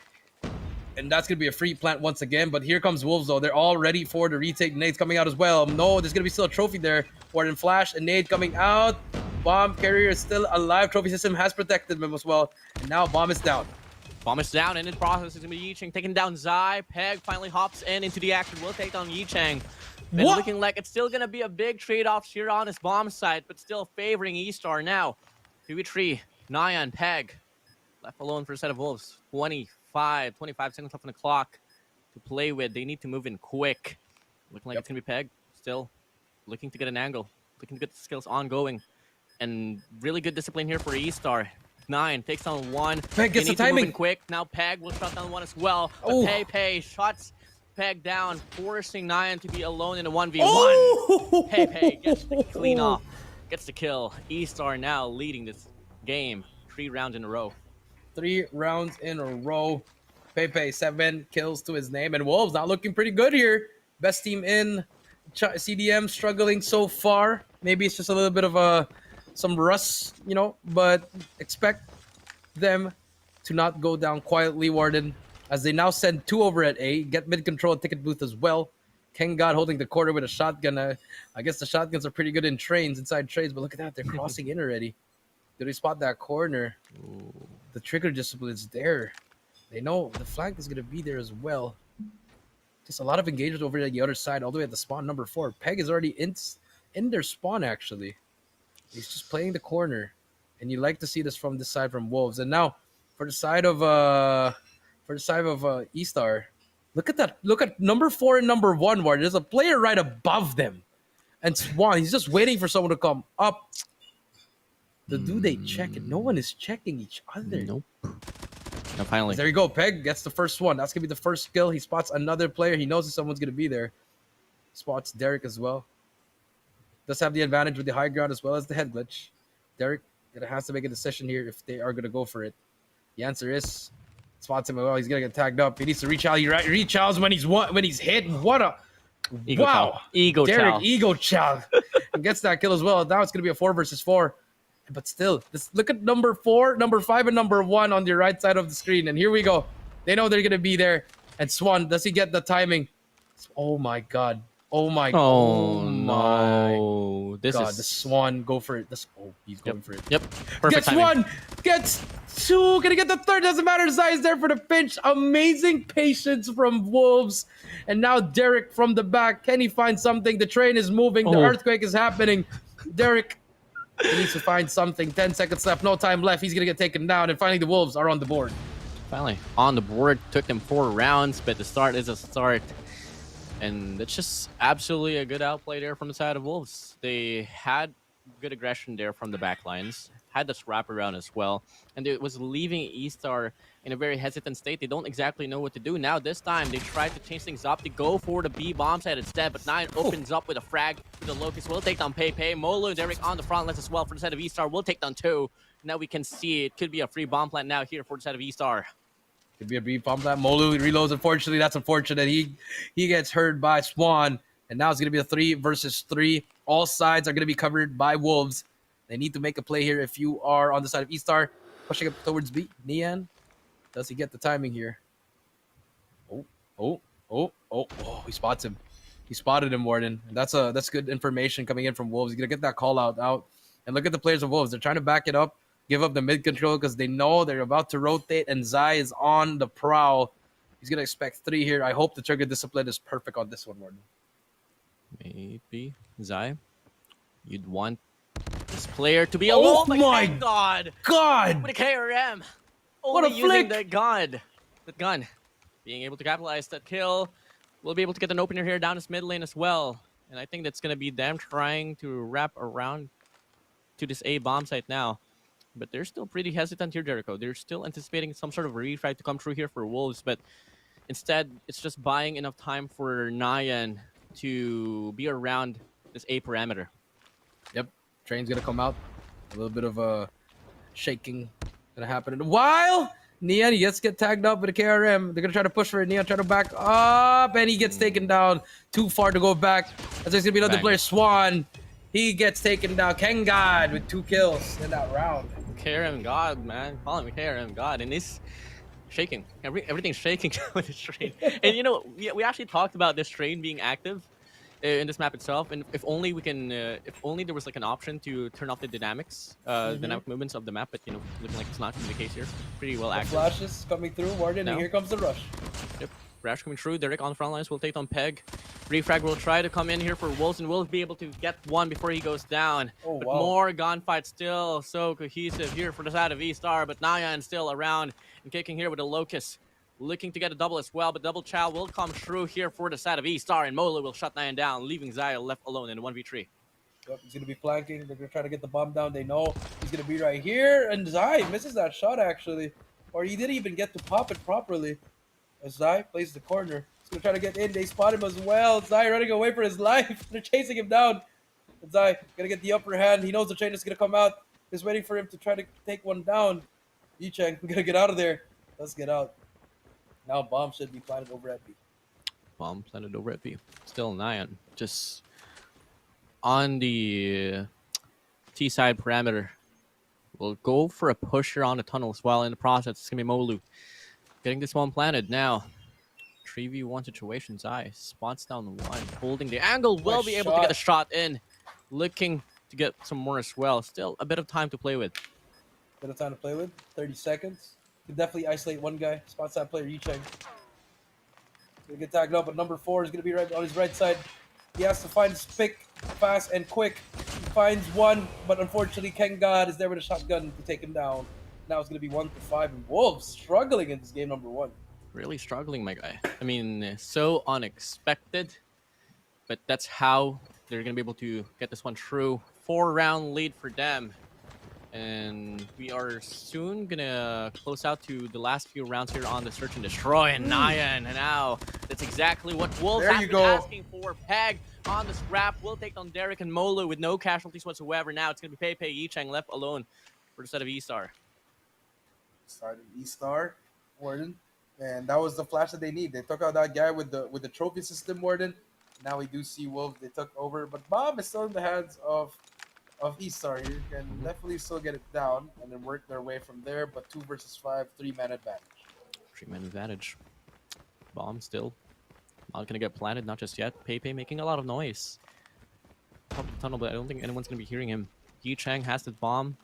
They do have this option to go for a wrap here on his A bomb side. The only thing that they gotta worry about is gonna be Swan. Will be playing around CT.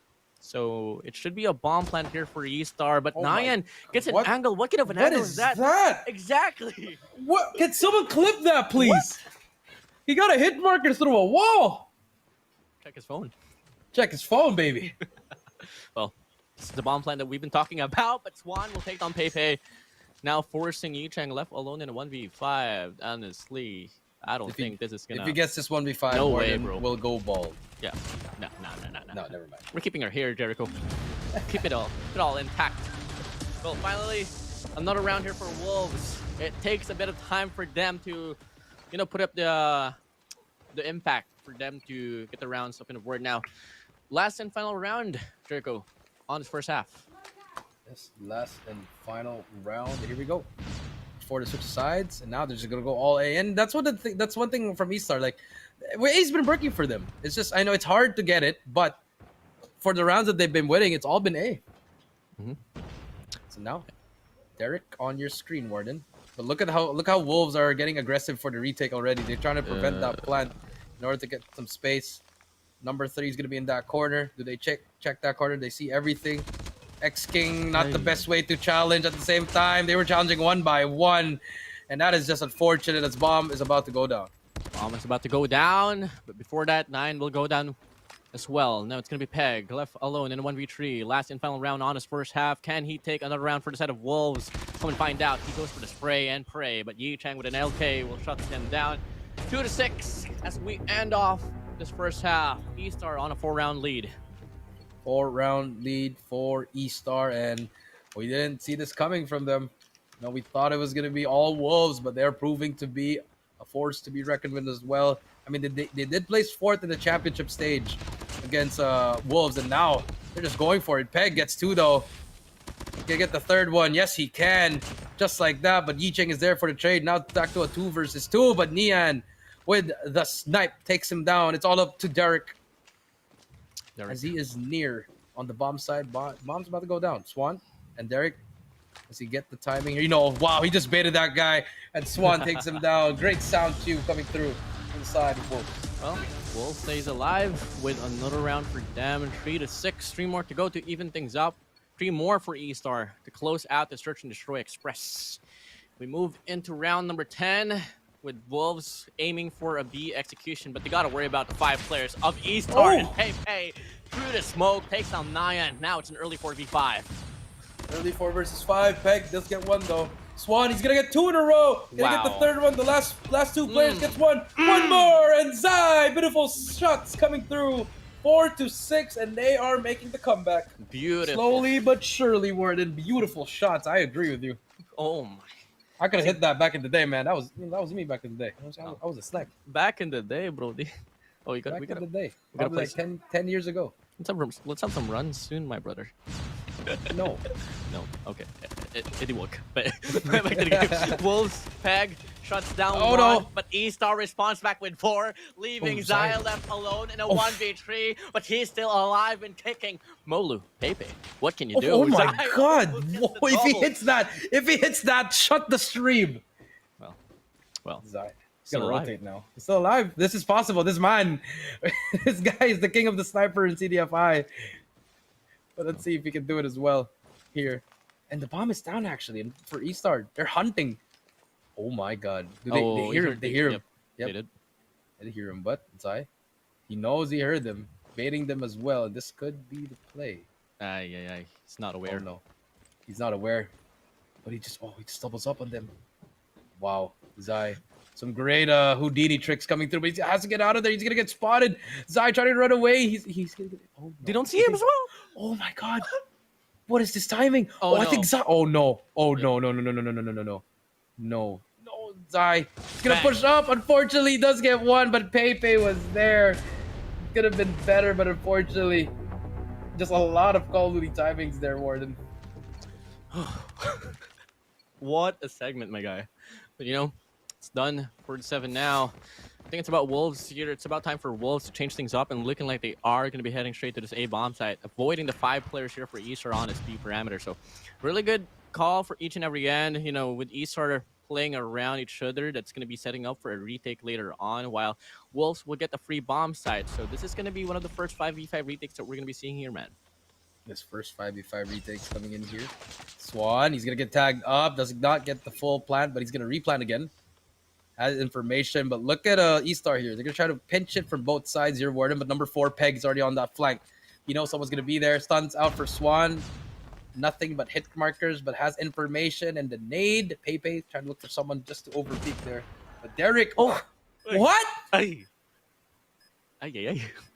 What? That's a bit of a boo-boo right there. What in the world? Okay. Whoa. Pepe gets one. Yicheng gets one as well. The retake's gonna come through as they take down X-King. It's Wolf. It's all up to Zai and Peg. Zai does get one though. Gonna go through for this. 12 bullets on his name. He spots one, doesn't matter. Peg is there. He takes down the guy with the bomb. Gets 2 in a row. Can he get the third one? Yes, he can! And Peg! 3 kills in a row. Gets that kill. 5 to 7. Keeps the Wolves alive. Keeps the Wolves alive, making eStar avoid at match point advantage. That's exactly what you'd be hoping for if you're on the side of Wolves. Now we go. Peg, 17 kills on his name. Call him Mr. Slayer right here on his Search and Destroy Express. Now, next round opening up, looking like it's gonna be Peg trying to get a cut off here on this B bomb site. He gets an opportunity but misses it. Misses it as well. And now as we move on to this side of the map, it's going to be a clear plan again, unless Pepe can stop. If they can shut down Pepe, it's a W for this round. You know, you shut down the sniper, no more long range action. But Yicheng, got to be careful for the trade, my guy. Please do not get run over. Please. Okay, good. Bomb's going to go down. Now 5v5 once again, WardeN. Now if you look at it, there's going to be 2 guys on the flank now for the side of Wolves. They're just holding it down. 3 guys in front, so this is a good setup for them. But number 4, gonna look out for Peg. He's gonna try to look for those players lurking out in the middle side of the map. As the retake's about to go down, 30 seconds left. 30 seconds left. No bloods being dropped down just yet. And there you go. That's the Gets guy. a He was good looking for angle. that. Yi Chang will go down along with Ken Goddess. Well, how does he how does he go away with that? 19 kills on his name. No more opportunities for him. It's all going to come down to the front lines now for the side of Wolves. 2 players inside will be able to take them all out. Now, Pepe left alone with a Locust with no time left. Wolves, they remain with the momentum and they lower down the lead. Wow. This great plays coming from Wolves, and now, here we go. Here we go. WardeN. We slowly can hear it, slowly but surely. What is gonna happen next? 2 in a row. Can they make it 3 to even things up? Let's come and find out. Like it's gonna be a good opener here for Zai for the side of Wolves overall. And now they are bound to get a 3 bombs plant here on his B bomb set, but Derek wants to put up a 5. Peg gets the refrag. Now this is exactly the Wolves that we've been waiting to see. But Pepe wants to put himself up in the board as well. Well, take down Peg, Mr. MVP out of the round. Now it's going to be a 3v3 as this bomb will get planted. Bomb is down. Every player has an angle covered. Number 1 though, look at that Molu. He's just waiting for someone to overpeak that, but no one's gonna peek that as Pepe. He's gonna get tagged up, but Zai whiffs and dies right there. Very unfortunate. 2 versus 3 now. 30 seconds, a little bit too far. A lot of time to work here, but they need to move a little bit faster now. It's number 1. Look at X King. He can actually make the play here. Gonna get down Yi Chang. Yi Chang gets caught. But look at number 2 as well, Nian. He needs to wait for his team as he spots 1. What a beautiful quick scope coming through. It's gonna be 2 versus 1. Pepe, he needs to act fast now. Takes down Nian. 8 seconds left. He needs to run. 7 seconds left. It's probably gonna tie up as well. No time whatsoever. But he still gets the no scope, but it doesn't matter. 7-7. And Wolves has all the momentum in the world. Ay, ay, ay. 2 seconds that he needed to get the bomb defused, but it's not going to be granted for him. It's now the Wolves. They even things up now. Both ends is 1 round away from match point. Who is it going to be is the question. We move into this round with Peg having 20 kills overall. 7-7. Now you see what happened to eStar here. They're slowly getting a little bit panicky here, just trying to get some trades back to back. But if you are Wolves, you have all the information in the world. A is clear like heaven, WardeN. And now they just have to rotate back. Peg, he has the nade to work here just to get some information or maybe throw a trophy down. So far, Pepe spots that player. What a shot. That's to 2 walls as well. Peg, oh my god, the MVP gets 2. That equals to 3 versus 3. 3 versus 3. 22 for him. 8 more for the 30k as well. May it happen? I don't think so, but overall, altercation here on his bomb site. A bomb site will come in. Swan. Big kill. Swan will overpower that LK24. Will get an opener here on his A bomb site. The bomb is around the perimeter as well. eStar might just lose this one up, not unless Pepe and Derek can prove the current situation wrong. Oh, here we go. Zai takes on Pepe, and it's all up to Derek. Derek with 12 kills. What can he find? He needs 3. And everyone from Wolves just waiting for him to tap the bomb. This should be a round for Wolves to get into match point. Derek clearing every single corner he can find. The stun. Oh, he's gonna get naded. It's all up to him. He does get nothing, just tags, and there you have it. 1 more round for Wolves. And what is happening to eStar? A complete meltdown, WardeN. It was once a 4-round lead, at least for eStar. Now it's going to be Wolves on the driver's seat. 1 more round away to close out the deal and stunning and upsetting eStar. May we see an overtime. May we see our first overtime for today, Jericho. Let's come and find out. Let's go. Yep, let's go. That is right. Let's go. Let's go. Let's go, Zai. Wild. Nothing yet happening. Just slowing things down. But look at how eStar, they probably spread out everyone. Oh, Zai spotted that player. He's going to go for this shot. Does not get that first shot. The 1v1. It's not happening here. Nian spot someone over at the left side. Will not get anyone as well. Ken God. The KRM God. He gets that kill. I mean, that is unbelievable. That range with that shotgun is unbelievable. Well, Swan gets taken down. Pepe trying to find something as well. So far, nothing. 8-7. Bang. And Pepe takes down Peg. The MVP is gone. It's all up to X King, Nian, and Zai. And maybe the train can help them as well if Pepe does not hear it. We do not know. Yeah. But Nian, sniper, trying to find something. I don't. And he didn't see him. He's behind that that poster actually, that barrier. But Zai, he's just gonna wait for this. Bomb's gonna go down. And here we go, WardeN. Big kills on Zai. He needs to get these 2 kills right here. Or at least try to slow it down by 1. X King. Play that corner. I think they just double up. Yeah, just double up on the left side. It would be perfect. Leave middle open because you still have a player, which is going to be Neon watching over that one. And here they come. There you go. Neon gets that first play in the middle. Zai gets another one as well. It's going to be a 2 versus 3. As Zai gets the third one. Oh my god. Oh my god. 2 versus 2 now. Neon and Zai. KAGE and Yicheng. One with a shotgun. One with the Fennec. eStar. KAGE gets a hit marker. Very unfortunate, but he gets the second kill as well. It's all designed. 1 versus 2, but it doesn't matter. Yicheng shuts him down, and now we have our first overtime in game number 1, S&D. eStar keeping themselves alive. So wild, my guy. And this is arguably one of the longest search and destroy so far we've seen for the CDSI. Let's talk about the current statement of the game. Peg on 22 kills, might be able to get a 30k as well. 8 kills away from that. And overall, for the side of eStar, they got to back it up with just the team comp that they were showing on the first half of the game. They were really dominant, Jericho. They were really dominant here, but here comes the challenge. The challenge from Wolves. Amolu gets 2. But another one, Derek takes down Peg. Peg usually gets that kill, but unfortunately does not get it. 2 versus 4 now. Neon and X King, what can they find? Good times for the retake. X King, Neon, left alone for the set of Wolves. Make it only 9 left alone. Now what can you do up against 4 players of eStar with a bomb planted as well? Only having a Locust in hand, you got to worry about Pepe on his wrap around. He's going to go for the peek. Doesn't spot him. The timing not working to his favor.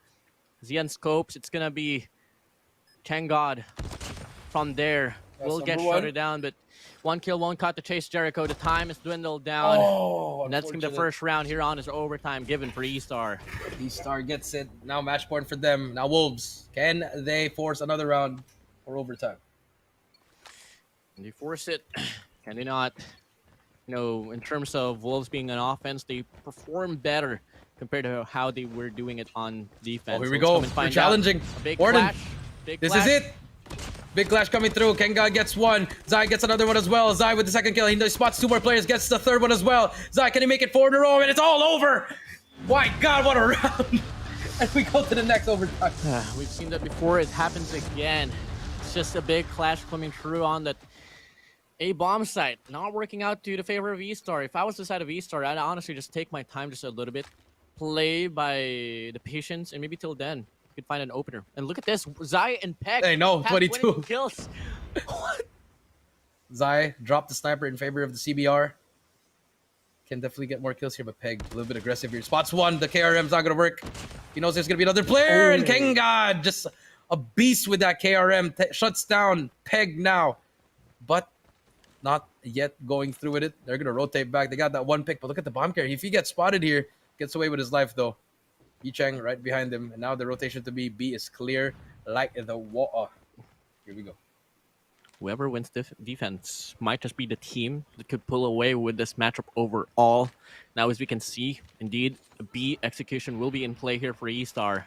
4 players left alone for a set of Volts as well. They've done this before. Can they do it again is the question, as we are seeing Yicheng successfully getting this bomb planted. X King! Fortunately gets taken down by KAGE. Now 3 versus 5. Doable for the side. If you are Wolves, you can still try to get this. As Neon gets 1. But Neon and Zai gets taken down. It's all up to Swan in a 1 versus 4. Swan, 1 shot, doesn't matter. And there you go, eStar, match point once again. Bro, is this the finals? Come on, bro. Is this Worlds? What is this? eStar now on the lead. Come again. Only 1 more round away to close out the deal. But we've seen this before. On defense, either teams has been, excellent at all.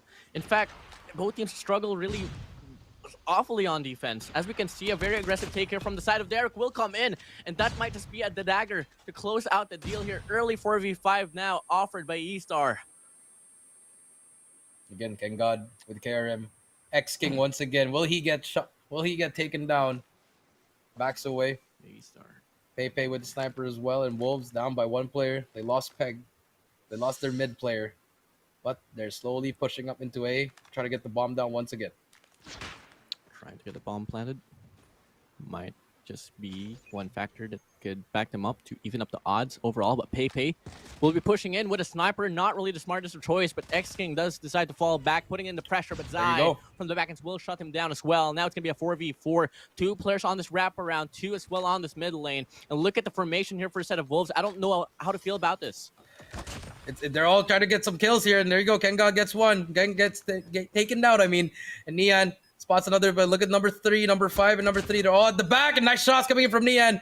2 versus 4. This could be another round for overtime. As Derek spots him as well. He does get 1. 3 versus 2. Very winnable for the side. If you are eStar, this is very winnable. Just great timing coming through. Number 1 is going to be grinding on the train. Unfortunately gets taken down. It's all up to Derek in a 1 versus 3 with 10 seconds on the clock. Doesn't matter anymore. We're going to the next overtime.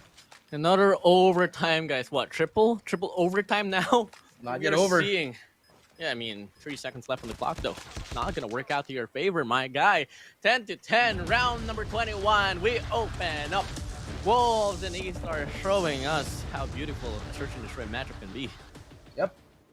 And now we do see Zai, 24, takes the lead as the MVP. But look at the players from eStar, 20 as well. And the only player who hasn't 10 kills, doesn't have 10 kills is X-King with 9 as well. So expect him to find something. And now Wolves takes over B bomb side. They know no one's going to be there. Early rotation, but look at Peg. Peg can get the timing. He spots that player. Gonna get away, get some information, and try to work towards middle. As they can see also, Bomb is gonna come down right now, and here comes the retake. This is it. Bomb is about to go down. Middle is clear. He does get naded up. X-King misses those shots, but he does get tagged up. Tags some players as well. Neon trying to find something. Here comes the nade. And the shot as well from Pei on that mid lane will shut him down. Oh no! Kills exchanged from both ends of the spectrum, but it's gonna be eStar now pulling away. Peg, Mr. MVP, not so much now, longer no more as he gets shuttered down. Peg, up alone, 1v3, 20 seconds left on the clock. Can he make the clutch of the century up against KAGE? He will be able to win at gunfight. Molu on top will be able to get an angle on towards him, and eStar once more wins another offensive round. No team has been able to win defense, Jericho. No team, that is right. I believe Swan could have gotten that kill if he looked left at the start. WardeN over at that mid train WardeN, and KAGE with a shotgun, really shutting them down. Here we go. Another round for Wolves in the offense, and now eStar trying to end it and close it out here in this first game. Dude, Bomb this is going to be, yes, I know WardeN, this game, it can go on forever. Man, but you know, I'm loving the defense here for eStar. This time they're playing quite passively. Don't go to a clash. Don't start a clash with Wolves, and that might just cut the chase. But losing casualties like that might just bite you down, as KAGE will falter and will go down to the hands of Swan now. 4 players remain now for eStar. Another casualty will be offered here on this bomb site. Impatience will come in. Derek falls down. Molu as well. Following along with his squad. He will fall down. With 25, 26 for Peg. Oh, he's closing up on a 30 bomb. What is this game? Oh my god. Will this end? Will this ever end, WardeN? Another overtime. Here we go. I mean, I am so lost who's going to win this defensive round.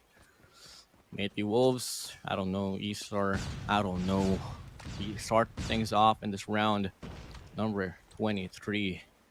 With another A hit here offered by eStar. This has been their favorite bomb site, and this has been their best bomb site now, with Wolves funneling in on towards spawn, coming from the direction of eStar. They might just be able to pull away. Let's come and find out.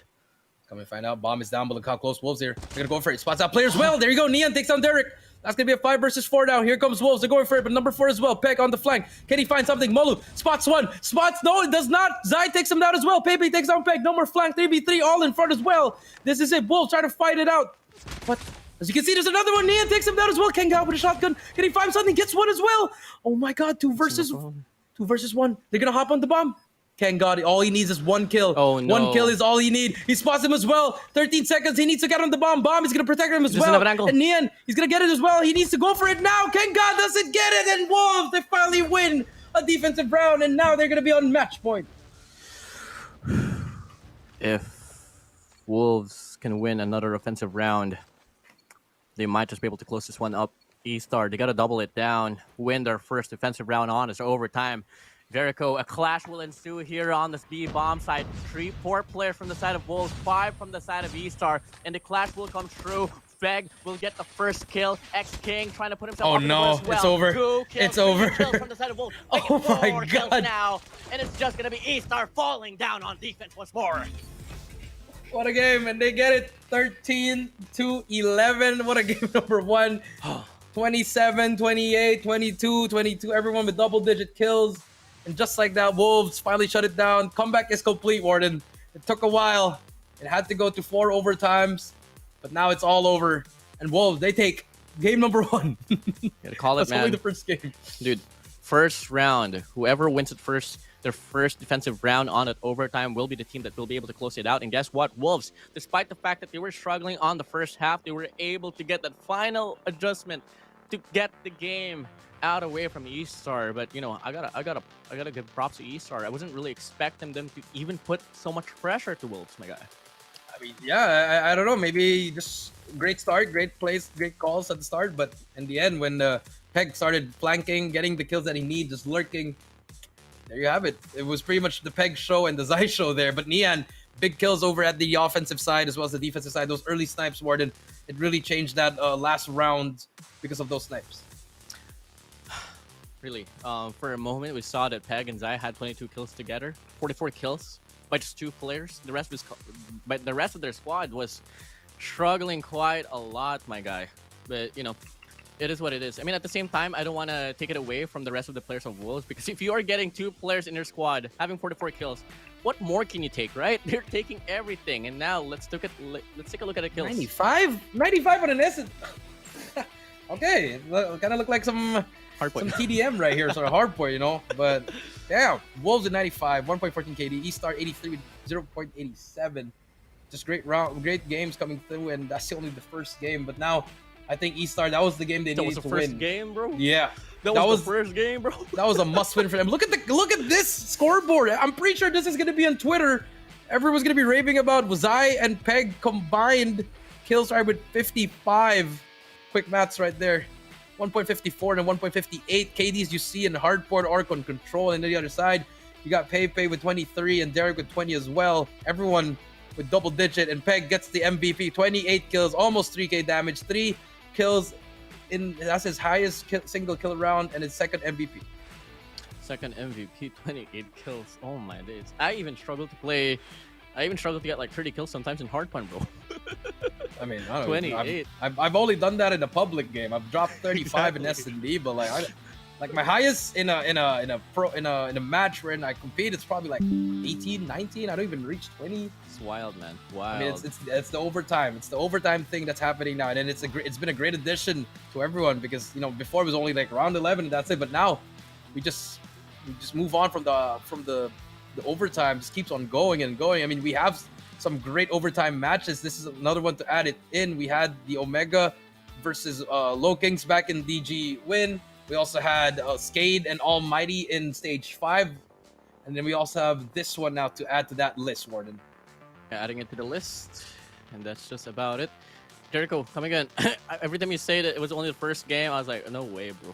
No way. It's not like a game 5, dude. But it is the first game, and we got Hardpoint coming right up, and now I feel like the Wolves have awakened. They are now alive once again, and now eStar, that was the game they had to win to at least just get one. But now, moving on to the next one, take a look at the Hardpoint selections that we have. Summit, Takeoff, Hacienda, Arsenal, and Apocalypse. And again, Hacienda is banned as well as Takeoff. So we have Summit, Arsenal, and Apocalypse being the maps that they could choose. I wonder what is it gonna be? Well, I really hope we're gonna be getting some sort of arsenals, because I took my time, honestly. I took my time to learn Arsenal for a moment, and you did say that it has been 4 days since the map has been played, and it's gonna be one of those maps that for sure might just get banned or might not just get played overall. And I think one factor that you've been saying is that it could be just them hiding it and maybe reserving it for the knockout stage. It could be the case, Jericho. I mean, I don't think Arsenal is a disliked map. I think it's just them reserving it for the later stage, Jericho. Yes, maybe it's just they're just trying to hold it down. But let's take a look what it will be, the map. But I mean, I just want to take some time, man. That took a lot out of me, I'll be honest. I mean, just crazy crazy game, and I mean this is what COD is. This is what COD is. This is how much it evolved. Okay, last year, 1 hour would give you a whole series. Now 1 hour will give you a whole game of S&D. I mean, we went from a long, especially in the Garita side, it came a long way. You know, they used to have 150 to Hardpoint. They had 10 rounds. They went back to 6, and then Domination was only 150. Now everything is involved. CDM is involved as well, and NA has evolved as well. So everything is just evolving, and I just love the fact that everyone's adapting to it, enjoying to it. It gives us better matches. At the same time, I mean, I don't know how the players are still. That was a pretty long match. I mean, how long was that? An hour at least, or 40 minutes of a game, WardeN? Pretty long game, but hey, it's not yet over. It's only game 1. Game 1 now on Hardpoint, Jericho. On the hot seat we go. No, I'm kidding. I don't want to. I honestly, going from the search and destroy, I don't think we can expect or we can project anything at all. I mean, I guess in terms of respawn on paper, Wolves is much better. Especially in the map of Summit, could be the case. But then again, with eStar putting up a fight that we totally didn't expect, that could go down to that type of wire, it could be them putting up another shocker, especially with the pressure that they did up against Wolves early on. Yep, that is true. So now here we go. Game number 2. It's going to be Hardpoint, Summit, Wolves, and eStar. Same operator skills from both sides, WardeN. It's all going to be coming down to when you want to use it, what's your purpose, and will it make a difference, WardeN? Those are the questions you ask yourself when you're bringing out your operator skill. Well, let's come and find out. Utilization, capitalization on those investments will be a big factor later on as we approach to the P number 3, but for now, Hardpoint number 1 will be the topic in line, and I'm really looking forward to who can take those catwalk control, and it could be the difference maker on how to win the first Hardpoint. And I do have a mistake there. Yicheng is running a War Machine, and Neon is running a Gravity 46, so that's the single difference that both teams have. So I guess you would say, in terms of the operator skill, I think eStar might have the advantage with that War Machine. It has 6 shots, remember, WardeN, so it can do more damage here. But since it was buffed, but Yicheng gets one as well, and Wolves starting us off very clean, 17-0 so far. Derek trying to contest it, does get one, will not get the time as well. Gets 2 in a row. He's still alive here. Finally gets taken down, but still contested. As the boys from Wolves, they finally break the hill again. 18 points so far, just counting on it, letting eStar finally get a point right now. But for how long can they hold it on? How long can they hold it on? Wolves, they funnel in from Dark all the way down to 2F as well, and looking like that's going to be enough for them to rock the show on this Hardpoint number 1. So they're going to be on the lead, 20-point lead perhaps, 25 points if ever they do get the scrap time as well. But they do focus onto the rotations on the next now, and looking like it's going to be good catwalk control here from the side of Wolves, and that could be a great opener as well here coming from P2. That might be a great opener as well. 30-5, and Wolves, I think they're pissed off right now. You know, like it shouldn't take that long for that game 1, but if you look at the kill feed, WardeN, it's been all Wolves back and forth, getting time, getting kills, getting all that they need. And Swan 5, he's gonna get taken down. X King 5 kills on Ren, gonna get more kills as well. Molu does get the trade, but no pressure whatsoever from the side of eStar, and now the Wolves are showing why they are the best team in the CDM. Best team so far in Hardpoint. Let me look at this. Oh, this is just dominance over dominance, annihilation, abomination, decimation, domination. This is just insane here from the side of Wolves, man. No fight whatsoever, and I think one big factor here is honestly the gunfights. The pacing is just so fast. I think it stunned eStar coming from Search and Destroy to Hardpoint. That is true, but hey, now they can still come back here. I know it's only the second hill. Third hill could be that money hill, but looking at it, Wolves, I think they're ready. They do get the scrap time, so no 10-point club yet, WardeN, as they finally reach the 11-point mark. So 50-point club is coming right up with free premium membership, WardeN. Zai on a 5-kill spree, make that 6 in a row, 1 away from his Predator missile, brings out the Hunter Killer, has the Purifier to use, and here we go. It's burning everyone in his path. Here comes the Zai train on your screen. Boiling boiling. Yeah, Purifier H2O. I keep forgetting that's a water gun right there, but still on a spree, 6 spree for him. Make it a 7. He does go down, but the damage has been done. And so far, first 2 waves of pushes will just shut down the eStar. Predator flies through, taking the player out from mid lane. Player 5 wrapping around from green. Is it gonna matter? Absolutely not. Third wave will be held on to by Wolves themselves. And guess what, Jericho? Third Hardpoint that we're talking about, and it's gonna be Wolves already on the 100-point mark. Yeah, but Ken God on the back though. He's gonna get taken down. Karam God not really doing anything much, and now 122-11. Rotation is in for the side of eStar. How long can they hold it in? The answer is they do get that first wave coming through from the break. But 5 seconds left, they still have 2 more operating skills for the side of Wolves to use. And for the side of eStar, they have a lot to invest in this P4 to make that comeback starting here if they get this full 60. Yeah, full 60. It's going to be a hard pull, though. But if ever they do utilize their operator skills well, they might just pull this one through. Pei on the front lines will only take down one. Yi Cheng with the War Machine will be spamming the hard point. Can he get the kills? Absolutely yes. Will only take down one. Oh my god. takes the shell for his squad. Now we are seeing Wolves wrapping around towards the spawn, trying to flip and looking like they are successful at doing at it. Yeah, but now Pepe does get one, but it doesn't matter. They get the time. 30 seconds left on the hill. It's all been Wolves since the start. Wolves just going in over and over again. You use the Annihilator. It doesn't matter. They get the time. You sit down, son. 152-11 WardeN. It's all Wolves wire to wire. Wire to wire. Wolves just... This is... okay, if you were going to be showing me eStar and Search and Destroy and eStar now in Hardpoint, I wouldn't believe that it's the same team here, my guy. The intensity on Search and Destroy is not felt here on this Hardpoint game mode. And this is the difference between Wolves and eStar right now, guys. We approach in this second rotation for this Hardpoint #1 with what, 150 point lead here for Wolves? Yep, and the 50-point club is waving at the side of eStar. They finally get some points on it. 19. Can they do it? Gonna get more kills. Peg does get one more. Zai shuts him down. They have control again. WardeN, they want to end this real quick. They are tired. They don't want to do another S&D. They want to end it here in Hardpoint and do it in control of Gravity Vortex is out as well. Nian, 12 kills. How can you win with just 12 kills? You have Zai with 25, Peg with 21 as well. X-King with 19. Here comes the Annihilate. Here comes all the Sparrows. The Gravity Vortex just spamming through it. And the side of eStar, not even a single player is trying to hop on it. They can hop on it for a point second, but it doesn't matter. 200-point mark is reached, and we're about to introduce a new member in the 50-point club, or even the 20-point club, WardeN. One more point for the 20-point club, my guy. Is it even going to be given to them? I don't know, bro. 12 to 19. We approach this Hardpoint #2 with only 35 more points to claim here for the side of Wolves. Full streak here for Zai. Oh my goodness. Can they close out is the question. 2 players from the side of eStar will hop inside the they hill. didn't get it. Peg, they're going to be able to spray down. He's going to be able to spray down, take the kills all down with it, and Pepe with the gloves will come in. And yes, we do see eStar entering the 20-point club.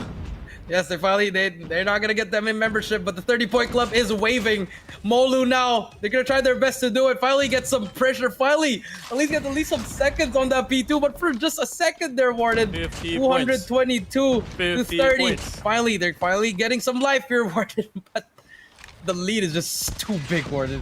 Combine the points of eStar and Wolves, that's going to be 250 accumulated overall. And now we can see this game continues now with eStar showing a bit of live comparison to what we've been seeing from the last like 5 to 6 hard points. But now Wolves, they do take over the scrap time, lowering down the points that they need to close out the deal. Only 19 more points away for them to win this very dominating hard point game. Now we can see it's going to be eStar settling for new in the hopes of actually holding on to the point. Should be a full 60, my guy, if they want to start a comeback. But here we go. 1 push is all they need. The 50-point club is almost there. Can Wolves do it? They take down 2 in a row. Finally get some time here, but the War Machine is going to shut them down. And they prevent themselves. No, they don't prevent themselves from joining the 50-point club. It's not over. Nian, he's going to shut him down. 5 more points. And oh my god, WardeN, what is this? Nian with the shotgun gets 4 in a row. Jeez. Last 2 points to go, and finally they prevent it. They do not get into the 50-point club, but the 100-point club is still in effect. Welcome, eStar, to the 100-point club. Full membership. Over a year. Club, bro. 50-point club. No. If you reach the 50, you're safe. You're safe for it. You're safe. Now, if you only reach 49, that's when you join the 50-point club.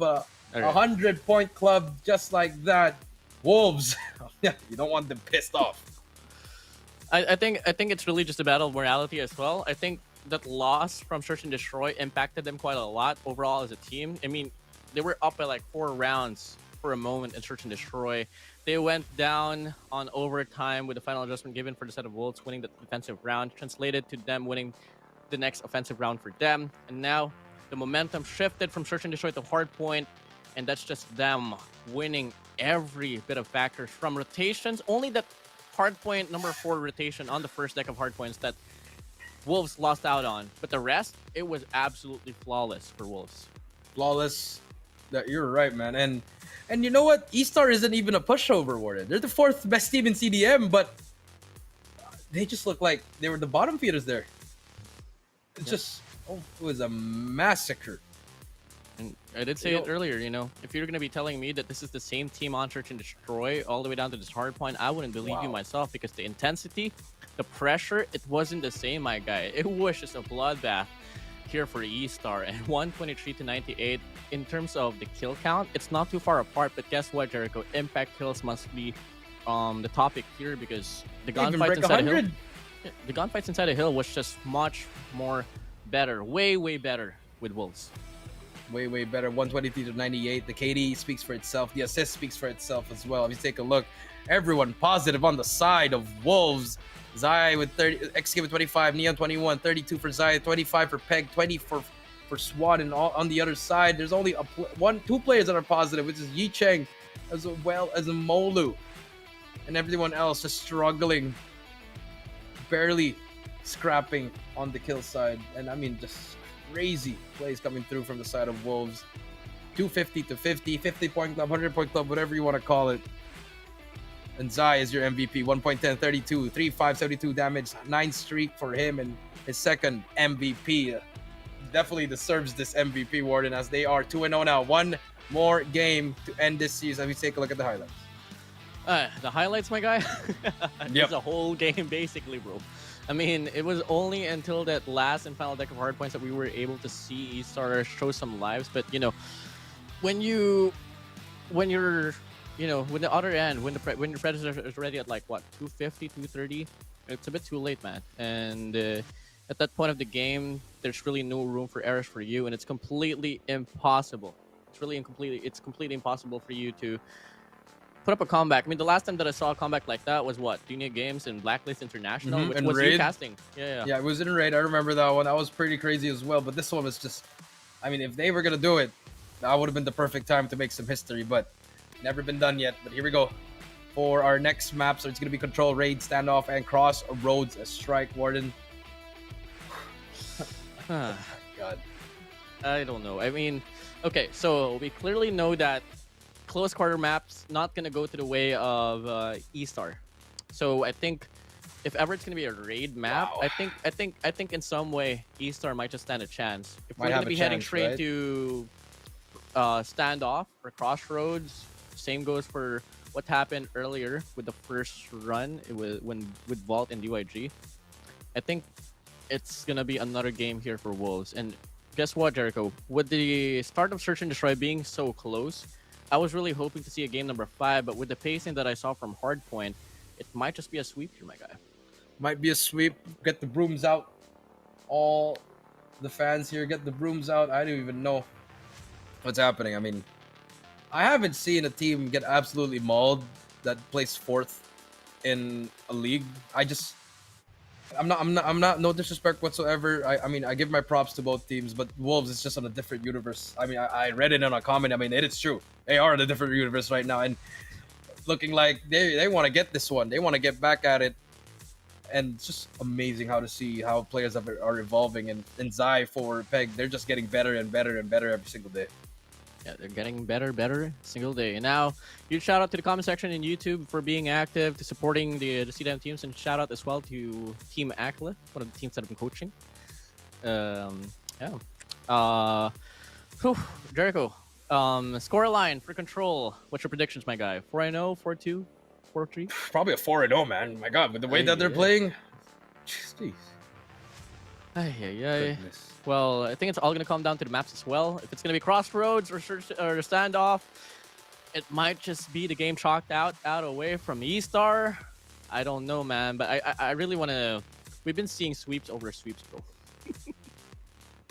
My goodness, I'm still mind-boggled by this, WardeN. I love the competition. I love the competition here for CDSI, man. So unpredictable, bro. Just unpredictable. Yeah.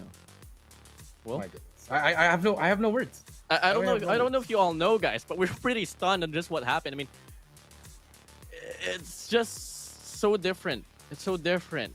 Coming from that Search and Destroy, really intense, to a very dominating blowout here for on this hardpoint game mode. I just hope that it could be a different storyline here on this control run. My goodness. What a great team. What a great team the Wolves is. What a series. I mean, eStar, they gave us a heart attack in that first one. The second one, it just gave me another heart attack. So probably on the third one as well. I don't know. Hey man, but you can't go away, bro. I need you to be around, man. Calm down, bro. Calm down. I'm calm now. But let's take a look at the map that we're gonna play. Probably some raid. I don't know, unless Wolves wants to slap again and do something crazy. But Standoff could be the map right there for the spawn trap. You know, WardeN. But you know what? If you're eStar, comp cool collect. It's okay. It's okay. See, you know what? The triple C's, bro. The triple C's, man.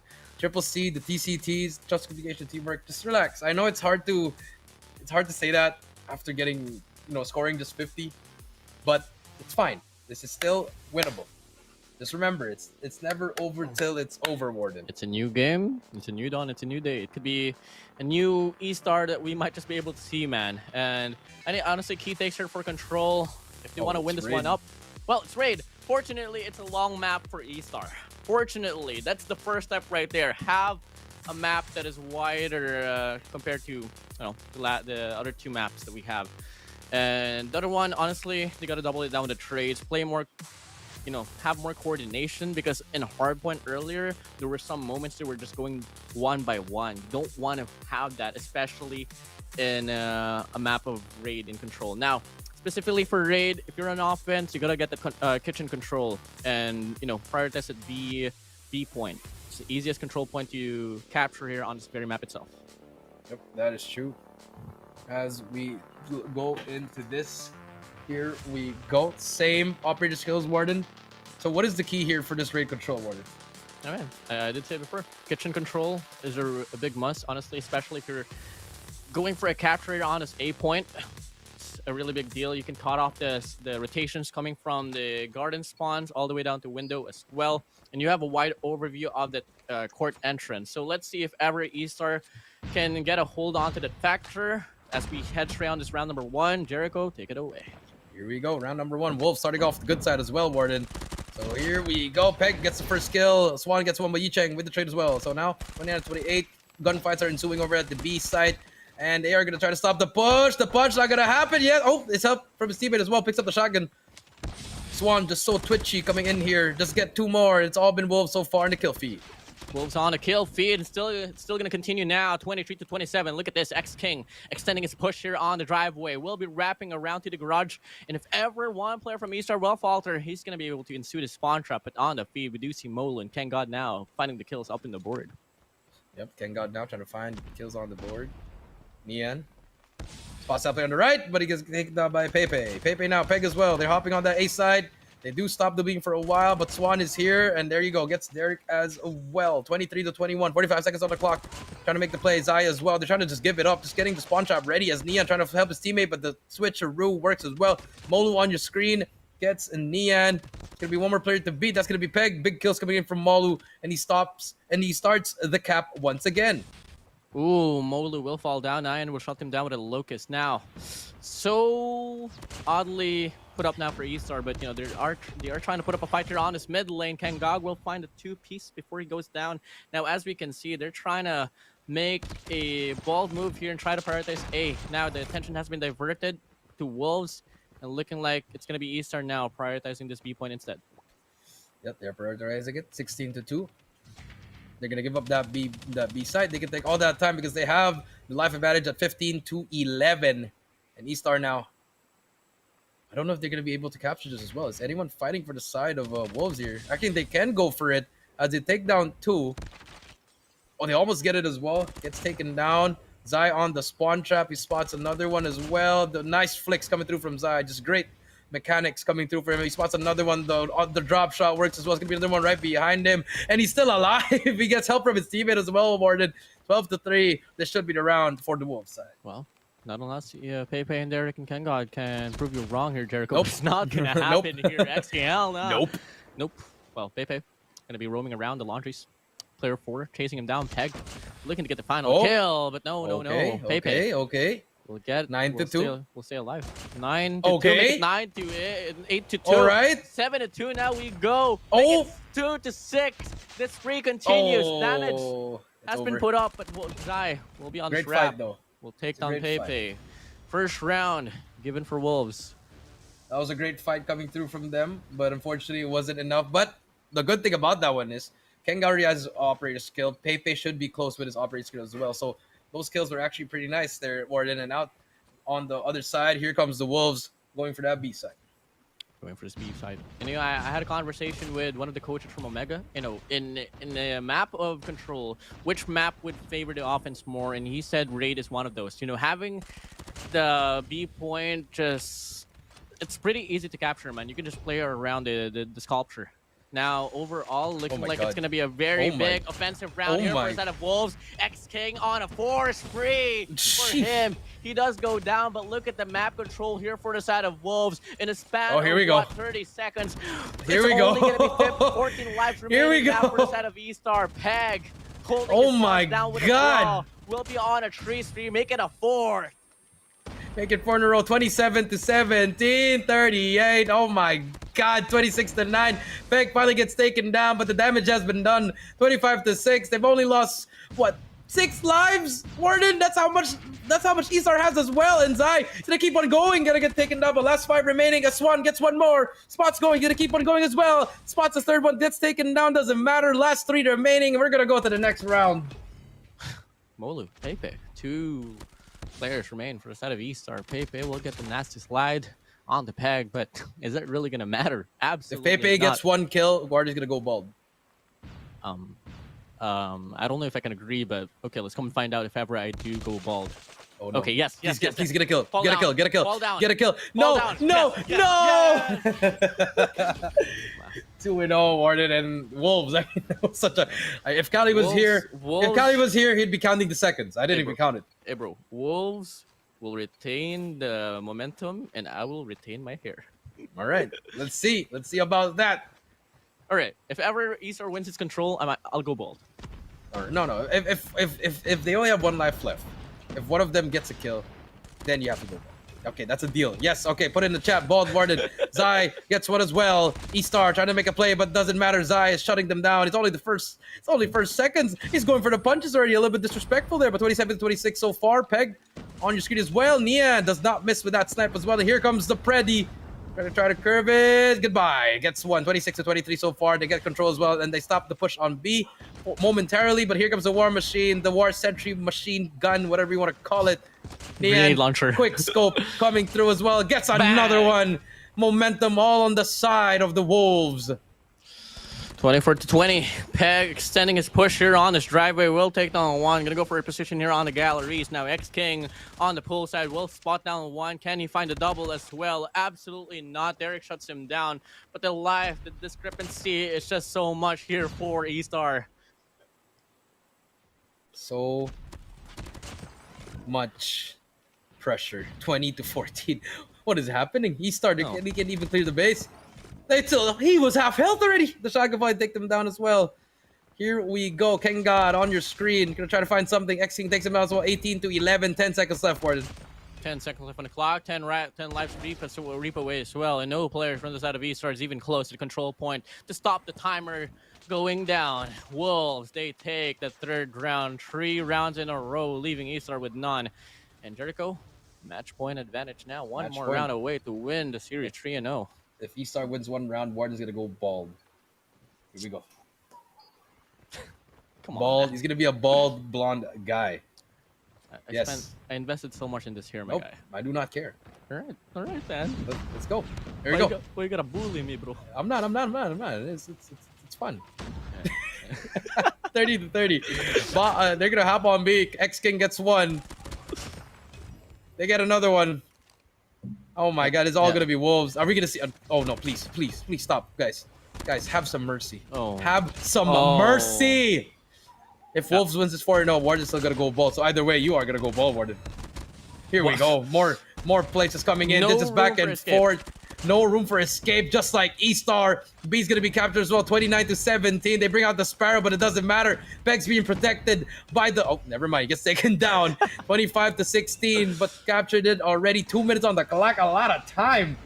A lot of time, a lot of lives, a lot of things that they can invest with as well. 15 lives to reap away from eStar. And we're going to be able to see another sweep here on this controlled game of 24-15. Jericho, 2 minutes left on the clock. 2 minutes on the clock. Yes, KAGE gets one, but he got taken down. 22-14, 8 life. Discrepancy coming through here. Number 3, Zai. He's going to try to push up as well. They finally have some capture points on A. Yicheng gets taken down, but he still has his war machine. Oh, I mean, Swan gets taken down. And Yicheng has the war machine to try to hold it down. 19-11, but so much time for Wolves to work with. So much time, so much lives as well. And a bit of a fight is being shown here by eStar, but it has to be more, man. Got to double it down. No room for errors. As we do see X-King investing this Purifier, will take down one from the back ends, playing around WardeN now. And that's going to be them trapped for a moment, but you know, it is what it is. Now, 8 lives remaining. They are still trying to hold on to this game. I mean, one big hold can force another round, Jericho. Yep, that is true, and I like this from Wolves. You know, they tried going in at the front, wasted some lives there, but now a little bit of a slow push coming from double side. They're going to try to peek it as well as Pepe takes down Swan, and Yicheng holds the flank as well. There you go. 2 life advantage, WardeN. Here we go, more players coming in. Yicheng gets one more. That's triple kill for him, 8-6 so far. Game is not yet over, ladies and gentlemen. It is still very much alive in this round. Can eStar force another round, or will it be all Wolves? And as Pepe gets another kill, 6-6, 6-5 though. Neon gets to trade. 5-5. Here we go, S&D time. But hook up Wolves though. Look how fast they are. They're gonna be going in. Pepe almost getting out. Yicheng gets taken down. 5 versus 4. Swan gonna try to go in as well. Here comes the Sparrow. Gets 2 in a row. Gonna keep on going. No one's gonna be in there. 3 versus 3 now. Swan with the Sparrow trying to spray and pray. Derek, he spots that first player, but the Sparrow does not be able to pull out. Neon with a snipe gets him as well. 2 versus 2 now. eStar versus Wolf is going to be Zai and Neon versus Pepe and KAGE. And there's going to be one more. KAGE versus Neon, the sniper versus the shotgun. He has to pick up a weapon. Flash comes in as well. 38 seconds. He's going to get flashed right here. But he's going to get flashed. The shotgun not going to work out. And Neon gets him as well. The Garam got not going to work out. 4-0, 3-0. And WardeN says goodbye to his hair. No. I'm kidding. But what a match though, WardeN, in all seriousness. That last fight, I thought he was gonna pick up a weapon, WardeN. That's the problem. That's the problem, man. You gotta be more versatile, especially in the map of Raid. You don't expect to perform with a shotgun. Unfortunate. As much, I mean, I really appreciate, I really respect the passion with KAGE playing with a KRM. But if only he had a CBR4, he could have closed out the round and it could have been the difference to make eStar play another round. And keep in mind, Jericho, that one round, honestly, could have been the start of a comeback.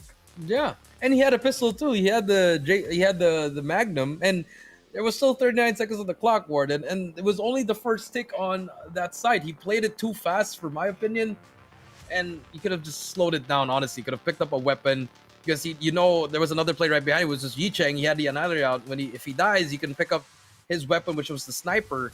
It could still make the difference, and he could have used it, go over at Kitchen, take him down from that side, and he could have been still casting the next round. But it is what it is. Wolves take it 4-0. They win the S&D by 13-11. They win the Hardpoint 250-50, and then they win this control 4-0, 111 kills and only 75 for eStar, 1.48 for the side of Wolves, 0.68 for the side of eStar. So devastating, my guy. Another donut will be served. And it goes to show as well how dominant Wolves is in terms of gunfights. It was only Search and Destroy that eStar was able to put up a fight, but moving over to Hardpoint, down to Control, it was a one-sided love affair. Let's talk about KDAs, Jericho. Take it away. I mean, KDAs, everyone is positive except for Swan. He went double negative, WardeN. 7-18, but for the side of eStar, everyone just going negative. That spawn trap was not really working out for them, and unfortunately, that is going to be an L for them. They didn't even win a single match there, and they're now 0-6 so far in this group stage. And their MVP Peg with 30 kills, 365, 2 damage, 7 streak, and a 3rd MVP already for Peg. This guy is on a mission, and I'm loving what I'm seeing from Wolves. If you are on the negative side and then the rest of your squad has 30 kills, 20 kills, it doesn't really matter now. And they were just you don't really got to do anything no more. Peg, Zai, Nayan, they were just doing their job so nicely well, and That's just it. Going to the highlights here, Jericho. It was just a Wolves showcase, man. It was just a Wolves showcase, and I mean, this is very unfortunate. It's just that this. I mean, I'm just gonna watch this highlight right here. I mean, that's it. And oh my god, Wolves is just crazy, man. Like I haven't seen a team like that in a while, in a minute, WardeN. Definitely. Now, you know, one of the main reasons why I think we're probably like kind of speechless is, you know, on paper, we did predict that it was going to go down to this way where, you know, Wolves could possibly offer a 3-0, but that Search and Destroy gave us a glimpse, gave us a brief moment to make us, you know, rethink our decisions. A light, you know? a beacon of hope. Yeah, it was a bit of light. It was a bit of it was a bit of light, and unfortunately, it only happened on that Search and Destroy game. Yeah, unfortunately, it only happened in that Search and Destroy game, but that was crazy. It's just Wolves just really turned it up in the game 2 and 3, and they just never they looked so amazing. They didn't look back. It was a wire-to-wire victory. Right after that, game 2 was over. And with that being said, we still have our third match actually. Kagendra. WardeN, Kagendra, as well as Kingzone. Just want to hear your quick thoughts before we go on a break. Honestly, eyeing for Kingzone as well. They haven't been the most promising team in the CDM region. I do want them to prove themselves here against Kagendra. We all know with the competition coming from junior games all the way down to ABC combined together, it's a very cohesive team. So before we head straight into the matchup between Kagendra and Kingzone, we're going to be having a short break, so we'll be right back. Bye guys, we'll be back.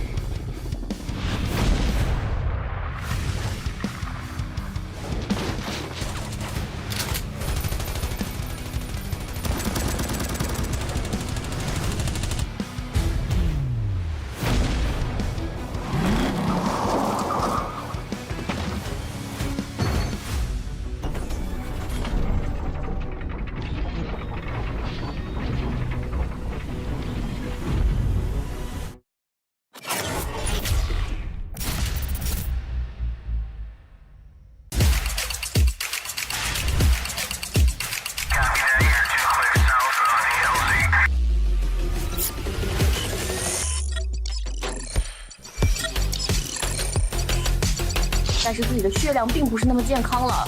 小奶就在烟中啊，你可以看到他在育苗的位置上面，完全猜到了对方的站位。呱呱绕了一个大圈回来，把人清了一下，抓到劣势波点了。呱呱，看看怎么打，转起来。肯定被抓开那个了。队友旅店带走，下面双杀，这边不敢来了，他就打3个。我的天哪！说一下白房也是 no， 可但这个点埋的太好了呀。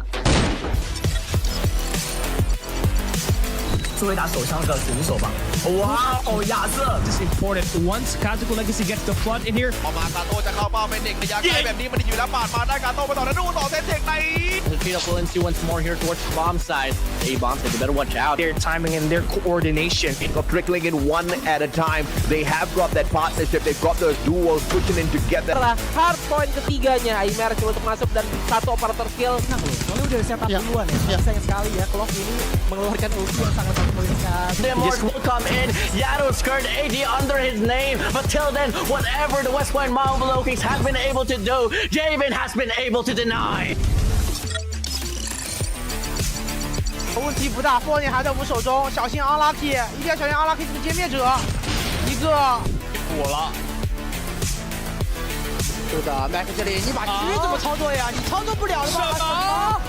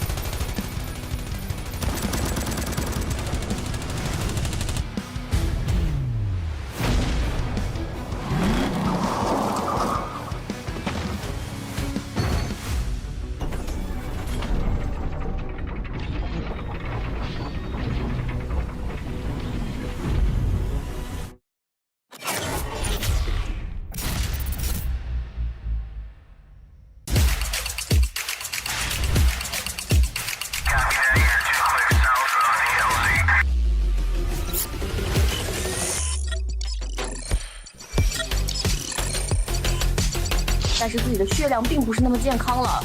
小奶就在烟中啊，你可以看到他在育苗的位置上面，完全猜到了对方的站位。呱呱绕了一个大圈回来，把人清了一下，抓到劣势波点了。呱呱，看看怎么打，转起来。肯定哦，被抓开那个了。队友雨电带走，下面双杀，绝对不敢来了，他就打3个。我的天哪！说一下白房也是 no no， 但这个点埋的太好了呀。作为打手枪的选手吧，哇哦，亚瑟 This is important. Once Kategor Legacy gets the flood in here. ออกมากาโต้จะเข้าเป้าเป็นเด็กระยะไกลแบบนี้มันอยู่แล้วปาดมาได้กาโต้ไปต่อแล้วดูต่อเซตเด็กใน The Takeoff will ensue once more here towards the bomb side. A-bombs, but you better watch out. their timing and their coordination. Got trickling in one at a time. They have got that partnership. They've got those duos pushing in together. Setelah hardpoint ketiganya, Imer coba untuk masuk dan satu operator skill. Soalnya udah setup duluan ya. Sayang sekali ya, Clock ini mengeluarkan ulti yang sangat poin sekali. The Morse will come in. Yato skirt AD under his name. But till then, whatever the West Point Marvel Kings has been able to do, Javen has been able to deny. 问题不大，4年还在我们手中，小心 unlucky， 一定要小心 unlucky 这个歼灭者，一个补了。是的 ，Mac 这里你把狙怎么操作呀？你操作不了的吗？什么？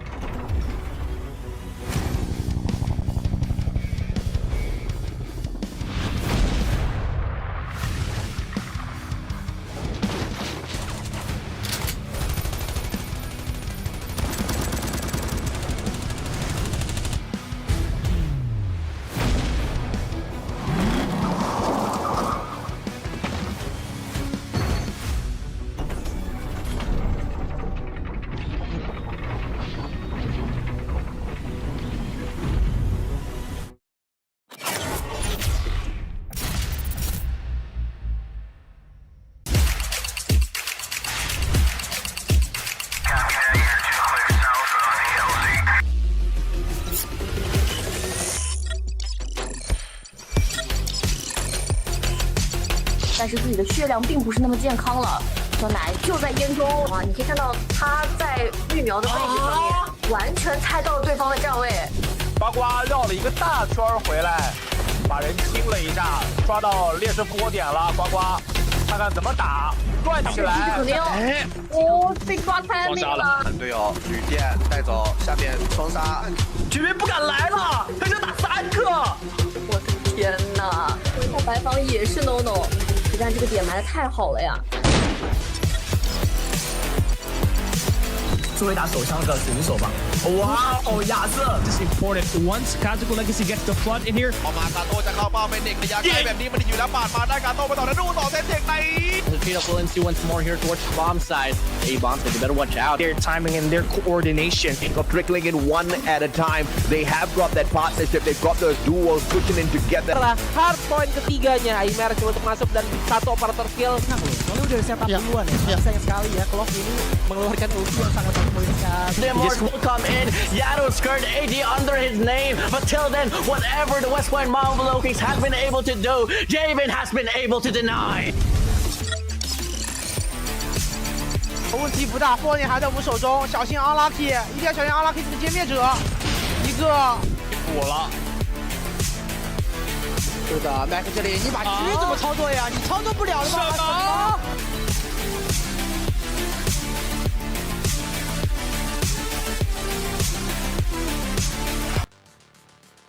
Ladies and gentlemen, welcome back to the Call of Duty Mobile Spring Invitational presented by Garena as well as the CDM. I'm your caster, Coach J, aka Jericho, aka formerly known as Omega Jericho. Down here with the one and only, the Blondie, the Slim Shady, WardeN in the house. Make some noise. We got 2 series already in, and now we only need 1 more to finish it out.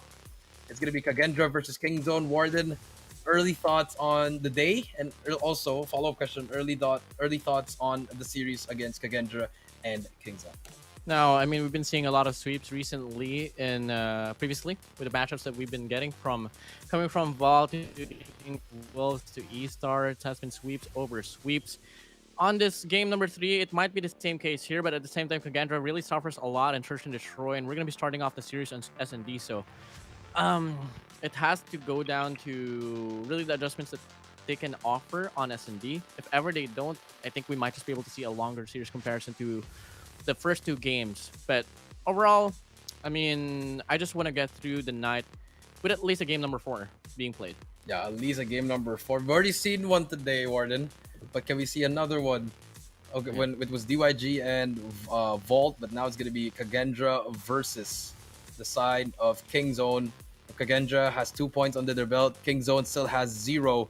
So it's a must-win for Kingzone. So we expect for them to come out even harder here. And we have Fran, Reef, Clove, Zen, and M6, the lineup for Kagendra, Indonesia's best team, coming in here in this tournament. Best team there is. And you know, when there was rumors that ABC and Union Games formed a team together, it was pretty scary to know. But up against Kingzone, I don't know how they're gonna be able to par up with this. We got Yogurt, Iron, XT-Man, Vikey, and Nan. Nan is the man. Nan is the man.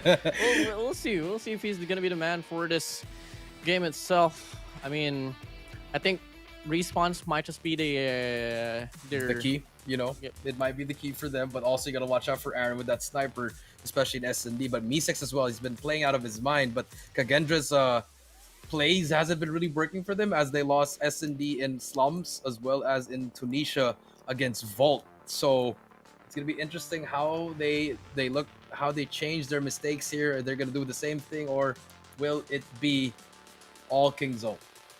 Maybe all Kingzone. I don't know. We don't know. I mean, actually, in terms of Respawn, Jericho, I think, you know, Kagendra can really put up a good fight. I mean, it's exactly what they were able to manipulate coming from their previous matches as well against those CDM teams. So I don't know. I mean, this day overall has been pretty unpredictable. Maybe we see a Kagendra. Well, this is their first time actually, WardeN. This is the first time facing off against CDM because the last match was against Vault, and they lost the Hardpoint in Takeoff. That's why Vault won the Hardpoint in Takeoff against DYG. Yeah, definitely. So a lot of intertwining storylines here, WardeN. So, you know, interesting how Kagendra it's like a mix and match, back. man. It is a mix. It's a toss-up between these teams. You know, I feel like the top 2 in this group is definitely going to be DYG and the Wolves, and then the three towards the end you have Vault right there, and you also have Vault has a solid case for being number 3, but right there the 4th team is going to be, you don't know who's going to go out right there. It's any of these 3 teams, so it's going to be interesting what's going to happen there. Oh, well, it's just a matter of for us to find out soon enough. Now, in terms of the map bans, we are going to be receiving that soon enough. But, you know, Jericho, on the hot seat we go. Who do you think will be winning this series? Is it going to be Kingzone, or is I it am Kagendra? going to go with... I went with Kagendra the last time. I'm still rooting for them. I'm still pulling for them. So I'm going to go with Kagendra. Probably give it a 3-1. Ooh, 3-1. Probably the S&D is where they're going to struggle. Could be the case, yeah. Honestly, as much as I want to agree with you, I mean, on paper, it's really looking to be a very promising run for them. I want to play devil's advocate here. I'm gonna go for Kingzone myself, my guy. Oh, they're both Ks. Who's the better K? That is the question right there. Is it Kagendra or is it Kingzone? You know, so very interesting what we're gonna see here today. A matchup that I've been waiting for because I want to see how Kagendra does against a CDM team, because I believe they struggled. They were in CDFI, am I right? Yeah, they were. Yeah, and they kind of struggled there a bit. But now with this new form lineup, as we take a look at it, it is is it us? Yeah, there we go. It's us now. We have Fran and Zen going up against Aaron and XT Man in the gunfight mode. In the gunfight mode we go. Fran getting tagged up. Aaron gets the first kill as well with an asshole. Now it's an asshole round here overall. It's gonna be Zen left alone to flush things up. Unfortunately, not having the best of positions will get him out of the round. First round will go to King Zone. First round will go to King Zone. King Zone, one kill from both sides. See what they can find. Aaron on your screen. Spots one. He gets Zen. It's gonna be XT Man on your screen. Fran okay. Just like that. It's 2-0. There's 2-0, 2 kills, 2 and 2 for both ends here for 2 players for the side of King Zone. May we see the streak continue? I think it might just be the case. I don't think gunfight is the strongest suit here for Kagendra, but it's not really gonna be it's not much of an impact. It's just gonna be the side advantage that will begin for King Zone. Now 1 more round away, and actually they have won it already. That was quick compared to that was pretty quick, man. And DYG. I was trying to drink water and I was just like, oh, okay, all right. You almost pulled up an AJ, bro. Yep, and like the fact that remember the last gunfight, it took so long. The Wolves and I have short-term memory loss. eStar, yes, it was pretty long, but now that was fast. 3-0. So now we just wait for the maps that we're gonna choose, and I like what's happening here from the side of King Zone. A little bit aggressive. I know it's only a 2v2 gunfight, but you see a different kind of body language there. Just aggressive, peeking already. I know it's just a small map. I mean, you don't really have to take a lot from it, but that's just my opinion on it. It might change when we get into the game. Might change, and it's gonna be search and destroy on the first game mode. Kagendra, not their strongest suit. I mean, I think this is a big fad that we can agree on, especially on that during the first run that we saw the Chinese team play on CDFI, where we were anticipating which team will be able to win a search and destroy game out away from the Chinese teams, and it was only Almighty in that very tournament. Ooh. Almighty in that tournament. Well, that is true, but take a look at the maps again in case you guys forgot. Now we're just waiting for the bans here. WardeN, I hope we do get to see an Arsenal. For the love of God. You're a very hopeful man, Jericho, but I don't think it's gonna be happening. It's gonna happen. Soon. It's gonna happen. Someday. Knockoff. It's possibly knockoff. Possibly. Yep. I actually believe possibly, and we can see S&D Express is banned. Hardpoint Apocalypse is banned. Takeoff and Slums banned as well for King Zone and Kagendra, and now we have a chance that we could see Arsenal Police. Now we've been having those chances, Jericho. I mean, Arsenal was never banned out from the pool. It's just that it hasn't been banned. Exactly. No one chooses it. Like, why? It's such a good map. But then again, we're not the players. We're not the coaches. We just want it to happen. Now, as we wait you want to be Coach J this time, bro? Nope, I'm good. I'm good as Caster okay. J. I was about to ask you, man. Like, I'm retired. Maybe you can teach us how to play Arsenal. I'm maybe retired. This team. I'm retired. Can just decline. No. Yep, straight up. I'm not doing that. I'm good. I'm happy with where I'm at. Right.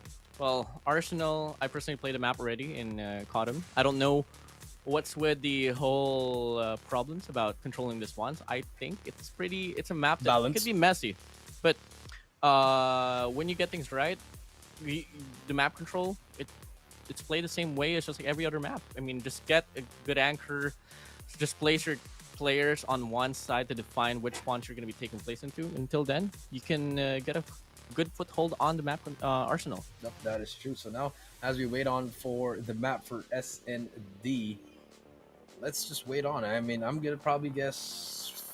I'm going with firing range. I think that's my best bet right there. Firing range. I mean, I do miss myself some good old classic firing range. El Clásico map it is. Pretty good. Now, okay. I think in some way, let's talk about the nature of maps that could favor each and every end. I think long range maps will be the kryptonite for Kagendra. in S&Ds. I think that's my call right here. But I do want Kagendra to prove me wrong on this one. If ever we are going to be seeing a search and destroy firing range, I think it's going to be a hard run for Kagendra. But if it does get close up to like, this close quarter maps, I think we might just be able to see a bit more fight that we can expect from them.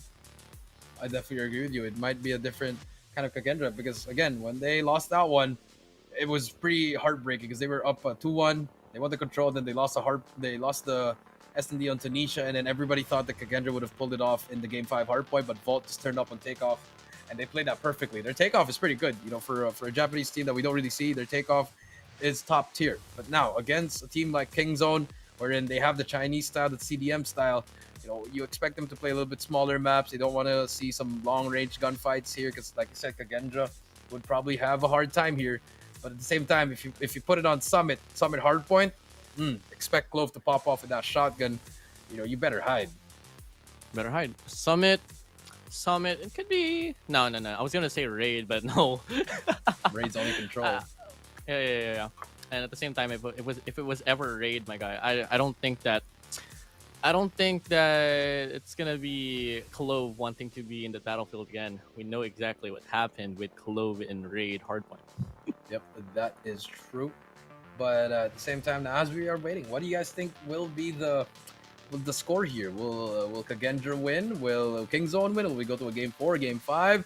I want to hear your comments down below. We'll read it out as well. And don't forget, we are live on Facebook as well as on YouTube. So don't forget to say hi to everyone and follow us as well on our socials. I saw a point from the comment section in the YouTube side that, he thinks that Kagendra will win this whole series, but Search and Destroy might just be the game that they'll lose out on. So in terms of spawns, he doesn't think that it's going to be a problem at all for Kagendra. I mean, that's what I thought as well, but they lost to Vault. So that just shaves a point of their respawn awareness. I know they are one of the best teams in respawns in Garena, but they haven't been looking good so far when it comes to Garena regional, when it comes to the Garena tournaments. Yes, they're doing well in the region, they're the best team in Indonesia, but when it comes to going up against AMT, Blacklist, Low Kings, as well as Omega, let's be honest here, they don't really have that edge that much anymore. Definitely. I mean, maybe during the 2021 season. Yes, they 2020, were 2021, they're probably strongest. Yes, I agree with you. Yeah. And here we go, Fire Range. Oh, Yes, Fire Range. we got it. 1-for-1, WardeN.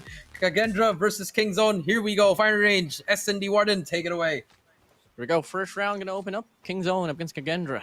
Can we see a close fight? I don't exactly know. So far, it's gonna be a very aggressive take here for Kingzone. Wow.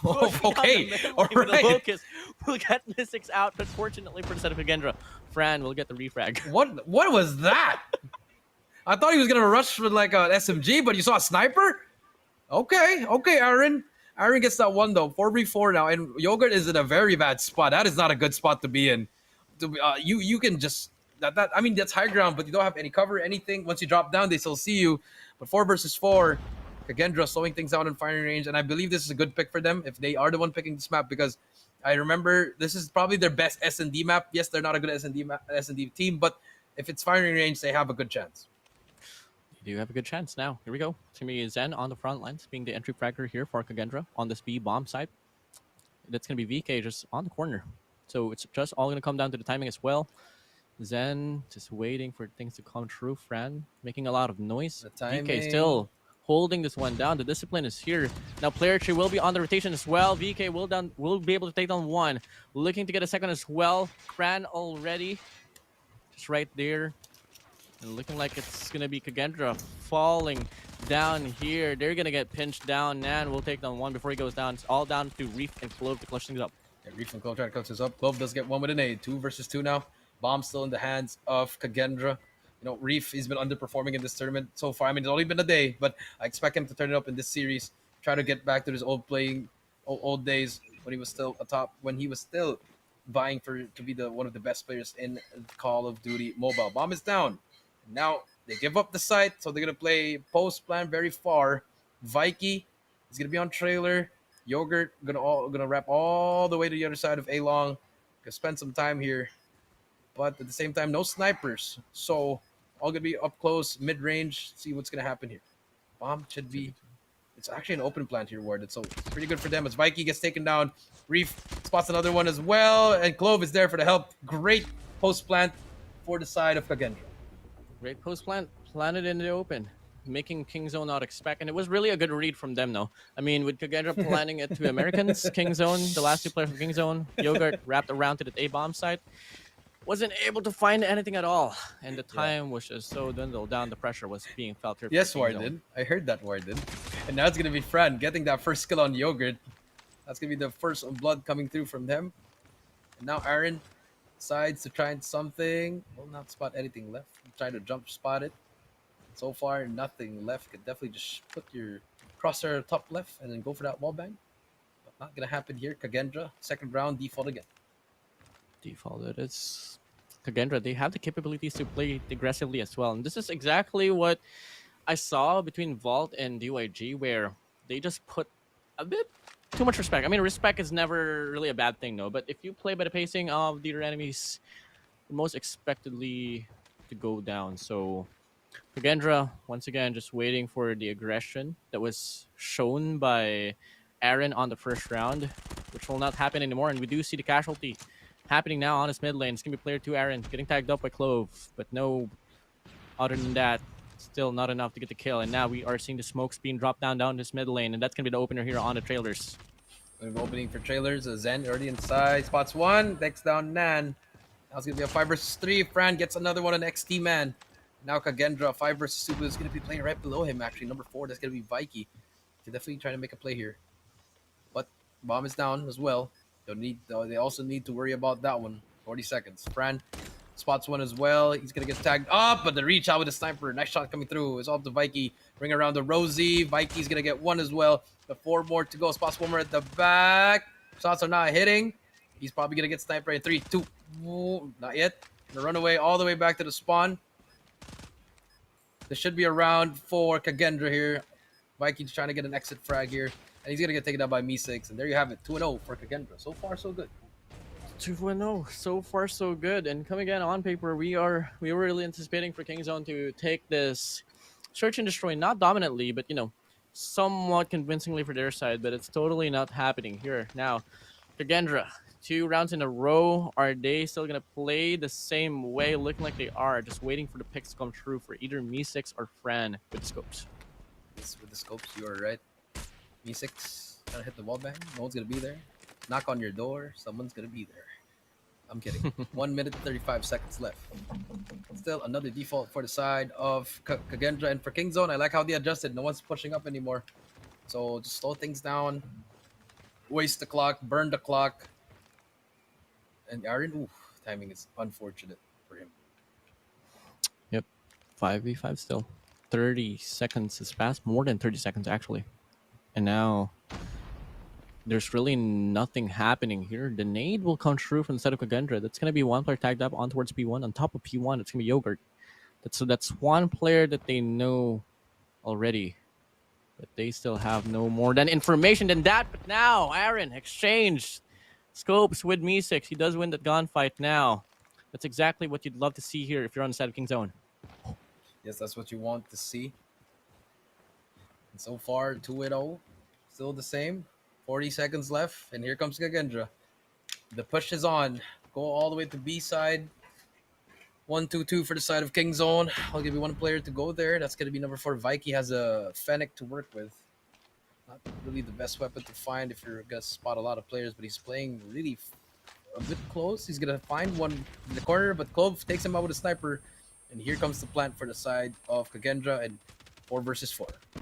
4 versus 4. Oh, Yogurt on never mind. top. We'll get a player from the bomb side. Zen in the process will take down Nan. It's going to be Fran. Zen left alone in a 1v3. Having a CBR4 in hand, what can he do? Playing around little. Will go out, and he will get taken down. Finally, Kingzone, they score a round out the search and destroy. Out for the search and destroy. 1 and 2. And here we go. I mean, that was a good play from Kingzone. They just held their own. And for Kagendra, they took a little too much time there, WardeN.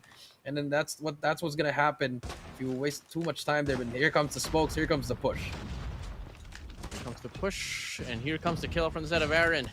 And that's going to be 2 kills here overall for the side of Kingzone, as Nan will put himself up in the board as well. X-Team Man will get 1 player tagged up. Whips at the right as well to get the kill from the distance. Yogurt on this mid lane will connect to Fran. Viking from the wrap around has this opportunity to get the kill, and he absolutely does. Now it's all down to Nan to get this last final kill, and he absolutely gets it all done. Flawless run here for Kingzone. Yep, flawless round for the side of Kingzone. Finally on the board with 2. They tie it up. Let's see how Kagendra responds. Because they had the default play for first 2 rounds. It worked out. The 3rd round, default again, but just didn't execute it properly. We're in Kingzone. Now they have 2 rounds with the rush as well as the retake. It's been working out for them so far. If you are Kagendra, you can try to expose their sniper. You know, look for Aaron, find them. Tell Me6 to find them as well. Instead of getting those early spots where you can just try to barge in, force it. Look for that sniper and take him out. Try to isolate him. Or if you do find him, try to not play around him. Try to wrap around. Go for another push after that. If you know the sniper's going to be far. And at this point of the game, Kagendra, they should experiment with their pacing, play a bit more aggressively, and much more fast pacing. Maybe till then they can get more rounds convincingly. And as we can see, a very heavy B push will come along here for the side of Kagendra. Only 1 player in the parameter so far. Make it 2 now actually, but it's gonna be Viking closest to them. It's just gonna be right around the corner with Clove shutting him down. XT Man in the process will take down Reef alongside with Me6. He does go down, but Zen gets the refrag. Now it's gonna be a 3v3. The bomb is yet to be planted with player 5 wrapping around here for Kingzone. That might just be the playmaker. Yep, that might be the playmaker. It's gonna be a player here at the back. Fran spots him, gets him as well with the Craig. Don't really see that much often anymore, WardeN, but it's been working out for him. Aaron now, 1 versus 3. Bomb is gonna go down. And I think he's gonna have a hard time here unless this man can make a play as he spots this player. The timing is going to be perfect. A hit marker. That is a very unfortunate. You hate to see that. My boy. This is why you got to use the DLQ sometimes. You know what I'm saying? Peek, my boy. Looks like he does go for the peek. And he gets an angle. Clear angle to take down Aaron. And now Kagendra, they retain the lead. They retain it all back. We haven't seen the Kingzone on the driver's seat, not just yet. So really good run here for Kagendra. And come again. This is a game mode that we don't expect for Kagendra to run away with, but they're absolutely doing it so far. Doing it with 1 round lead, as we can see. Again, another default play from the side of Kagendra, and for the side of Kingzone, nothing so far. So far, another default. This is exactly where Kagendra excels at, I guess. And no, I don't want to take it away from them. I mean, they're on the lead for a reason. Now, the biggest difference in this way around itself is that Kingzone is not really leaning towards that A bomb side anymore. So if ever Kagendra gets the proper read on that A bomb side, it's going to be a free plan for them. Yep, that is true. Make a B plant once again. So far, nothing yet. WardeN, just a waiting game again. Once again, the last time this happened for Kagendra, Kingzone ended up winning the retake. Definitely. So it's going to be 3 player, 4 player just here around the wood parameter. Player 5, Me6 with a scope could possibly try to find an opener here on his A bomb site, which it's only going to be Nan with a Fennec. So huge gone disadvantage there in terms of the distance. Now we do see the smoke being dropped here on this mid lane with Aaron getting a kill through it. And looking like he is still longing to get some more as well, but unfortunately, no connections. But, you know, the damage has been done. The information is right there as well. And look at this. Player from the side of Kingzone is now funneling here around the C domination point. And if ever Kagendra initiates a push here, it might just be a clean retake here for Kingzone. That is true. And now XT Man gets one as well. Fran, XT Man gets one through the wall. Nice shot coming through. 18 seconds left. And again, and the XT Man, 3 in a row. What a shot coming through from him. Just great things happening for the side of Kingzone. Great things happening. Rounds equalized now at 3-3. 2 more rounds overall before the switch of sides. Let's see who's gonna be able to come out with the lead itself. And XT Man still continuing to go on a spree with a right tech. Will get the first kill. Me6 getting the second for this round. Clove as well will take down Yogurt out from this mid lane. Now we can see the numbers advantage given for Kagendra. Yep, that is true. 3-3 so far. Clove on your screen. 3 versus 4. And look at Kingzone. They're pushing up, but Kagendra could be an open push towards B. They're going to definitely get the bomb down. And, you know, I think this is working more than the super default play, WardeN. I think this is the better play for them. Better play it is. With the flank though. But yep, player 4 on this flank. Oh my god. Once again, could make the play on. And then Nan here on the higher end will be able to take down 2. Good slide, good kill for him. Wow. Finds the triple as well. Viking from the back ends will secure the kill and will secure the round for the set of King Zone. And now we do see the lead given to them. It choked. That was such a round for Kagendra, and I don't know what's happening there.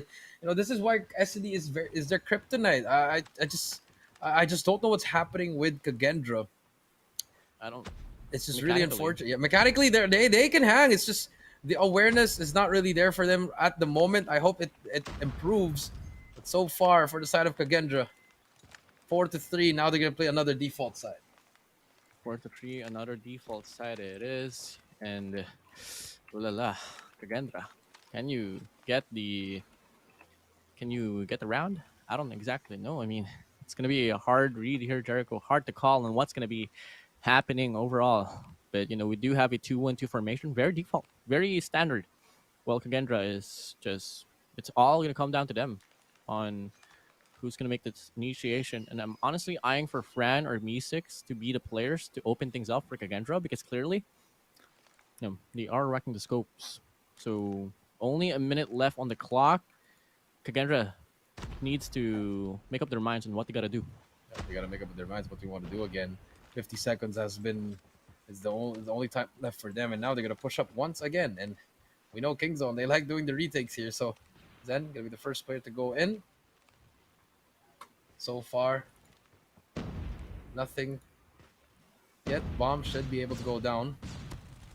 And it's gonna be a player to go in, and Nan, that's not really the best thing, but XT Man is there for the trade. You gotta back up, but Zen pushes up and takes down XT Man. 3 versus 4. Fran spots the player, takes down Vikey. 2 versus 3 now.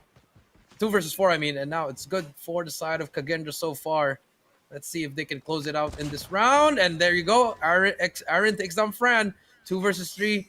Me6 is the only sniper left. You're trying to find more players here.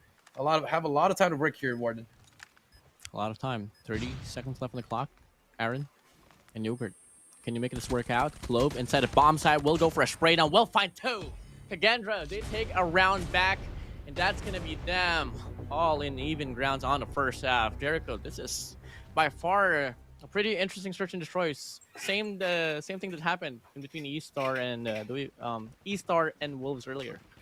Yep, that is true. They are. It's very similar here, and now we're gonna switch sides here as Kagendra will be on the defensive side and King Zone on the offensive side. Let's see what kind of offense do we see from the side of King Zone. A little bit similar from the side of Kagendra. It's a bit of a default play, but they slowly creep up over A. And I like this. This is what Kagendra should have done, because King Zone, they were giving up sights over and over again, and they were just playing for retakes. As you can see, Fran takes down Aaron. What a beautiful slide shot coming through from him. 5 versus 4 so far. Bomb is down though. Now a full retake for the side of Kagendra. Full retake. 3 players, 2 players inside trailer, 1 just on long, 2 actually. Now we are seeing players from the side of Kagendra funneling into the trailer side. Zen gonna go for the slide. Will take down 1. Can he find a double as well? Absolutely not. It's gonna be Nan cutting off the rotation there from barrels. From the barrels, and gets the double as well. Overall, snipers over snipers. Fennec gameplay from the side of Nan will come through. And as we all thought, it's gonna be a round for the side of Kagendra. King Zone, they had a really good defense on the post plan. Really good defense coming through. The snipes are on point. XT Man and Aaron paving the way for them. Now, here we go. Next round coming through, WardeN. Round number 10. XT Man. Sniper on. And now again for the side of KZ. Another free side going to A. Slowly but surely, but they're gonna get that site. Free bomb set for them, but 3 players will still remain from the back lines. Will come in, make it only 2 as Aaron will falter against the hands of Fran. Locust in hand, nasty connection through the wall. Now we are going to be getting the bomb planted. It's going to be Yogurt getting this one through once more. Another 4v5 retake that we are seeing here, but XT Man with a right tech bursting his shots will be able to get the triple as well. Guy changing things up now for King Zone. They might just be able to steal this round once more out away from Kagendra. XT man still on a spree. Give him the ace. Wow. XT man, 3 shots of a right tech plus 2 kills with the Fennec. XT man is on a mission. A second ace in this tournament so far. I mean, this day actually, WardeN. Just insane, bizarre gameplay here for XT man.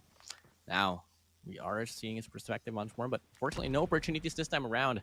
But coming in, same play, same game plan here for Kagendra. Honestly, if you are going to be losing 2 rounds in a row in the same bomb site, I think it's about time for you to put up a bit more action, not give it freely for your enemies. You got to stack it up. If you got to stack it up, 6-4. So far, Kagendra, no answers whatsoever yet for that, WardeN. And for Kingzone, might be another A push here. And, you know, if you're Kagendra, you want to try to get some trailer control. You know, you've been doing the same setup over and over again for the past 2 rounds, WardeN. We'll make that 3 now as Fran's trying to hit the wall bang with no connection. Bomb's going to be down, and here we go. 5v5. Bomb down as well. And here comes the nades for the sides of Kagendra. It almost takes him down as well. Yogurt alive with 1 health. But the flank is there though, and look at Nan. Easy kill coming through from here. There's gonna be more players coming through. Gets the 3rd as well. Reload, reach out. Number 4. Can he get the ace? Rafe at the back, and he's gonna go for it. Nan's gonna go for it. He's running. He's running. You see him right now. Number 5. He's trying to go for it. What? Oh, they pushed up a little bit too far. Reef now has to double back, and they're just going double back from each other, WardeN. Reef now on the flank. He does spot 1. No trigger discipline whatsoever. He's going to give it to him, and Nan gets another ace. Back-to-back ace. Ay.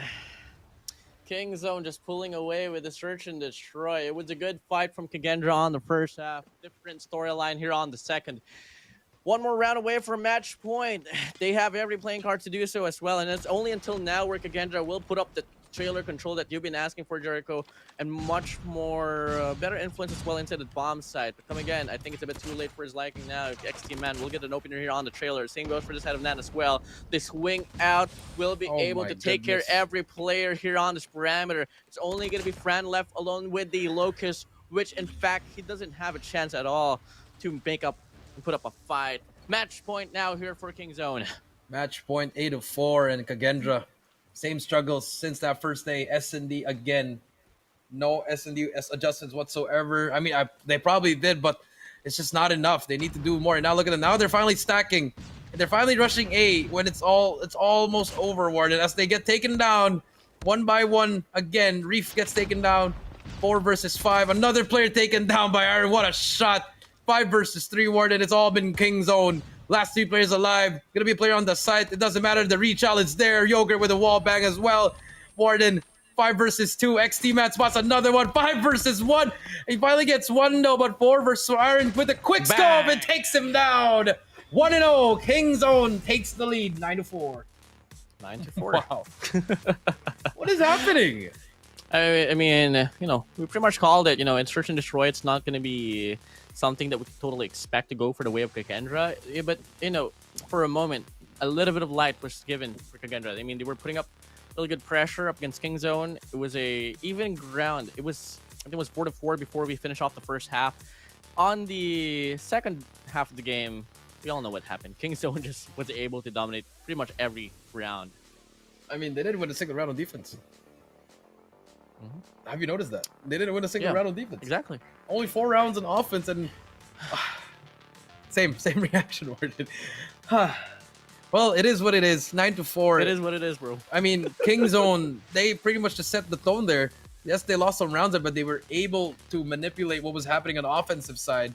You know, they kind of have an idea of how Kagendra plays. They had a sample size on the offensive side, but Kagendra was holding it a lot. They could have probably did the same thing in defense. That's the way they were thinking, and it happened. They were just giving up side over and over and over again. And when they decided to go for a full rush, that's when Kingzone was like, you know what? I think they're gonna rush. Why do we just hold on? So, you know, those small things like that, WardeN, are like the big difference makers in S&D. Just reading the plays, getting to use your mind even more in S&D, just, you know, pumping all that energy in your head and thinking, okay, this is what we have to do each round. You know, if you want to win Search and Destroys, you honestly gotta be the team that could change up the pacing quite a lot to make you much more unreadable. Kingzone clearly was reading everything like a book, man. I mean, they just saw everything that they gotta do. They just saw everything that, you know, every factor that they had to perform to take over the whole round out away from Kagendra. And it was really shown on that second half of the game. They knew that Kagendra was really passive on the defensive take, and guess what? They were just running into that A bomb site freely for pretty much all the time. Yeah, pretty much all the time. And if you look at the scoreboard, only Clove is positive. You have Reef with .45, Me6 with .36, the Sniper not really doing well for the other side. Nan with 15, Exima with 17, Arum with 10, Yogurt and Viking 5 and 6 respectively. But I mean, 9-4, the KD speaks for itself, the teamwork speaks for itself. I mean, and then there's 2 rounds where you got 2 guys with acing, and here comes your MVP, XT Man with a 1.90 rating, 17 kills, 1,688 damage, 5 kills in 1 round. That was the ace and his first MVP for the series. First MVP for the series. XT Man, he is the man, Brody. He is the man. 17 kills overall. Pretty bizarre now. Highlight reel here for XT Man. Yep, ace, double, triple kill with the right tech. Following it up with a double with the Fennec clean. Clean play. I just want to see this. Look at that. XT Man just praise and praise. And I hope we get to see Nan. There you go. That's the first 2 right there.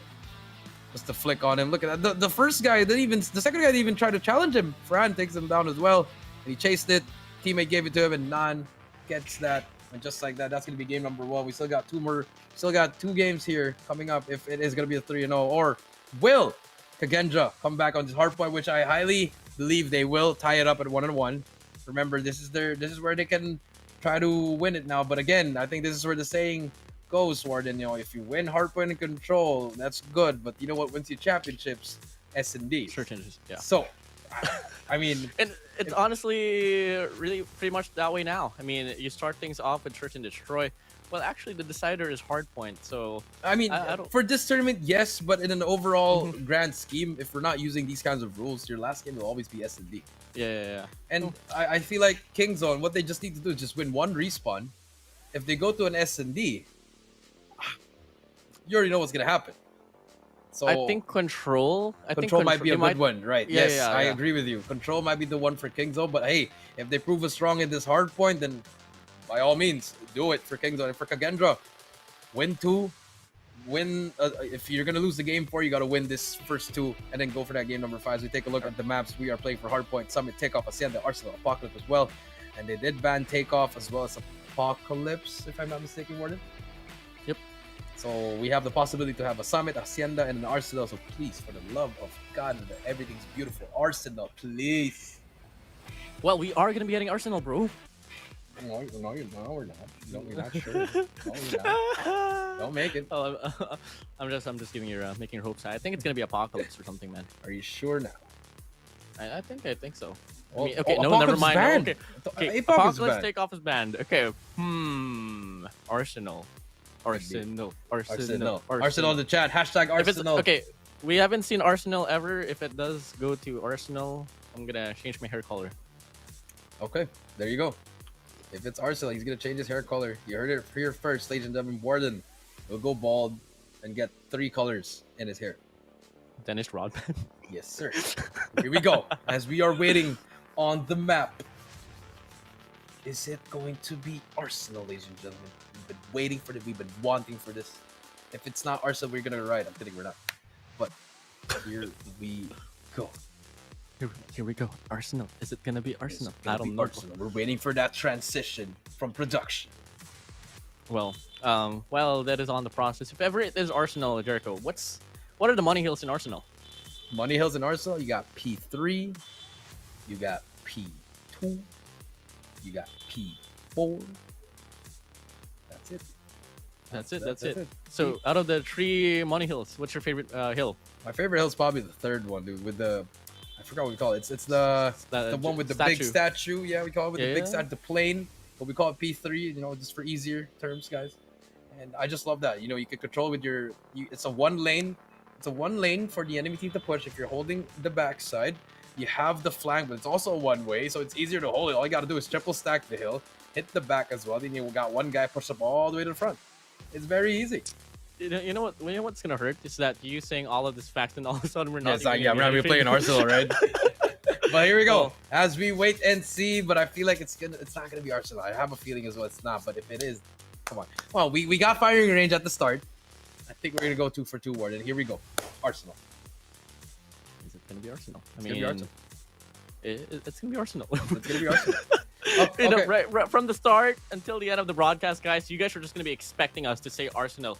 Arsenal. Speak about Arsenal every time, guys, because we're desperate for it. We're desperate. We want it. We need it.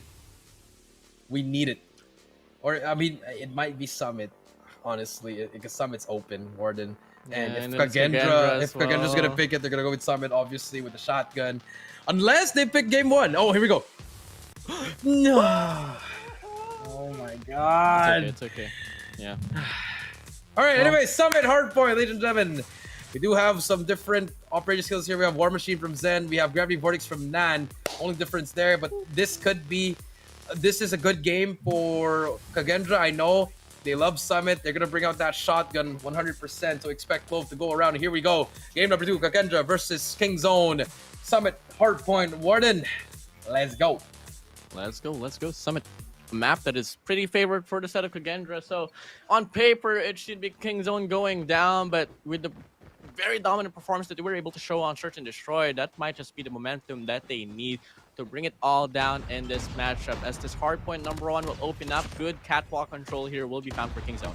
And Nando also brings out his own shotgun, so it's the battle of the shotguns. But so far, Vikey gets 2 in a row. They get second floor control, but they lose spawns for P2 and P3. But it's still early here. 40 seconds, they get control. Vikey, can he afford a 4 kill? Yes, he can. On a roll so far. Make that 5. Can he make that 6? Reloads, unfortunately. And here comes Nan. Shuts down Clove. 15-6 so far. More players coming in as well. And finally, Kagendra, they break and get some time on it. They break and they get some time on it now. Finally, influence will be shown, but they really got to double it down the catwalk control, because it's going to transverse as well on towards P number 2. Very needed. Hold on to the hard point. Now we do see Kagendra on that lead. So far, it's just gunfights being much more lenient here for the side of Kagendra. Reef on a trace tree, make it a 4-3 actually, and could be able to find the 5th as well. Absolutely not. It's going to be D6 from the back end, shutting him down. Now we do see a pretty convincing lead here for Kagendra as we end off this P number 1. Pretty good hill for them. But we saw King Zone, they can pretty much hang with them as well. Here comes the P number 2.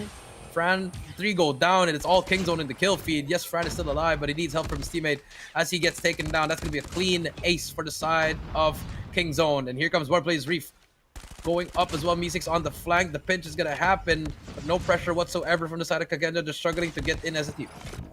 Struggling quite a lot. XT Man holding the catwalk for his squad, but it's going to be Vikey overall being such a big factor on his lane department for the set of King Zone. 11 spree for him, looking to get some more as well. He goes for the slide onto Me6. He does fall down, but the Predator will fly through for Yogurt. Triple kill so far for the set of Yogurt. Make it a 4 spree over. 5 combos free for Yogurt. Yeah, 5 combos spree. Iron gets 1, gets 2. They just shut him down. They're going to get the spawns for P3 as well. Big kill at the back. That's going to be Zen. He's going to stay up there. He does take down Iron 4 now, but they need to fight for that spawns at the back as XT Man gets 1 more before he gets taken down. But more players. Yogurt is still there. Gonna fight for it as well. Scrap time is there. He gets it, but he finally gets taken down, and they get spawned for P3. 59-42. Here comes the Claw. A little bit too early for my liking, WardeN, but Vikey's going to make the most out of it. Making the most out of it. He's trying to zone out front entrance, leaving Kagendra to wrap around from the backside. But XT Man anchoring with a CVR4 will be able to take down 1. Now Reef on the front lines with a Sparrow in hand, looking to get the break, finds 2. And that's going to be enough for him to walk inside a hill, but Vikey with a nade will shut him down, but Me6 from the back ends longing to get the spawn for his squad. Trying to get it for him, but XT Man with the heady gets 1 as well. Clove going in, gets 1, gets the tag as well, but there's going to be another person for Zen. He's going to have some help from his teammate, but Yogurt sprays and prays, burns them down. Here comes the Purifier going out of the hill. Great place coming through from King Zone. Yes, they've used a lot of these operator skills as well as on the side of from Kagendra. They only have 2 that's ready at the moment, WardeN. They can't afford to lose this hardpoint game, man. Kagendra, this is their biggest odds of winning a game mode, and looking like it's not going to be their game at all, especially on the first few set of hardpoints from P1 to P2 to P3. It has been King Zone leading the game. Kagendra now settled head on to the early rotations for P4. But the question is, this has been a question so far in the entirety of the game, is that can they hold their grounds and win the gunfights? And so far, it hasn't been happening, but here comes P4. They can definitely get some time here as XT-Man is going to be playing at the backside while he gets taken down. And more players from the side of Kagendra finally seeing signs of life. Me6 as well. Reef being with 14 kills, really carrying this team. Here comes the Gravity Vortex. Are there any trophies inside the hill? And the answer is no. But no. What happened there? Very unfortunate. What a waste of a Gravity Vortex there. But the push at the back is going to happen. Me6 is holding it down. And finally, Kagendra back at the game. Back at the game now. Bound to be a full 60 here for Kagendra. A lot of investments will be put in play. Fran with Annihilator will be able to take down one. Could find a double. Absolutely, yes. Looking to get a triple as well. One player right on top.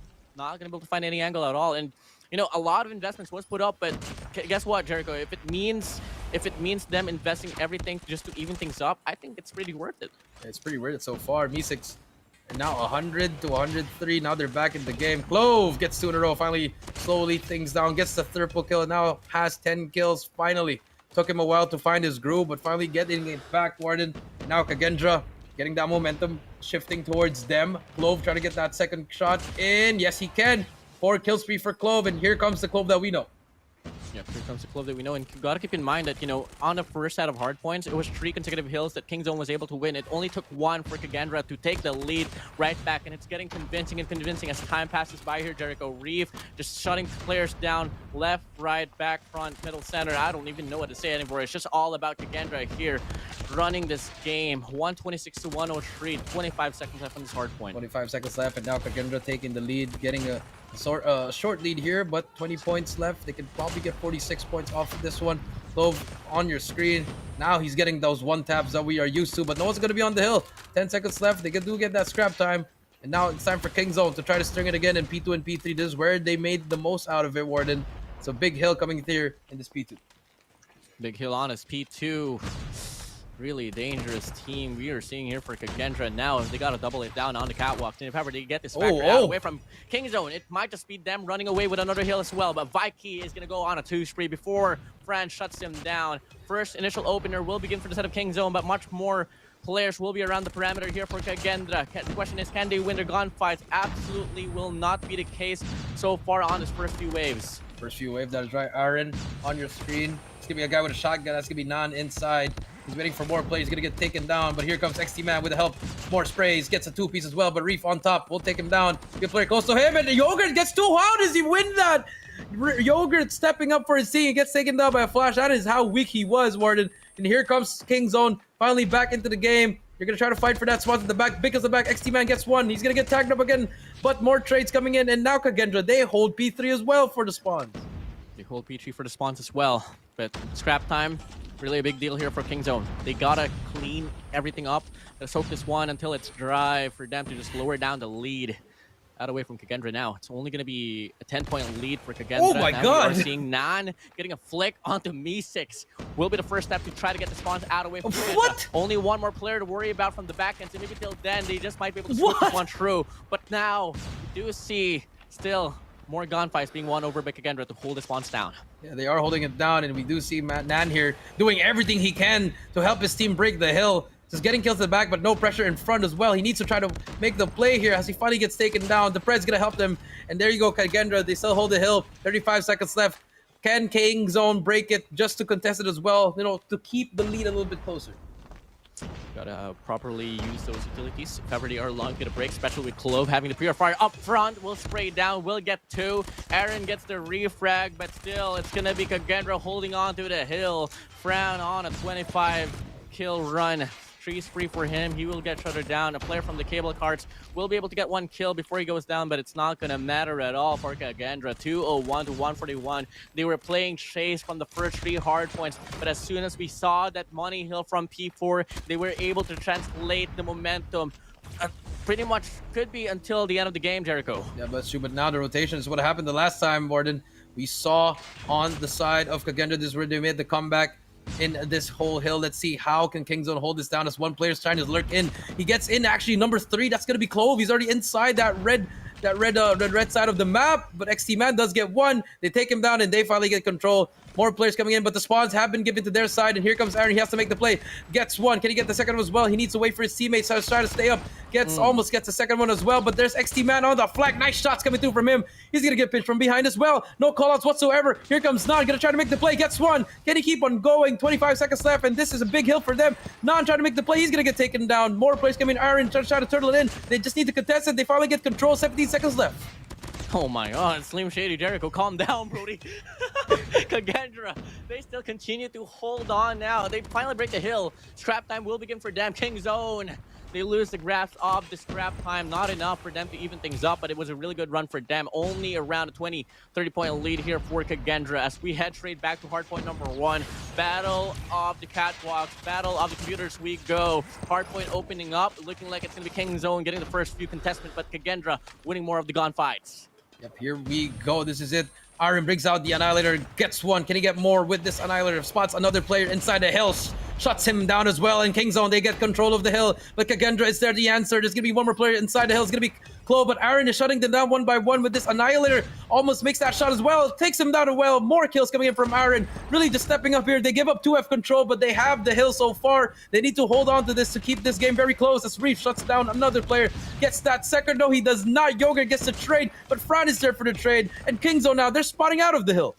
Yeah, they're spawning out of the hill now. 2 players inside the hill here for the set of Kagendra. It's going to be Misik going down with the claw. Viking shutting him down, but the rest of his comrades will be alive and kicking now inside the scene. And keep in mind, there's more than enough time for Kagendra to seal the deal. I think it's going to be it now. One player tries to contest, but he gets shuttered down. Player from the set of King Zone will hop into the hill, and that's going to be more than enough for them to force another hard point. But if King Zone wants to put up a fight, if they want to extend this game furthermore, they can't put up any mistakes. And now this is it. The hill is up, right? They need to hop on it. Number 1 is going to be in Yogurt. Yogurt is going to try to break it as well. It's going to be 2 more players coming in. Vikey trying his best to keep everyone out, but it's still 2 more seconds. Aaron's still alive. They're still contesting the hill. Aaron and more players from the side of King Zone. They're going to try to go for it. Clover with a Purifier seals the deal. And Kagendra, they get the game number 2, and they tie it up 1-1. But it was not convincing, WardeN. Well, King Zone has a fight in it. And now, number 3, that was a great game coming in from both sides. I'm more impressed than King Zone, even though they lost, because I expected Kagendra to kind of run away with this game, WardeN. But as we saw in that first rotations, it was all King Zone. And imagine if King Zone could have gotten that P4 perfectly, could have gotten a little bit of time in that P3 in that second set. We could have been seeing King Zone up 2-0. Yeah, it could have been the case, but you know, you gotta appreciate the whole composure that Kagendra was able to put up. Keep in mind, King Zone was on that lead for a moment or so, and I wasn't really feeling Kagendra at that time. You know, I was like, oh my days, morality not really being felt here for Kagendra. But guess what? They were able to turn things around on that P4 control on the first deck of hard points, and then the rest was history, my guy. They were able to stay on that lead until the very end. I honestly believe if King Zone would have won that P4, that first set of P4 one, if they rotated earlier, if they managed to break the hill at the start of that hill when it popped up, they would have probably won the game. Because at the end they had 200, and all they had to do was get 44 more points, and then the claw from Vikey, if it had more kills for them, it would have been the difference maker for this game. But there, the Purifier by Clove sealed the deal. And now it's 1-1. Now we're moving on over to Control, WardeN, at game number 3. As you take a look at the kills here, it's very close. Kagendra with 150, King Zone with 149. We almost tied, both at 1.01, 0.99 for King Zone. But look at the assist by Kagendra. It's just more of the team play there. 93-47. They were not finishing the kills. Yep, absolutely not. Now, I think one big factor as well that we can talk about on why Kagendra was able to pull away with this game is that they were so good with the operator skills, my guy. For a moment, we thought that, okay, they might have over-invested their operator skills. But guess what? It worked out in the end. It did. Like 3 operator skills on that P number 4 was able to translate to the win. Not convincingly, but, you know, it stayed consistent at least. So that's going to be a wrap up here on this hard point with the kills pretty much even, Jericho. Yep, that is true. Take a look at the MVP. It's going to be Zen with a 1.24 rating, 32 kills, 3688 damage, 5 kill spree for his name in that game, and it's his first MVP in this tournament so far. Congratulations, Zen. But job is not yet over. WardeN's only game 2. So we're gonna get a game 3 to game 4. Let's take a look at the highlights.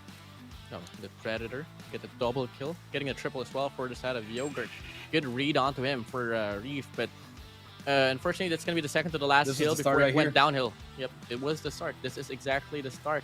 A lot of investments, a lot of translation to winning the game. Yep, that is true. And then they just couldn't get in.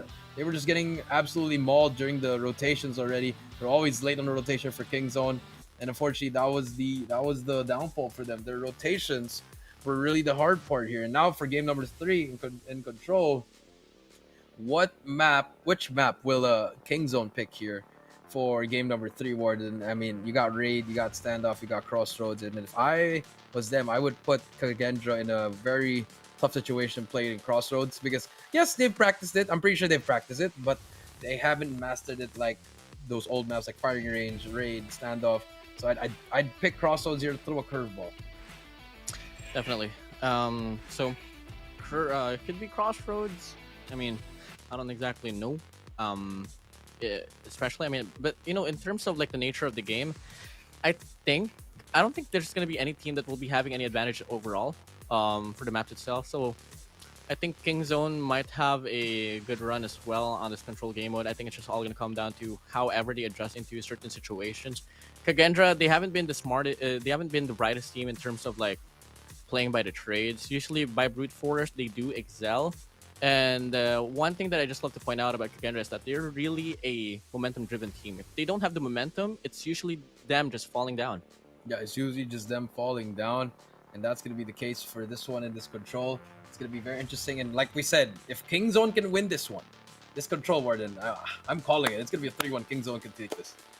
Yeah, definitely. So we did call it earlier. You know, if ever they are longing to win this series overall, it has to go down to them winning control. Standoff. Ooh, okay. Yeah. What a throw. But hey, we all know that the CDM, they love Standoff. So I'm confident with this pick, WardeN. I like this pick coming in from them. Again, Zen with the War Machine, Non with the Gravity Vortex. Let's see who makes the difference. Here we go. Game number 3, the swing mode. The game number 3, Standoff control. Kagendra versus King Zone. WardeN, take it away. Here we go. Control game mode on Standoff. A very close quarter-based map. Really tight, honestly. And it's just all going to come down to those SMGs and those SGs that could make the difference for this game as we open up this round number 1. Kagendra on defense, offense, King Zone we go. King Zone actually. They're not moving. Yep, they're not moving. Very unfortunate, but the game will continue. That is just unfortunate for them. And now they're moving. Oh, there you go. Moving. Yep, there you go. Here we go. It's part of the strat, WardeN. It's part of the strat. It's called the delay push.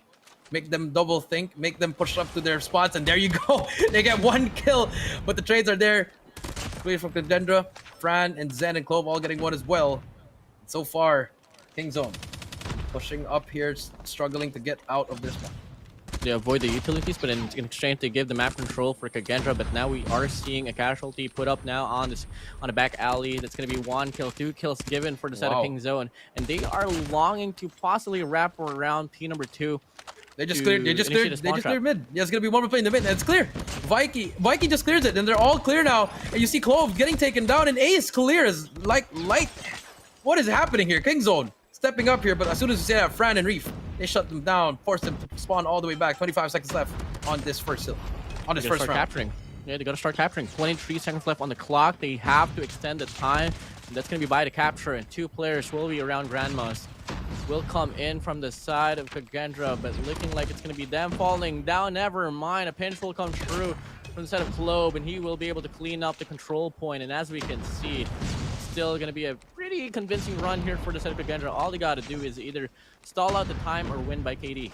Yeah, win by KD, that's right. But Zen is here. He's going to spot 1. Vikey gets the trade as well. Another player to beat, but it's going to be 1 more player to push up. That's going to be number 2. It's going to be Aaron. He's going to get taken down. 11 seconds left, 10 seconds left. The utilities are going in there. Fran blinded until tomorrow. 4 seconds left. They're going to hop on the hill. But here comes Me6 with the trade. Reef as well gets the kill. 1 second left to go. And that should be round number 1 as Kagendra wins it 15-4. Round 1 goes to the side of Kagendra. And now switch to sides. I don't know if the stalling on the start of the round was a factor in why they lost. Could be not. I think it might have been, but at the same time, it was really just the readjustments that they didn't really do at the latter stage of that very round itself. But, you know, it's only the first round. Let's talk about the second now. It's going to be Kagendra on offense. So far, it's going to be a very heavy mid hit here, and pretty much every casualty will go to their way. Yeah, pretty much everything in Reef with the punch. Disrespectful coming in here. Works every time as Fran. And now we see Kagendra. We do see this is the Kagendra that we know. It's aggressive, getting the kills that they need, getting the space. But as soon as you say that King Zone, they got 2 kills in a row. And Clove is here on a 7 kills already. Here comes the Predator missile from Reef. Gonna get nothing, unfortunately. Hits the stoplight there, WardeN. As Fran brings out his Annihilator. Full streaks for him as well. There's gonna be more. He gets another shot, 2 shots in his Annihilator. Make that 3 in a row. Can he make it 4 in a row? He's gonna try to look for him. Yes, he can. Fran on roll, make it 5. Unfortunately, Nan with the jump shot on the Fennec takes him down 23-17, but the damage has been done. Damage has been done, and the divide and conquer will come in now. 16-15 lives remaining here for the set of King Zone. Predator will fly through, just getting the information. Might just be able to connect with a double as well. Absolutely not gonna be the double, but it is a kill. Bravo almost captured now, and it might just be it. Gravity Vortex will be invested by Nan, but it's not gonna go anywhere at all now. Alpha Point will be left alone to be captured for Kagendra. 6-12, life lead for Kagendra. 6-12 so far. Vikey trying his best to spawn trap the enemy so far. He's gonna get pinched by 2 players. Every single player from Kagendra cleaning it out. But Aaron now on the flank. Can he find something? The timing is gonna be very unreal here. He needs to hold it down. That is some bad timing from him. He spots that player as well. But Fran is there to trade him out. XT man now with your sniper trying to find something. Vikey gets another kill. 13-8. Still winnable for the side of King Zone. Very winnable. We gotta start a conditioning spawn trap here, and it's gonna be Vikey getting pinched by players left and right from the set of Kagendra. Does get 1 before he goes down, but now it's going to be 5. It's only gonna be 5 lives remaining here now for King Zone. And they gotta hold on to that A control point for dear life. Gotta win every gunfight, and it's gonna be pretty hard order here, Jericho. They only have 4 lives left against 12 for Kagendra, and that's gonna be them faltering consistently. Kagendra should just be able to stake this one out away. 2-0 lead now for them. 2-0, 2 more to go for Kagendra. Let's see if they can keep up the pace that they're doing on this next offensive round. I mean, you have Fran 18, Clove with 13 as well, but you need Me6 and Reef to step it up as well as the side of Kagendra. It's a full team here. They really need to step it up here. They want to push it in as they bring out all their. Oh my God, you hate to see it. Hate to see it. Invested though. Clove with a purifier will not be able to get any kills, not just yet. He is extending his push here on yellow. Let's get down one. The deli. Might just be able to get the double as well onto XT Man. Wow. Absolutely, yes. But, you know, good map control already being shown here by the set of Kagendra, and they're playing so well in terms of the map control. But Aaron looking to open things up now down this mid lane. Now, this is exactly what you'd love to see if you're on the side of King Zone. On the side of King Zone, you are right. XT Man with the jump peak. We'll get Zen as well. 24-22 so far. Nothing else happening so far. They're just trying to push it up, slowing things down. Aaron, he's gonna try to spawn trap. He's gonna get shut down. Pushing up is the key here as XT Man. He's gonna bring out his Sparrow to find something. Finds nothing. Tries to blow up the house. Well, it will not happen. Not here on your screen. Gonna get the guy. Trying to spawn trap as well. So everyone's just clearing out their base. I mean, that's how you have to play control. As Vikey pushes up, spots another player, gets 2 in a row for him. Can he make it 3 in a row? Finally gets taken down, but the space has been made by Vikey. And now the capture in A starts as well as on B. Capture on B will come true here now, and if ever they can hold this one down consistently, they might just be able to even things up. It's only a 5 life differential. They're looking like they are still committed to get a capture now, but the killer drone is flying. He's shooting it. Can he get a kill? Unfortunately not. No kills for that killer drone. Yogurt still cutting off the rotation now on this Baker. Wow. He's gonna be able to win that gunfight as well. Huge gunfight for him, and the capture is still ensuing here on this B point. Yeah, 15-12. Time's gonna be extended in about a couple seconds here, WardeN. And now for Kagendra, they gave up that site. Now they have to hold it down as XT Man clears out the base once again. No, and Yogurt's still alive here. Still has some streaks to work with. Has a hunter kill. Can definitely use it in order to just get a free kill as they spot one more. Now, what a flick coming through for him. That's some instincts right there, WardeN. And Zen gets taken down, and Kagendra that's somewhat throwing some lives here, WardeN. 1 minute left, 9-7. Utilities gonna be invested now. Gravity Vortex will not be able to capitalize any kills whatsoever, and that's gonna be him just going down with no kills. 5 lives, 5 players now. No spawns, no more for the set of King Zone. 3-7. We go Kagendra. As we all thought that they were gonna falter on this very round, they want to prove the statement wrong, and they just want to lead a game overall 3-0. XT Man, Vikey, can you clutch things up? XT Man gets this opportunity. Might be able to get a kill. Absolutely, yes. Is this still a winnable case here, Jericho? It's still a winnable case right here. If they could get 1 or 2 more just to tie it up, could work right here. They could probably use some streaks here, but unfortunately, here comes Zen. No more War Machine for them. Nan gets two big kills coming in from him. He has a claw to work with if he wants to use it. Nan trying to play the corner, but unfortunately, the pinch from the middle has spotted him. It's all up to Nan in a 1 versus 3. Spots 1 more, but Fran is there, and now match point for Kagendra. Match point for Kagendra. King Zone, they're gonna be playing defense. Kagendra on offense, but they won the first offensive round for them. 2 on defense. I mean, on paper, they should just bag this one through. In terms of the utilities, they do have 3 operator skills to dabble around with as well. And it's gonna be Fran with Annihilator. He's been able to put up the impact with it. Can he do it once more? Can he do it once more? Here we go. More players coming in. Fran has the Annihilator. He's going to try to go on the streak once again. Clove on your screen, pushing up, getting the spawn trap going. Zen gets Vikey as well. 30-26 is the name of the game. As Clove spots 1 more, spots the second one as well. And here comes the train that they call Kagendra. Kagendra just running away with it. 26-23. B is almost captured as well. Here comes Reef with the Sparrow, holding it down. And this should be a B cap right here. Should be a B cap for them. Sparrow on Reef. Will go down, but it's not really gonna matter at all. It's just the mechanical aims. It's just raw gunfights. That's just so better for the set of Kagendra. And it was pretty stated earlier. No, we clearly stated it earlier. It's Kagendra having a better run on respawns, and it's really translated here onto control. But look at this, King Zone starting to pull away. They have even the grounds now, as we do see Aaron slowly but surely trying to put up a spawn trap. Coming up the spawn trap, Aaron trying his best. Unfortunately, 18-17-18, still a winnable game. Not really far from them. Yes, A is a little bit closer to the side of Kagendra, but King Zone, they can just start push up, and that's what they're trying to do here. Stunts are going in. Nan's still alive. Finally gets taken down. Yogurt gets 1, but the trade is there. 15-15. 15-15. King Zone. It has to go down to this round.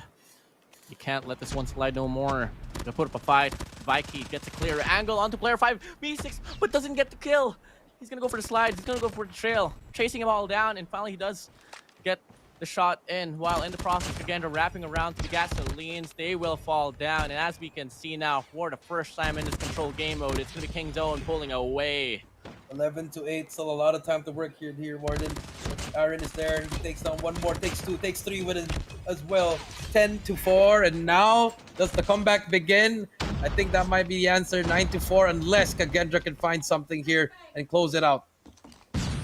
Close it out. Reef, Clove, Me6, all eyes on you. Make it only Clove and Me6 now to clutch things up, and I don't think it's gonna go to their way at all. Finally, the first round for the side of King Zone. Not yet over. Well, here we go, WardeN. Next round coming through. Round number 5. Round number 5. Open up.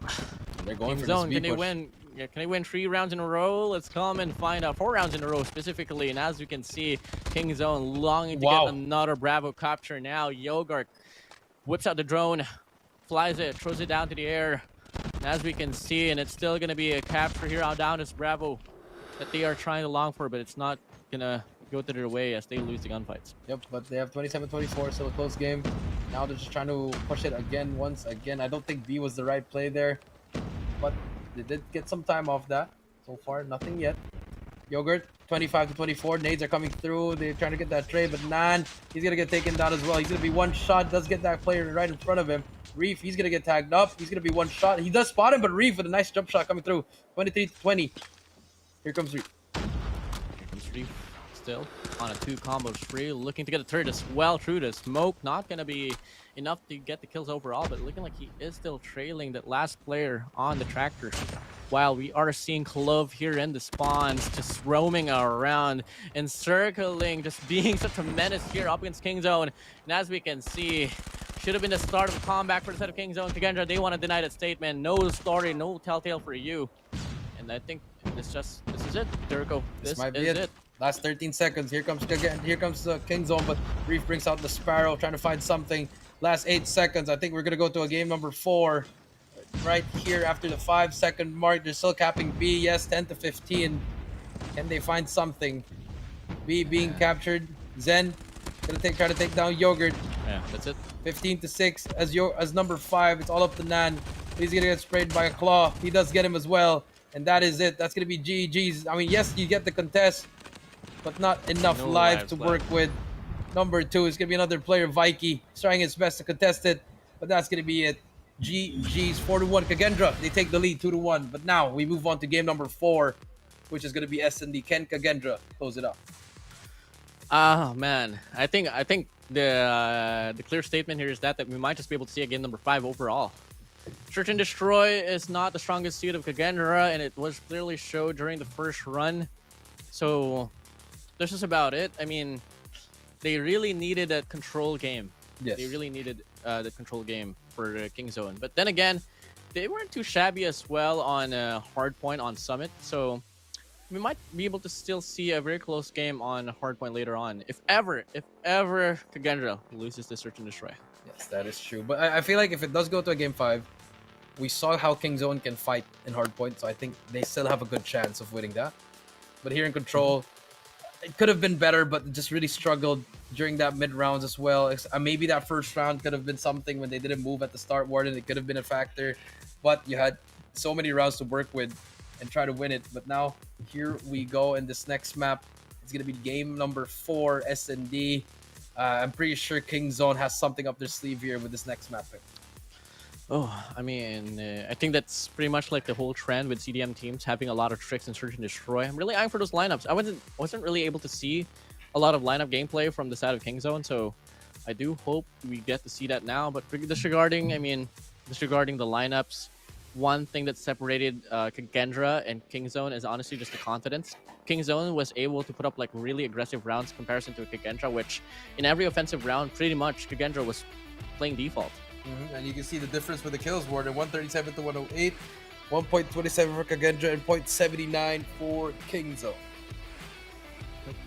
That's going to be a wrap-up for this one. I mean, overall, slaying department, Kagendra was really on that lead for a moment.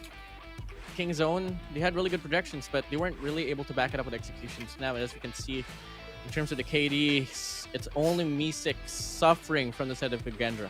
0.80, but it doesn't matter if you have Clove and Fran dropping 71 combined, and you have Reef and Zen combined 452 as well, WardeN. So great plays coming through. But for side of Kingzone, XT Man Aaron struggling here. Bolt has 0.60, 0.59, Viking 0.79, Yogurt almost breaks that 1 point mark. But here comes Clove with a 1.79 rating, kills 36, 4256 damage, 5-3 for him in that game, and his 3rd MVP for this tournament. Congratulations to Clove, but they need one more game to close it up. They need one more game, and it's all going to come down to Search and Destroy. I really admire Clove for being a consistent fragger. For pretty much 3 years, Jericho. 3 years that we've been waiting for this kid to hop inside the big stage. Just turning 18 this year. Is now putting up a big impact for Kagendra overall. It is truly a detrimental factor on the slaying department of Kagendra. Yep, let's see what happens here. 20 started the highlights here. Fran really popped off in the second round with that Annihilator. And now as we move on to the next game, it's going to be game number 4, WardeN. Game number 4, S&D. What will be the map pick? I know they banned Slums. I believe it was Slums, WardeN. Slums and I forgot the other map. Meltdown? I believe Meltdown was banned as well. As we wait on the maps that we're going to choose, maybe Slums could be the pick there, but or even Express could be a pick. So we don't know what's going to be the next map. I'm just waiting for the map pool to come out here. Let's see what we can decide as we take a look at it. It's going to be Slums, Fire Range, Express, Meltdown, and Tunisia. So with Fire Range being picked, then you got 2 maps that you ban. You only got 2 more maps to choose from. So we're just waiting on what they have chosen and waiting for those bans as well. Yep, waiting for the bans as well. Now, I mean, disregarding the whole map, no, Jericho. I mean, just overlooking Search and Destroy runs coming from both ends of the spectrum. Let's talk about this. Odds and probabilities of Kagendra winning a Search and Destroy game mode away from Kingzone. Yep, I mean that's small odds. I'm pretty sure, and not the biggest one. Takeoff and Slumps were the bans for S&D. So they have picked firing range. So you have Tunisia as well as Meltdown. So out of those 2 maps, I think I'm gonna go with Meltdown or maybe Tunisia as well. I think if this is Kagendra's map pick, because it's game 4, so I think it's still their map pick as they pick game 2. Remember, WardeN. So if this is their map pick, I think I would go with Tunisia. Keep it small, keep it fast. I think that's the key for them to actually don't let Aaron, don't let XT Man get you off guard. Just try to get up in their face, rush it up, and just try to take them down one by one. But as a team, that's what they need to do. Play by the trades, honestly. Bait the switch. They have bait and switch, double shells, trades, those factors. It has to be precise for each and every end for both ends of the spectrum, though. I mean, if we are at least longing for Kagendra to win Search and Destroy, for Kingzone, honestly, they don't really have to switch things up. They played pretty much firing range perfectly, in my opinion. There wasn't really a lot of significant mistakes that they had. I mean, even if they did, they really had good readjustments, and that's just the whole storyline for pretty much every CDM team in Jericho. Yeah, it's pretty much the whole storyline for all the CDM teams. S&D is the name of the game. Our respawns are not really the best, unless you're Wolves or DYG or Q9. That's a different story. But now, let's see if Kagendra can step it up for the Garita region. And here we go. S&D on Tunisia, Kagendra versus Kingzone.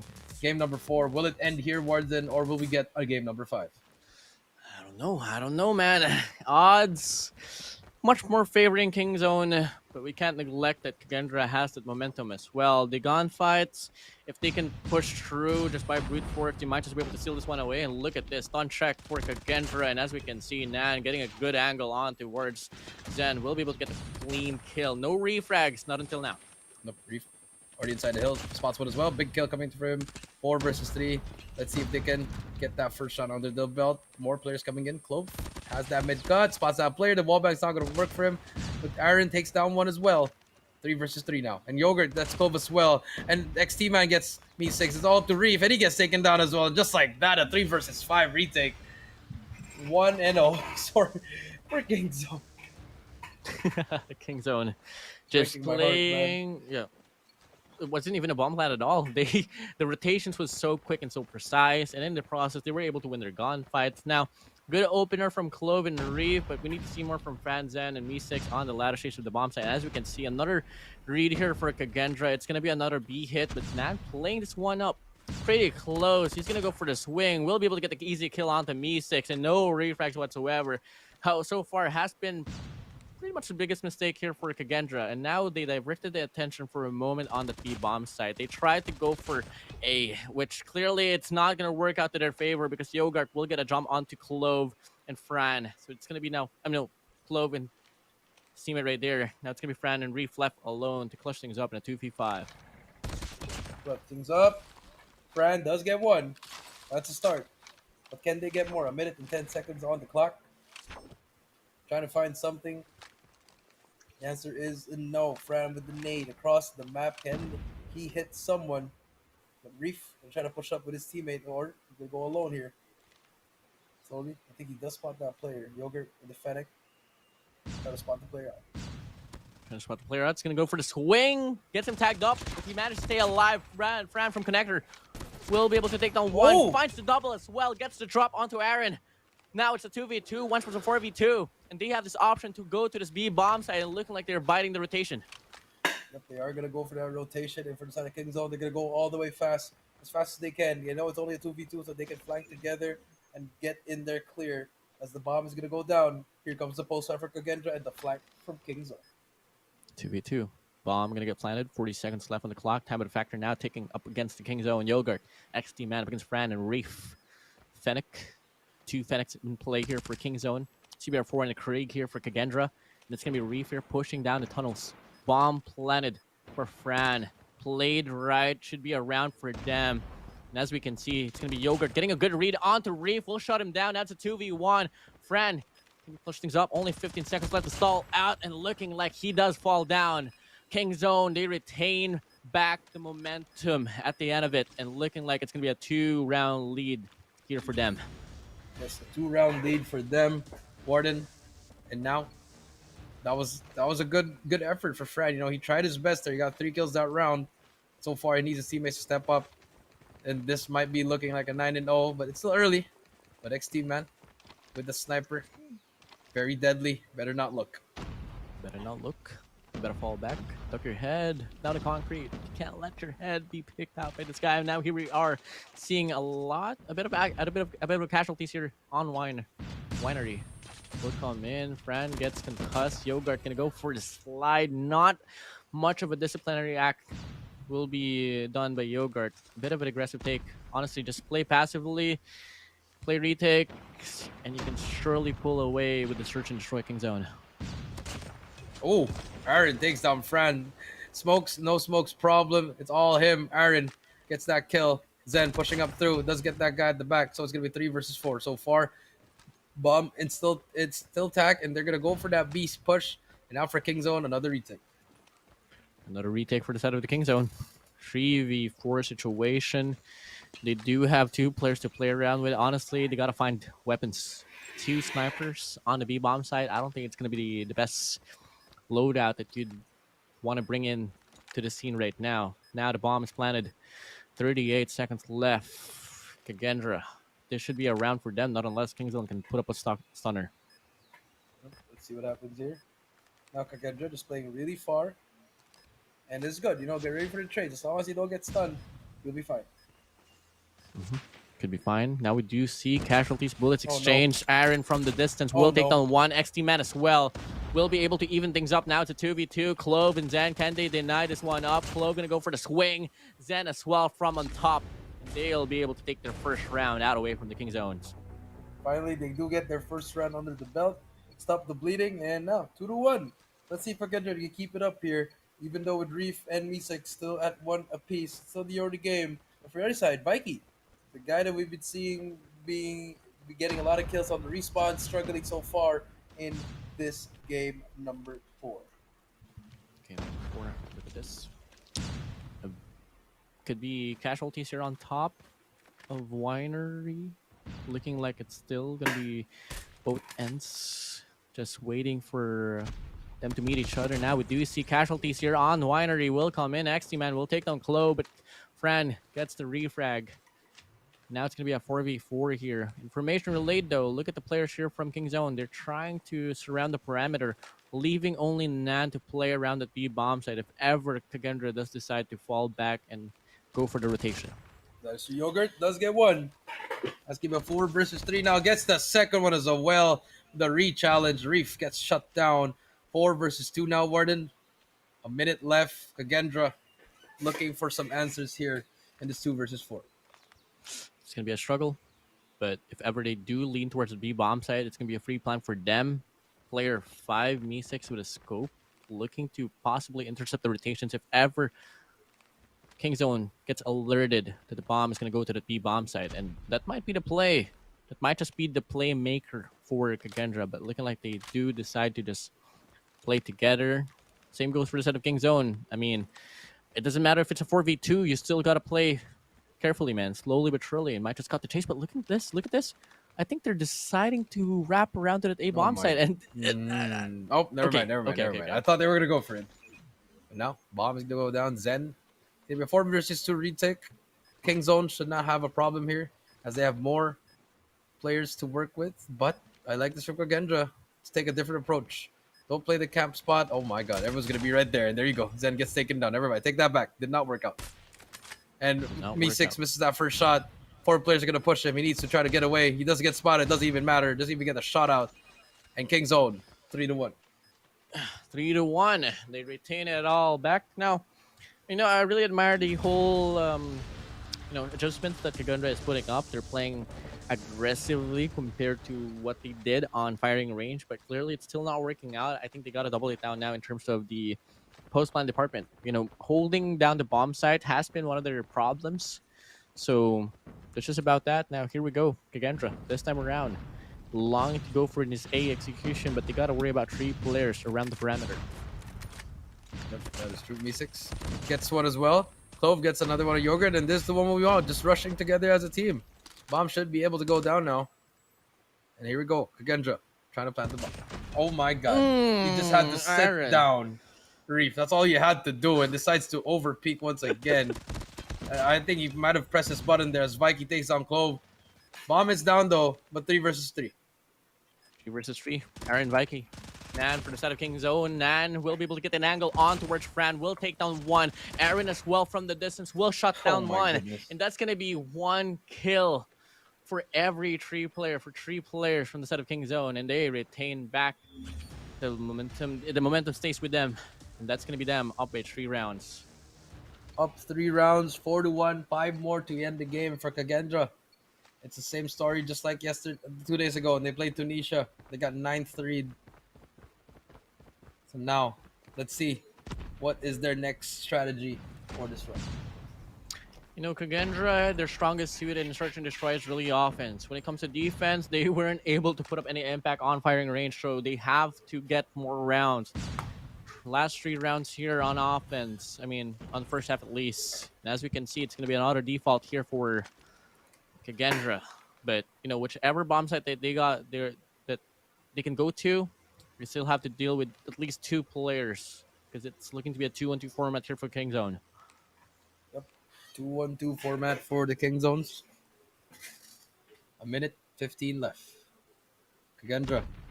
They're struggling right now to find something. They don't know what to do at the moment. They need to try to step it up. Maybe look for something to work with. A minute to go. Try to get the mid control WardeN and push from the middle. He spots that player as well. But Fran does not get anything from there. 50 seconds and they're burning the clock once again. Burning the clock. And now we are seeing a bit of casualties Oh happening my here on the goodness. speed bomb site. Aaron gets the jumper onto Meesix. We'll shut him down. And that, you know, up against the CDM team, I don't think default is the proper answer, my guy, because they excel at getting those picks from the distance. And as we can see, the attention has been diverted to that B bomb site. Kagendra on the process will try to put up a respondent here on A side, but it's not going to matter at all for Vikey as he go on a 2 spray. Could have been a triple, but Close shuts him down, but it's not going to matter for XT Man. As with the 50 GS, he is able to get the shot down, get that finisher, and get that final blow to serve another round for the King Zones. Yes, that is true. 5-1. King Zone. 3 more rounds before we switch sides. 2 more rounds before we switch sides here, WardeN. And it's all been King Zone. Now Kagendra trying to push it through. This might be the play unless Nan can get one again before he gets taken down. Nan spraying. Spots the second player as well. He's gonna get what almost gets a second one, but here comes the trade. Vikey just is there to respond. Yogurt takes down Meesix, and it's all up to Fred. About to get pre-fired, didn't get shut down. 6-1. Nothing is working for Kagendra. Nothing at all. King Zone just winning rounds after rounds after rounds on defense. Just proving and showing how capable they are in playing Search and Destroy. Kagendra, on the contrary, really suffering a lot on their best sides for S&D. Longing and aiming to go for another B hit here, which is only going to be Nan around the parameter. Oh my, like here we go again. Able to get the first kill. Oh to my. Get the second as well. How do you falter? They peek down 1 by 1. That's been their biggest mistake so far in this S&D. Oh no, another one. Can get the 4-1. Oh, finally Fran shuts him down, but the damage has been done as Vikey takes him down. And Yogurt takes on Meesix. Match point for Kagendra. Oh no, not yet. 7-1, but I mean for King Zone, 7-1, and Kagendra getting that breadstick. What are they even doing there? Honestly, I just, it's mind blowing what's happening there. They could have used their utils first, WardeN, or you know, once they have the information. One already died. Yep. No, if one died, back up. I mean, or just play by the trades. Do those double challenges. This is how you rush. This is how you rush right here. Exactly. King Zone. If you want to watch, you gotta watch. Oh, okay. Not that one. Only the first part. Only the first part. All right. Zen getting a double. Might just be a reset here offered for King Zone. XT Mando anticipating the push coming from connectors, will be able to shut down one. Clove, there you go. The refrag will absolutely get it. Never mind. Done. Yogurt with an LK24 will be able to even things up, but with Clove not stopping and slowing down, he's going to be able to accumulate his 2 kills on this round. That's going to be Aaron left alone with a Locust up against Clove and Meesix in a 1v2. 1v2. Aaron can definitely try to clutch this up. Meesix hasn't been hitting those shots, but can definitely change it right here. Oh, Aaron's setting up for a jump shot. He's trying to do it. Here's that slide. He knows he's there. Oh my god, this is just timing right here. Aaron, slowly but surely. Oh my! Did they just leave the site? No, this is This is unfortunate. This is... Oh my god. They didn't know bomb is down? This is a free plan for Aaron. I think they're falling back now. I mean, I think they're going back. They should be. Spots one. Information. Gets the information. Now, you see Aaron. Oh no, yeah, this is a free plan for Aaron. Okay, they know where the bomb is. I think so. No, I don't think so. No, they don't. They don't know where the bomb is. Now, Aaron. What is happening here? He should be able to play. Oh, Nate's coming through. Bomb is down. This could be a clutch for Aaron right here. He played this perfectly. I should we should double back, right? Yes, there you go. If you're Aaron, play that side right there with Double that chow, sniper. bro. Double chow. Yeah, and if you're Kagendra, you both have Phoenix though. And here comes Me6. Me6 and Clove slowly crawling in. I mean, just go in. You know, you guys are two. You just have to try to bait and switch this. Because Aaron plays this perfectly. He spots one. Bang. Misses that first shot. But they're gonna go for him. One player's gonna go for the double challenge. Yes, good job for Kagendra. Okay. Ooh. Bro, Stay if alive they here. isolated him, 7-2. if they isolated him 1 by 1, I would have lost my mind, bro. Yeah, dude, I would have shut the stream. Yeah. Well, fortunately, it did happen. Now they finally put up an end to the streak. May it continue. It's gonna be a hard statement if ever it does happen. But for now, they live on, completely making Kingzone avoid that match point advantage as we open up this round number 10, looking to be a very influenced mid lane here, served by Kagendra. I mean, Kingzone. Or for B, actually, Me6 already looking at that. The bottom door gonna come through. He backs away at the wrong moment as Vikey's gonna go for him and shuts him down. He's flash, he's stunned, sent to the next round. One more. What the Vikey? What a quick scope. 5 versus 3, and just like that, when we had the time to go for another round for Kagendra, 5 versus 3, bomb down. Yogurt gonna go for the slide. We'll only be able to get one. Nan will take down Zen. It's gonna be Fran left alone in a 1v4, which completely he's not gonna last any longer no more. Match point advantage for the side of Kingzone. And ladies and gentlemen, one more round away. We're gonna be getting a game number 5. Or hey, maybe Kagendra, you know, maybe all of a sudden. Take my hair away, bro. Take my hair away. All of a sudden, they win 6 rounds in a row, go for overtime, win the overtime, and they end the series. But Vikey and Clove, they're all going to be flash. It doesn't matter. There's going to be Vikey pushing through, holding down the nade, but does get that kill. And there you go. Defense is winning right now. Yogurt does get one, but it doesn't matter. 1 versus 4. Let's see. If Aaron clutches this, I just don't know what to say. Well, me too, man. Can someone please look at the back, please? Just look. Okay, there you go. Free kill. Oh my god. Oh my god. Okay. Oh well, my god. there we go. I thought it was a free kill. Here we go. 8-3 now. 8-3 now. Let's see. Well, what? 3 more, 4 more, 5 more rounds to win, to force an overtime. It's gonna be hard, but it's still well possible after all. Kagendra, the best team in Indonesia, could offer one of the best comebacks in this search and destroy. Come and find out. Round number 14 gonna open up, and it's gonna be 4 players, 5 players around the perimeter on that A bomb side will be placed in. Fran, nasty kill onto XC Man will force down an early 4v5. Oh my god, what is that spot by Nan? He's shooting through thin air. This almost takes out Me6. Gets pushed up. Get some spots here. Okay. Low. So the boys Kagendra just holding it down. Not bad. Not bad for them so far. Keep it play right here. Spots the corner. Takes him down. 4 versus 4 now. Kingzone 4 kills away from winning this round. Or a bomb plant away from winning this round. Look how close that number 4 Vikey as well as Reef as Me6 takes down Nan, finally turning up towards the end here. Let's see if they can keep this up, WardeN. 8-3, Yogurt finally going in, spots 1, shots down Zen. The trade is there from Reef. Finally, Kagendra showing signs of life here. It's gonna be another player. Vikey takes down Clove. One more player, Yogurt, gonna be 1v1, but Clove wins that 8-4. Almost, he was a 1 shot. Okay, I'm getting scared, bro. Well, it's still far. It's still far from forcing an overtime. 4 more rounds in a row. Now, one thing that they're doing better in the search and destroy is actually winning defensive rounds comparison to firing range. So round number 13 gonna open up now. Looking to be another A execution here for the side of King Zone. 3 players playing Winery, 1 on main. And it's going to be Zen getting the first kill up in the board. Nan out of the chase. There you go. Trailing. Good job. Okay. Trades will not slow it down, slow it down, slow it down, slow it down.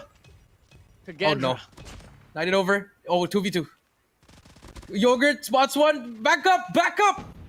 Yogurt. Okay, Me6 is still alive. Almost gets taken down. Has 1 HP in a dream.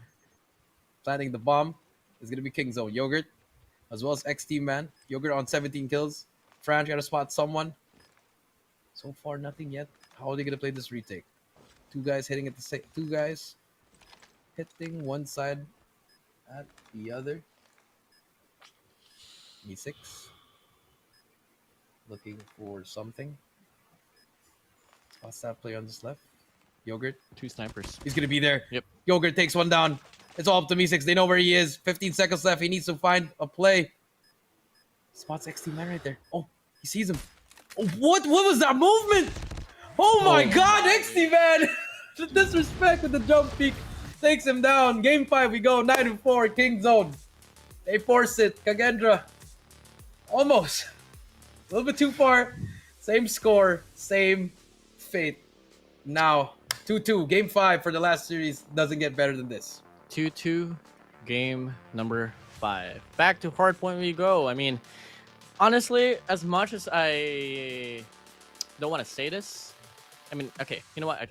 Just say it, WardeN. Hardpoint is a pretty even game mode for me at least. I agree. But it's just all going to come down to King Zone not letting the momentum shift down for the side of Kagendra. I mean, once that Money Hill was offered for Kagendra on the P4 for Summit, come again, it was them pretty staying consistent until the very end. King Zone, on the contrary, they have really good projections and what they got to do. You know, from that Hardpoint game of Summit, they know that they got to take over catwalks to just get more advantage compared to Kagendra, but they got to double it down and back it up with execution. So gunfights, it's not really their strongest suit, but if ever they can outposition Kagendra, they might just be able to steal away and run away with a series. Yeah, that's... Sorry, I was listening to you, but my head was just like, why is this happening to Kagendra? How is our S&D gotten, I don't want to say even worse than before, but because they were going good. They were going good in Garena S&D, but here it's just unfortunate what's happening here. WardeN 56 is 36, 20 kills difference, and now for Hardpoint, it was a close game a while ago with 200 to 206. WardeN, take a look at the splats here, WardeN. Re 4-13, Fran 8-12, Zan 6-11, Me6 5-11. It's just them losing the gunfights over and over again. And keep in mind, you know, consecutively, it was Nan on the T-bomb side that was able to just slow down the push coming from Kagendra, even though for a fact that he is on the, you know, he has a KD of 99. Each and every kill that he was able to put up, it was pretty impactful. And let's talk about the MVP here. Yogurt with 18 kills, 1.92 rating, damage of 2,157, and with the highest single round kill of 3 with his first MVP count. Yes, with his first MVP count. Congratulations to Yogurt. Eat some yogurt, man. But yeah, I mean, here in Hardpoint, I think Kagendra could get this. But take a look at the highlights here. Vikey, just, I mean, 1 piece, 2 piece. Everyone's just adjusting. Every round's always adjustment. They're doing the same thing over and over again. And for Kagendra, doing the same thing as well. But, you know, it's not working.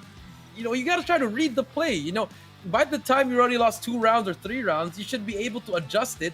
They didn't hit mid, never did hit mid, not a single time more than they were just wasting time at the back, chilling, and it costed them this game. I mean, I don't know how to make it up. It's the same thing that happened in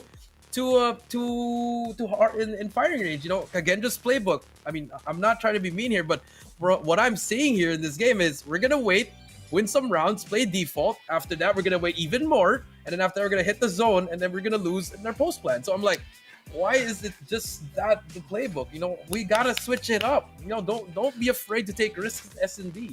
You gotta take the risk in S&D. I mean, it's 9 rounds. It's even longer now. You know, if it's 6 rounds, I'd understand the default plays, You know, or even if 7. If you know- it's 9, you got a lot of rounds where you can try to experiment something or force it.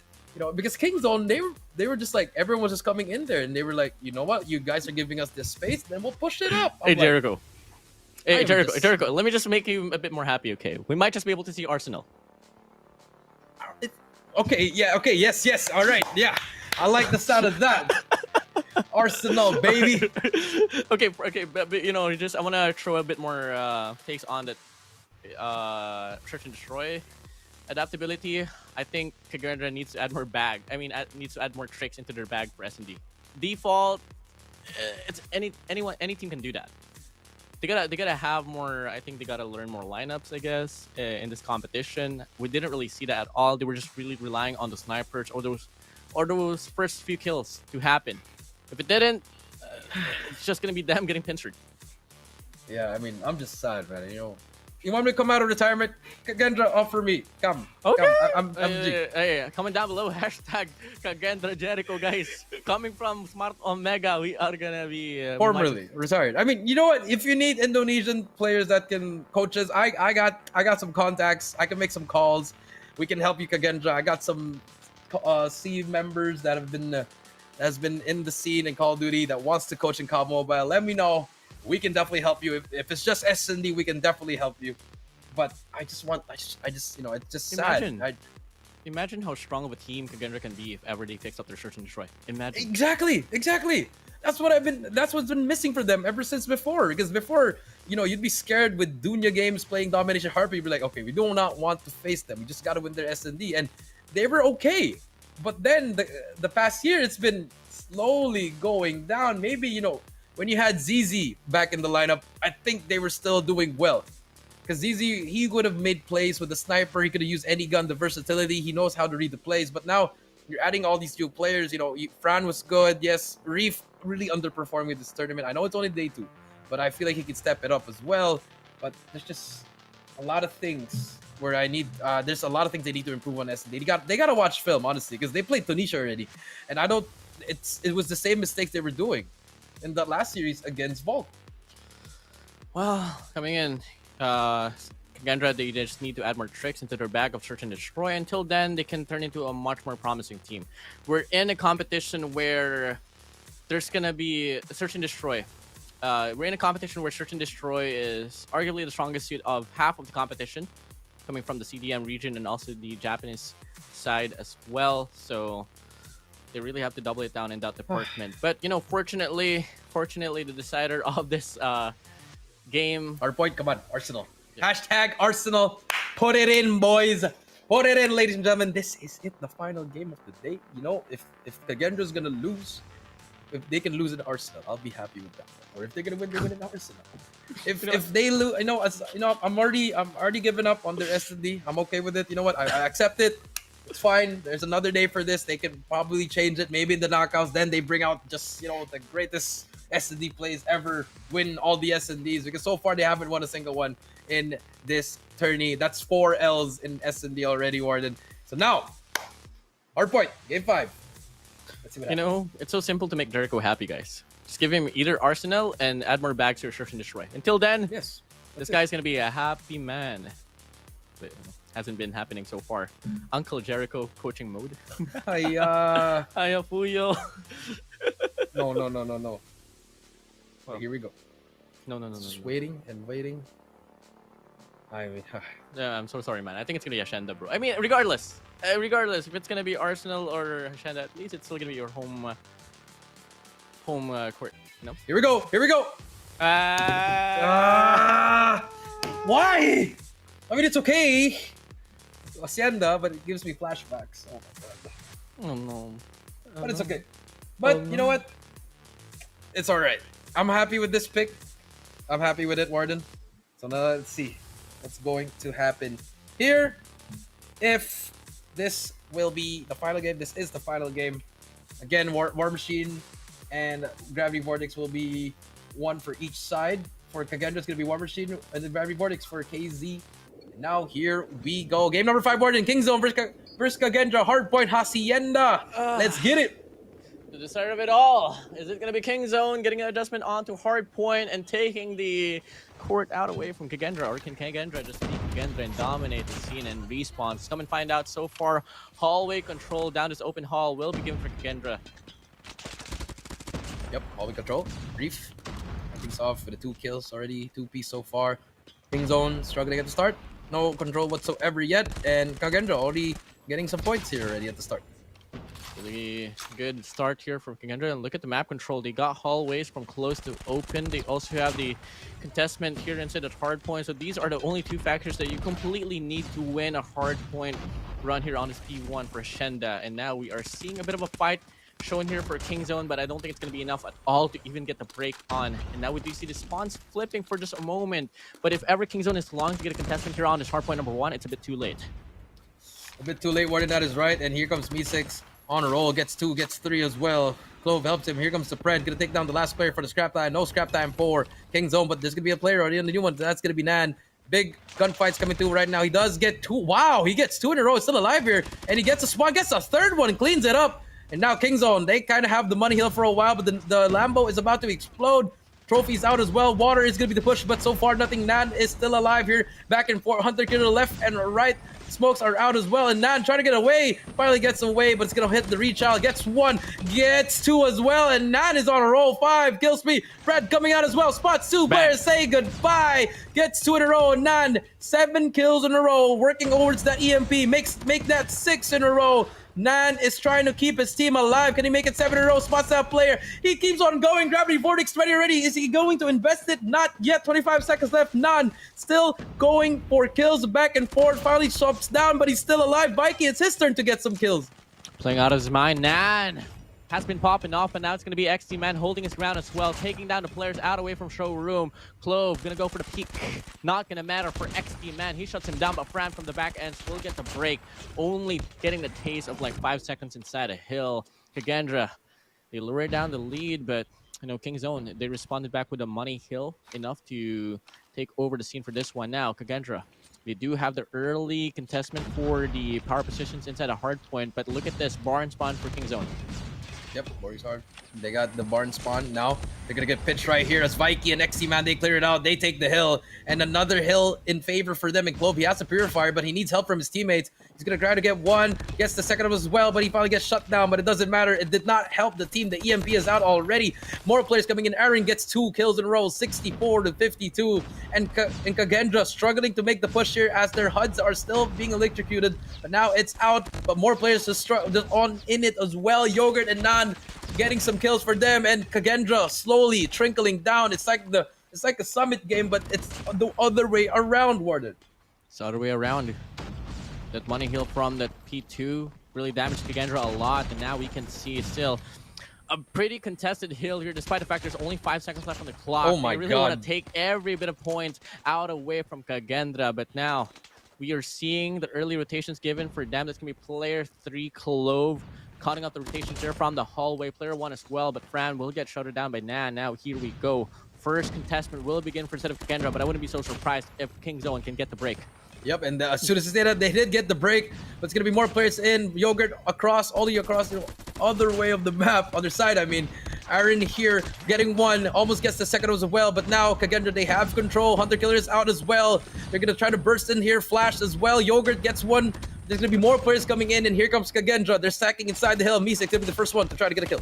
So Me6 falls down. Reef gets the refrag. Aaron on the feed will try to win some gunfight for his squad, but it's not really gonna matter. Good map control now here for Kagendra, forcing the spawns all the way down to the square garden here for Kingzone.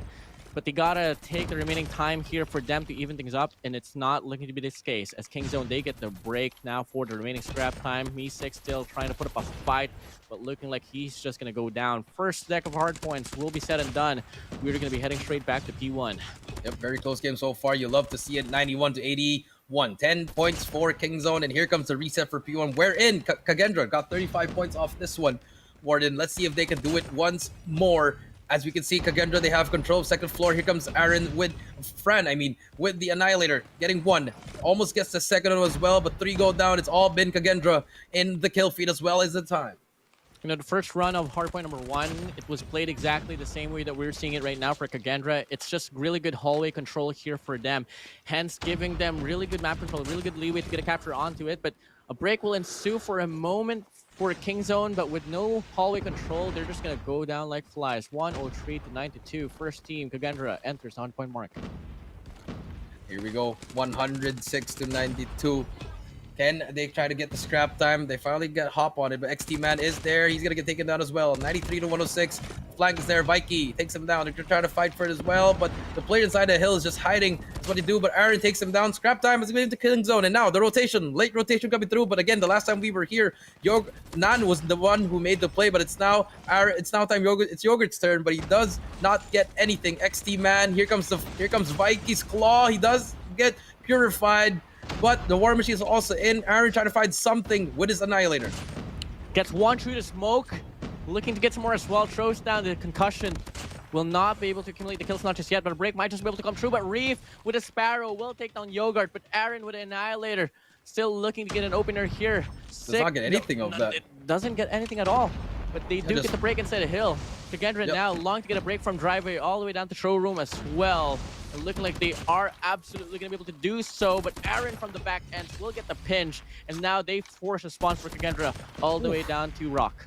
Aaron just stepping up, finally gets taken down by Zen, but he has full streaks as well. Zen gets 2 in a row. Fran, Clove, Me6 all clean it up. And they got the last 18 seconds. And for Kingzone, it doesn't matter because they need to fight for that P3 rotation spawns. And here we go. This is it. P3 going for it. Clove still trying to fight for it. They do get some time off this. They get that scrap time. 137 to 123. Make that 124 to 137. And Kingzone already set up in this P3, but you do see Reef already inside the next one, trying to hold it down. Gonna hold this one down, 124 to 137. Kagendra still retaining the momentum out away from the Kingzone's Clove on a 2 spree. Reef will fall down onto XT Man, but more kills, really convincing kills here will be found over for Kagendra. And for the side of Kingzone, they gotta find a way to take Balcony out away from Kagendra because they are leeching off the kills from that very position. Yep, that is true. Here we go, 120, 128 to 143. But here comes the Predator missile. It does break the hill momentarily. But you see the Kingzone players are all geared up. And number 4, he doesn't read the spawn perfectly. And Nan, he still gets one. Fran, he's gonna try to get more players.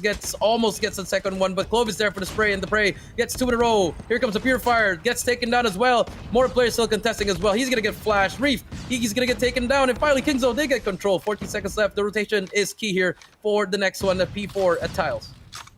Else it is. Now we are seeing another run here for Kingzone to go for the contestment on the scrap time, but you know, they really have to double it down in terms of the rotation here for a P4. Second time around that they lose this one up.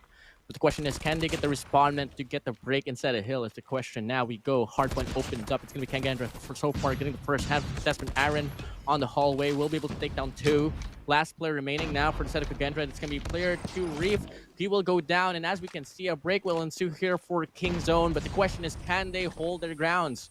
Can they hold their grounds? That is the question. XT Man trying his best to hold it down, but Clove turns him on, turns and burns. But here comes Nan with the spray, gets 3 in a row. Nice plays coming through, can get 4 in a row. Fran with the Annihilator trying to find 2. Yes, he does. Gets the third one as well, but Vikey gets the trade. 149 to 160. More players pushing in. Zen's gonna bring out that War Machine. Gets 1, gets 2, gets 3. But Me6 is there to make the help and gets 3 more as well. 161 to 49. He brings out the claw. Let's see, he can get more kills. Gets 1. Can he keep on going? Gets the second one as well. This is good space coming in from the side of Kagendra just because of Me6. Just because Me6, and he still continues, my guy. This guy is putting on a show. Now we go back to Hardpoint number 1. Arguably the best, one of the strongest, if not the strongest team that we've been seeing so far in this Hardpoint number 1s. Now we are seeing the Hardpoint gonna open up. And, you know, if Kingzone is longing to win this Hardpoint comparing to Kagendra, they gotta steal hallways out away from them. Yeah, they gotta see the hallways right for them. 155 to 182 now. Reef trying to hold down the connector. Does get 1 as well. It's all been Kagendra. This is the grudge match right here. WardeN, this is gonna be the one. 188 to 158, 30 points separates these teams. But now we do see Kingzone trying their best to get some time here off this P1 just to close it out. 4 more points to get the 20-point mark rocking for them. But looking like Kinzone, they still want to put up a fight on this hardpoint number 1. So far, this has been the biggest influence that they've been able to put on this hardpoint itself. But looking like it's going to be Kagendra just retaking to get the scrap time out of the way. And why are we seeing a right tech here for Kingzone? XT, man, you must be out of your mind. Up against Kagendra in a game over the hardpoint. You might just you'd want to go head-to-head with an SMG. But now we can see rotations here to P2. Kingzone, they win this one up. And the last time we saw the rotations being won over by Kingzone on hardpoint number 2, they were able to take it down and get it all and bring them the lead. Here we go. This is it. Yogurt with the purifier. What can he find? 50 seconds left on the clock. He gets sprayed through the smoke. Very unfortunate, Vikey. They need to push the hill now. 215 to 172. And Kagendra, they have control of the hill. XT man with the nade coming through as well. But here comes the pinch from coming from the side door. But unfortunately, does not happen. It might just end here, WardeN, with Zen's War Machine. 2 players, 3 players inside the hill, 1 around the perimeter. A pinch will come true here for the set of Kingzone, but is it gonna matter? Absolutely not. Kagendra, they win all of the gunfights. They hold their grounds. Only 11 more points away, but they might just be able to force this one, not unless they hold their grounds. Unfortunately, no. And now we are seeing a break will come true here for Kingzone. Kagendra, instead of contesting, they might as well just head on to new.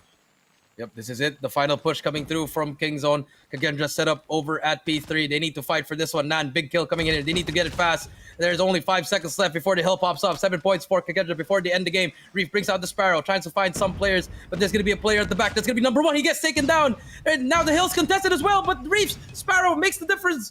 No one else is going to be near number 4. Is this his best? But no, it's a little bit too late. And Kagendra, they finally win the series. They end it 3-2. It had to go to a game 5, and it had to be Hardpoint. Kagendra, they closed it out 3-2. Congratulations, Kagendra, winning it in 5 games. It took them 5 games, but it mattered.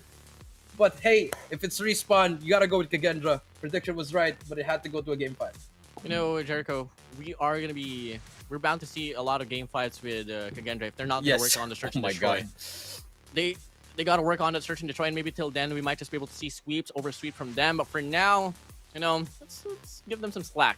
Maybe this time around they'll start to acknowledge that they really have to win those. Search and destroys to get more convincing wins out of the series overall. But for now, congratulations, Kagendra, for winning the series out away from Kingzone. Kingzone, on the contrary, they put up a fight. They put up a fight on the first round of Hardpoint on Summit. On the second round of Hardpoint, it wasn't really the case, although it was a good take on the first run for P number 2, but aside from that, it was Kagendra really running the show. It was really Kagendra running the show, you know, start to finish. A little bit of a resurgence coming through from the side of Kingzone towards that P2 when they got that full 60 and P3 as well, but the P4 was really the kryptonite there. That's where Kagendra used the operator skills, and I feel like the operator skills were the huge difference makers here. The way that Kagendra was using it, they were getting a lot of kills, chaining it and using it at the same time properly. Kagendra 187 to 145, but again, still a close game for Kingzone. And you know, for Kagendra, if they're having a hard time against Kingzone, you know, they're in the top 8 for the CDM. But what if they go up against Wolves, against DYG, Q9, all these other Chinese teams? I think that might be where we're going to see if Kagendra is really a top Eastern team in terms of respawns. We take a look at the stats here. 28 for Fran, 41 for Reef, Clove, Zen, almost 4 players with 40, all positive. And for the side of Kingzone, even though they lost, they almost won that with just players having 4 negative KDs, and we'll have now with 39 and 35. If they just got half of those kills, it would have been a different story. Could have been a different story. It was really the gunfights, and pretty dominant spawn control as well was given for Kagendra. Inside the hill, they were pretty excellent as well. And now let's talk about Reef getting his first MVP in this tournament. 1.56k rating for overall, 41 kills, 4,407 damage, and highest spree of 5. Take a look at the highlights here. This is where Nan popped off, and we thought there was hope for Kingzone to try to make it through. They had the control for everything. They took out everything that they need, but unfortunately, P3 and P4 was the one where they really struggled. Even P1, they didn't really get much time off that, WardeN. And this is some plays here. This flash here came through, but Fran with the Annihilator changed and sealed the deal right there, WardeN. as we take a look at the final moments of the game here. 164 to 149. This is where M6 got a lot of space for their team and got most of the points in this P4. That scrap time was really huge, WardeN. And now, and like what we said, Volt, they love getting that scrap time. That's how they played that hard point. And now we do see Kagendra bringing it home here. Finally, I think they do reach the 3rd slot here. And then DYG as well as oh no, Wolves is number 1 now. DYG is 2nd. 3rd is Kagendra. 4th is Volt, and then you got Kingzone at 5th, and then you have 6th for the side of eStar. There we go. I was right. And there you have it, WardeN. Quick maths coming through, as I was saying. So, I mean, Wolves and DYG both tied at the 1st place. Kagendra 3rd, Volt with 4. Kingzone can definitely still make it through, but eStar, I think they just need to go flawless if they still want to make it through. Yeah, on the other end, Group A, Q9 will be on top, alongside with WPM as well. Rank 1 for both ends. Same goes for the side of Blacklist International and Almighty. So both top 4 coming through. They have to move on. So far, it's all been the CDM and WPM actually being the top teams here in both groups. See some teams struggling here, but I think that has been it for today. I mean, it's been crazy. I love everything. We had a great first series. The second series, Volt really showed up. They are a force to be reckoned with, WardeN. The second series, we had one of the longest S&Ds and the fastest hardpoints and control. And then for game 3, we had a one-sided S&D. The hardpoints were close as well. The control was one-sided. Just a lot of things happening here. But what was your favorite match from this? What was your favorite moment actually in this day? Honestly, it has to be Wolves and eStar putting up a really long search and destroy, and it all went down to Wolves just getting the final adjustment on defense. You know, we called it, whoever wins defense will be able to close out the deal and close out the game for search and destroy. And that was game number 1. We felt like it was the decider of it all, but it was only just a start. But the rest of the series, it was a pretty one-sided run there for Wolves. All right, well, with that being said, it has been me, Jericho and WardeN. This has been the CDSI, the Call of Duty Mobile Spring Invitational. We'll see you guys again tomorrow. It's going to be AJ and I don't know who his partner is, but you'll see him tomorrow. Peace out, guys.